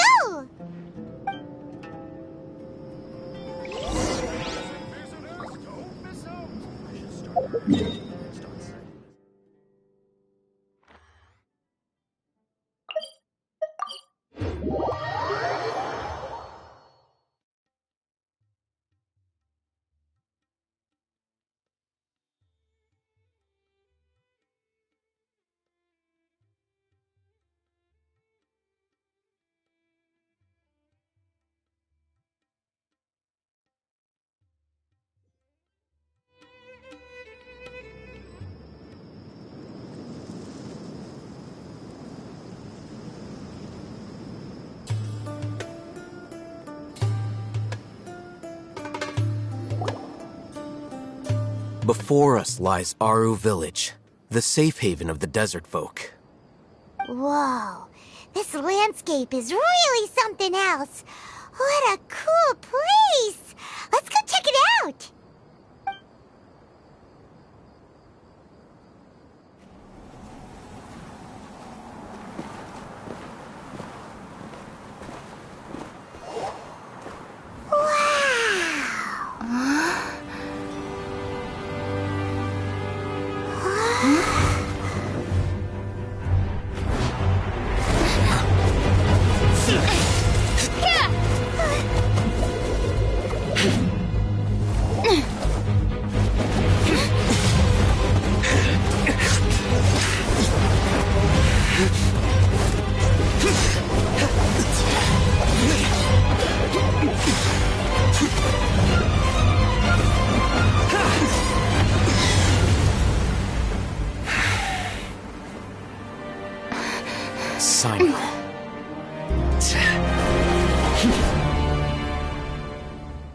Unless my memory fails me, we have barely spoken 2 words to each other before now at the Academia.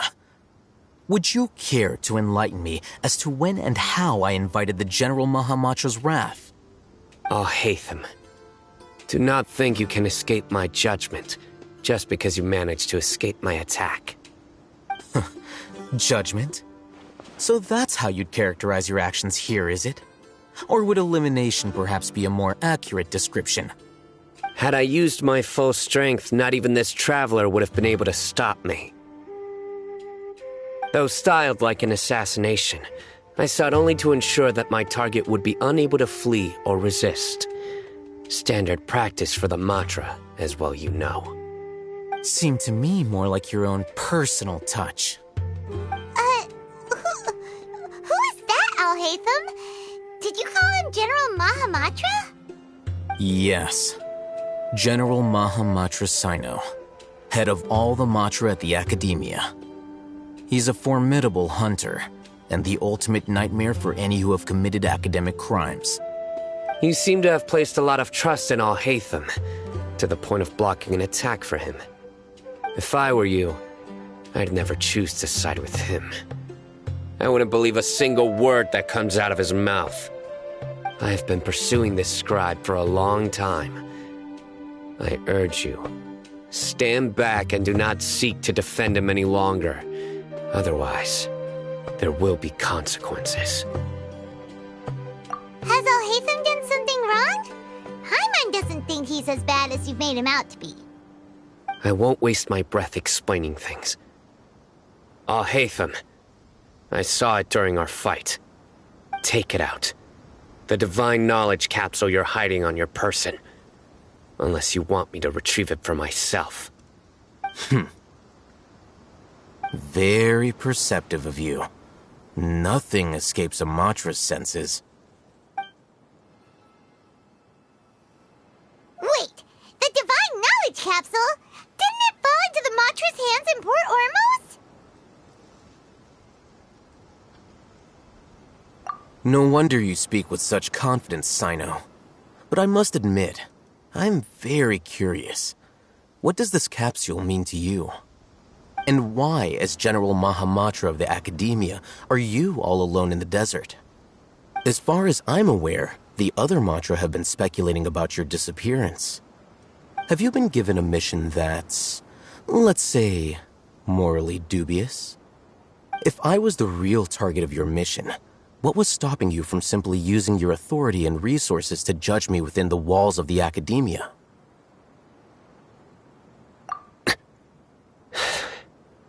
I should have known you'd be difficult to deal with. You two! Ugh! What should we do, Traveler? Paimon feels like we can't trust either of them! Ahem. Well, look at you two, acting all tough and self-righteous over there. Wait, Dia?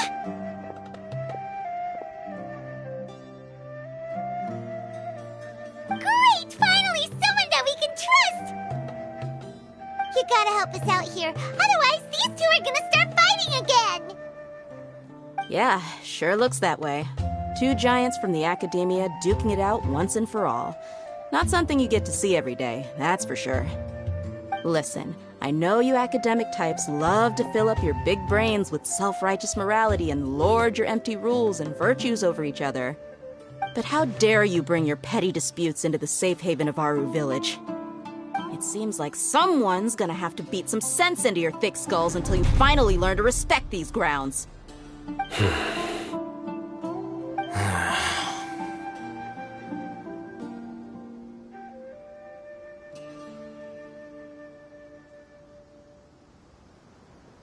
Hey, did either of you hear a word I just said?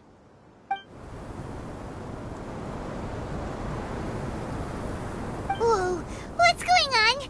The wind's so strong! Is this a sandstorm? Paimon's gonna get blown away! Another sandstorm? What's up with these recently? Hey! All of you, over here, quickly! We have to take cover! Someone's calling for us! Oh, this wind is too strong! Let's get over there! That sounded like Candace. Come on, you two. Jeez, are all of you academia folks such hard work? Move it! All right, stop yelling.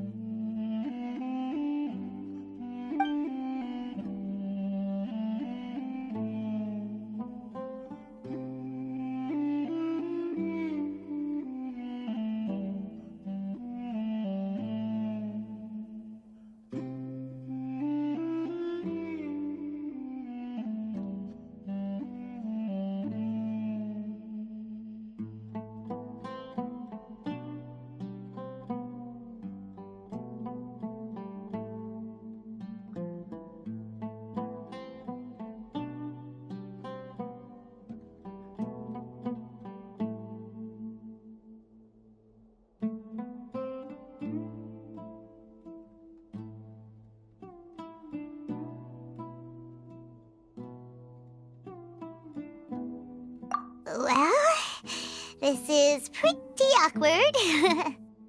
Hey, wanna play sardines with 3 people who wanna tear each other limb from limb? Sure, why not? Sounds fun. The air is so thick and heavy. Paimon can hardly keep floating anymore. My sincere apologies, everyone. This is the home of our village chief. I will have to ask you to make do with this small room until the sandstorm dies down. Please, let me introduce myself. I am Candace, protector of Aru Village. Our savior has come at last! Nice to meet you, Candace. The name's Paimon. Thank you so much for helping us. There's no need to thank me. It's only right to help each other when the weather gets rough. Wow, she's so gentle and caring, like a nice older sister. Unlike those guys over there. All right. Now that we're all better acquainted, we should return to the topic at hand. As a guardian charged with the responsibility to protect my fellow villagers from harm, I was observing your conflict from afar, even before the sandstorm started. And now that you have set foot within our village itself, it is all the more my responsibility to make absolutely sure that you pose no threat whatsoever to us. So please, have an honest and sincere conversation with one another, and put your hostile feelings to rest. If anyone dares to start anything again while they are under this roof, I will not hesitate to send them out for some quality time with the creatures of the sandstorm. Oh, on second thought, Paimon may have misjudged Candace's character. And that goes for you too, Miss Dia. Do I make myself clear? All right, we got it, Candace. That's what I like to hear. So, which of you will begin? I was supposed to be a mediator, but I might have gotten a little too involved just now. Anyway, one of those two should probably start talking. Wait, that was you trying to be a mediator? I have nothing to hide, so there's no shame in explaining myself. While Alhaitham wasn't wrong about the other Matra not knowing my whereabouts, it's not because I've been assigned a morally dubious mission. Rather, I've chosen to exile myself. Huh? Exile yourself?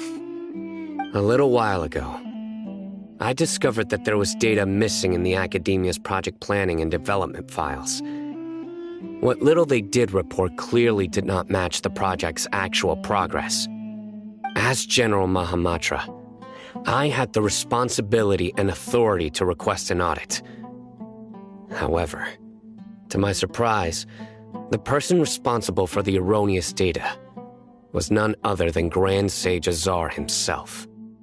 I tried to investigate the issue myself before submitting a formal audit request, but I soon found that all leads and potential pieces of incriminating evidence were carefully concealed from me. I began to realize that they were cautious of me from the very beginning.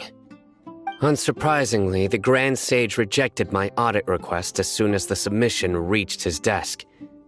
He even said to me, "The power of the General Mahamatra is granted by the sages. You have no right to judge us." So they really are up to no good. I realized then that to the Grand Sage, the Matra are nothing more than tools for the sages to assert and maintain their control over knowledge. The vows that we took, the principles that we strive to uphold, they are meaningless to the academia of today. I believed it would be wise to flee the academia before the sages had a chance to take action against me.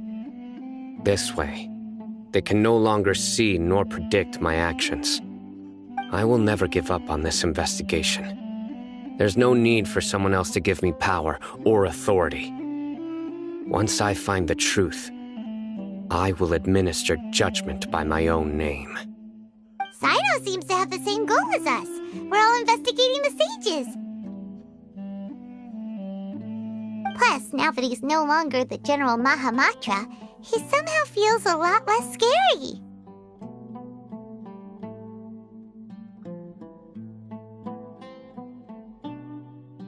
Well, Sino, if that's your story, then why did you see Alhaitham as a target? When I was investigating the matter in the academia, I overheard a conversation between Alhaitham and a sage. The sages asked you to investigate a blonde-haired traveler. Do you dispute this, Alhaitham? What? Like many parts of the project, this assignment was undocumented. Now throw in your suspicious behavior with the divine knowledge capsule, and I think we deserve an explanation.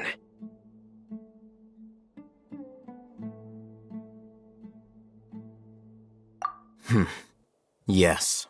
I was indeed tasked with investigating the Traveler. I'll hate them! After all, the promised reward was so great that hardly any scholar could have refused. The sage told me, once you've completed this assignment, I can give you a glimpse of divine knowledge. A most enticing offer. Unfortunately, those academics don't know me at all. Their words contained one key piece of information, namely that divine knowledge indeed exists. That gave me all I needed to know. From my perspective, the sages are far from trustworthy. Think about it. Isn't it a little strange they're so willing to share divine knowledge with anyone, even as a reward? So, I began my own investigation following the lead of the divine knowledge capsule. In the end, I realized my wisdom in committing to this rather than collaborating with the sages. Had I been less guarded, I probably would have ended up like that Ain al-Ahmar mercenary, incapable of remaining sane for long enough to hold a conversation. You mean that the sages originally planned to dispose of you, using one of those capsules that drive people insane?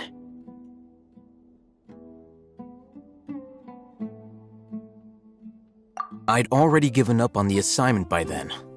I only told the Academia I was waiting in Port Ormos for you to appear so they wouldn't suspect anything. So it came as quite a surprise when I encountered my erstwhile target while investigating the divine knowledge capsule. Criminals do love to talk about coincidences. Even though I ran into the Traveler by chance, I had no intention of providing assistance to the Academia. Also, you should remember, you were the ones who decided to follow me and strike up a conversation after I left that tavern.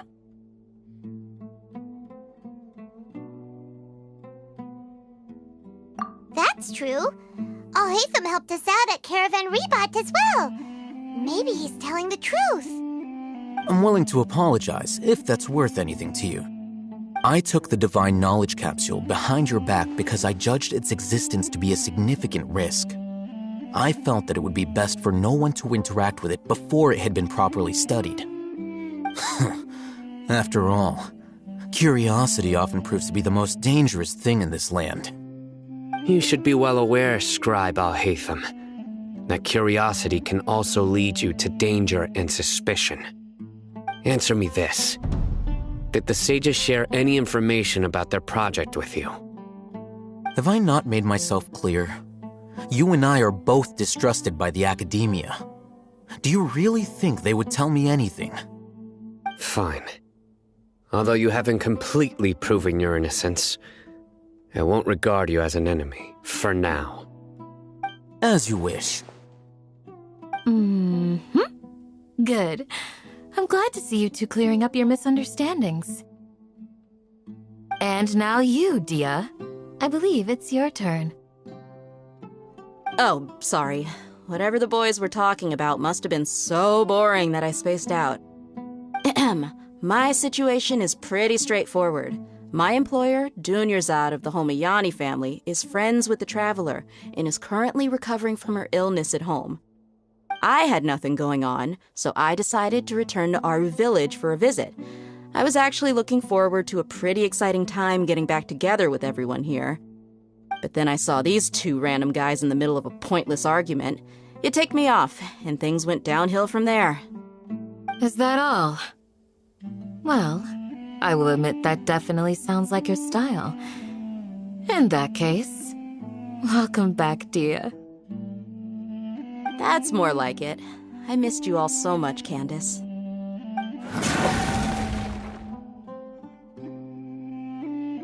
Whoa!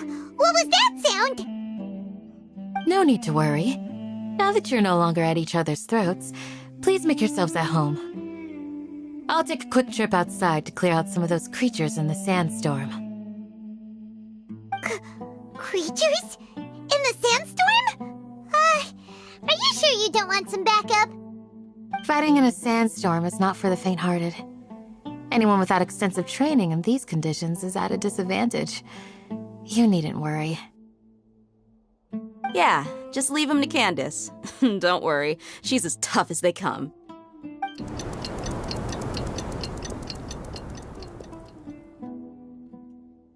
The wind's died down.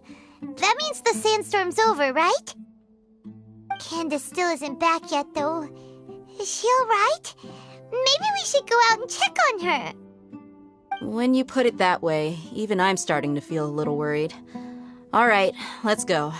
We've been here long enough, and the boys are as chatty as the floor.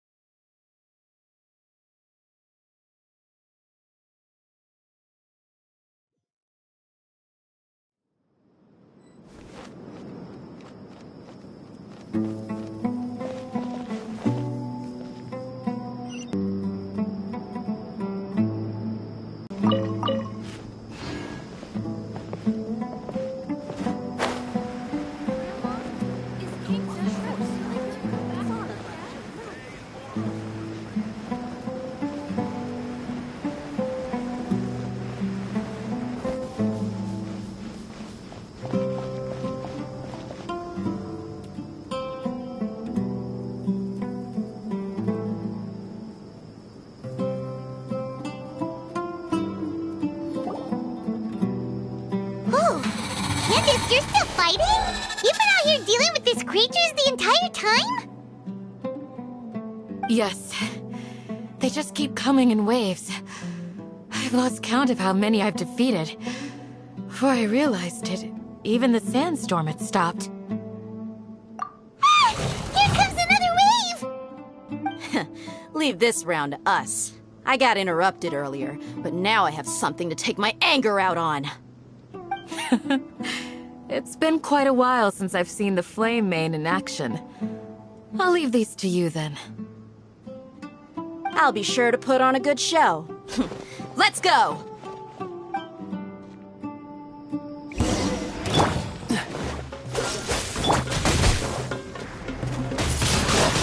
Windblade! Yeah!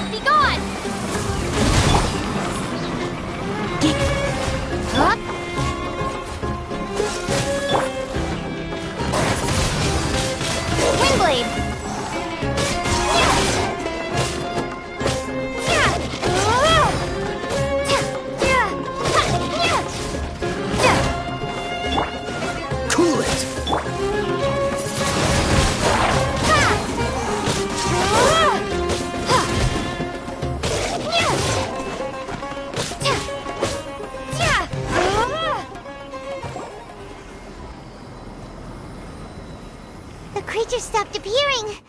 Was that the last of them? What we fought just now was probably the aftermath of the sandstorm. So we should be safe for the time being. Well fought, everyone. No injuries, I hope. Huh? Who are you? Ah, my apologies. I haven't had a chance to greet you yet. I had my hands full taking care of the village's elderly and children. I am the chief of Aru village. Everyone usually calls me Uncle Anpu.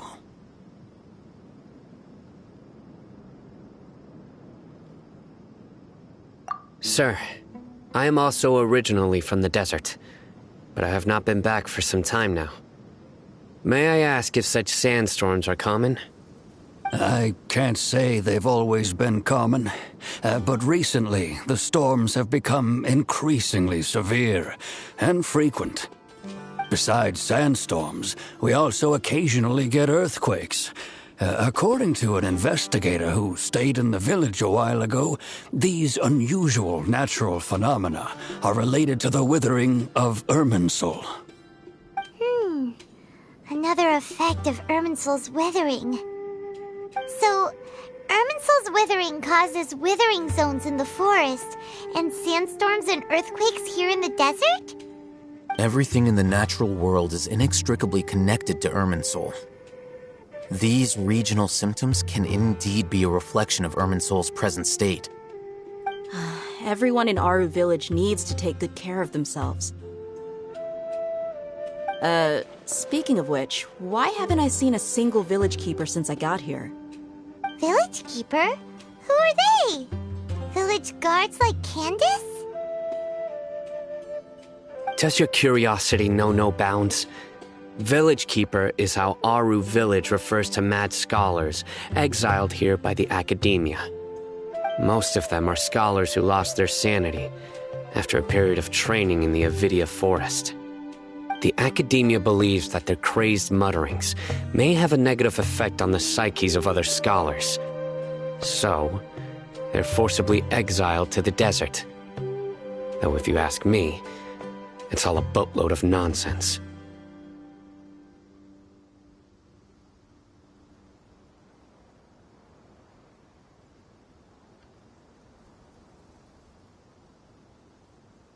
Alas, that's exactly what we've been trying to investigate.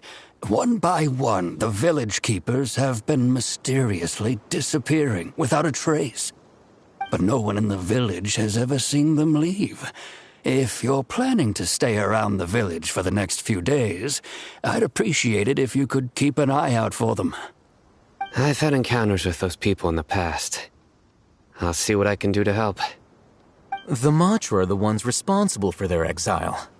Now that you're no longer with them, are you trying to alleviate your guilt and atone for your past sins? I'm fascinated by how you think. Mock me if you will, but if you are guilty, I will eliminate you, regardless of my position or identity. Oh, you're the former General Mahamatra.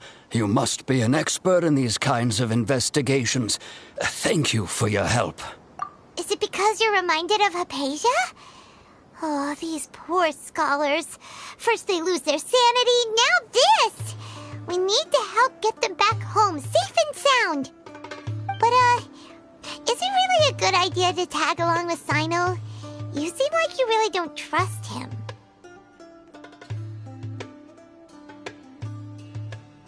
I'll be grateful for the assistance. No doubt you will do a better job than some of my former subordinates. Let's start by finding a spot to share what we know so far.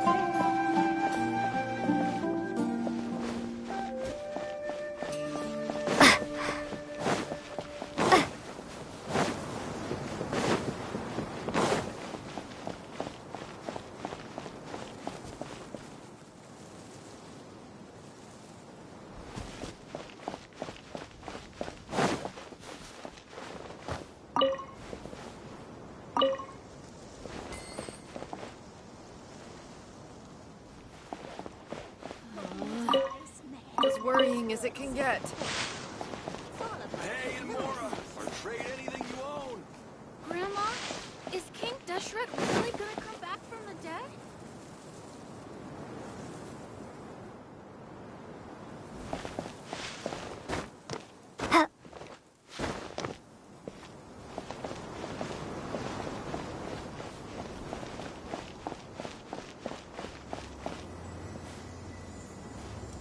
You need to watch out for yourself.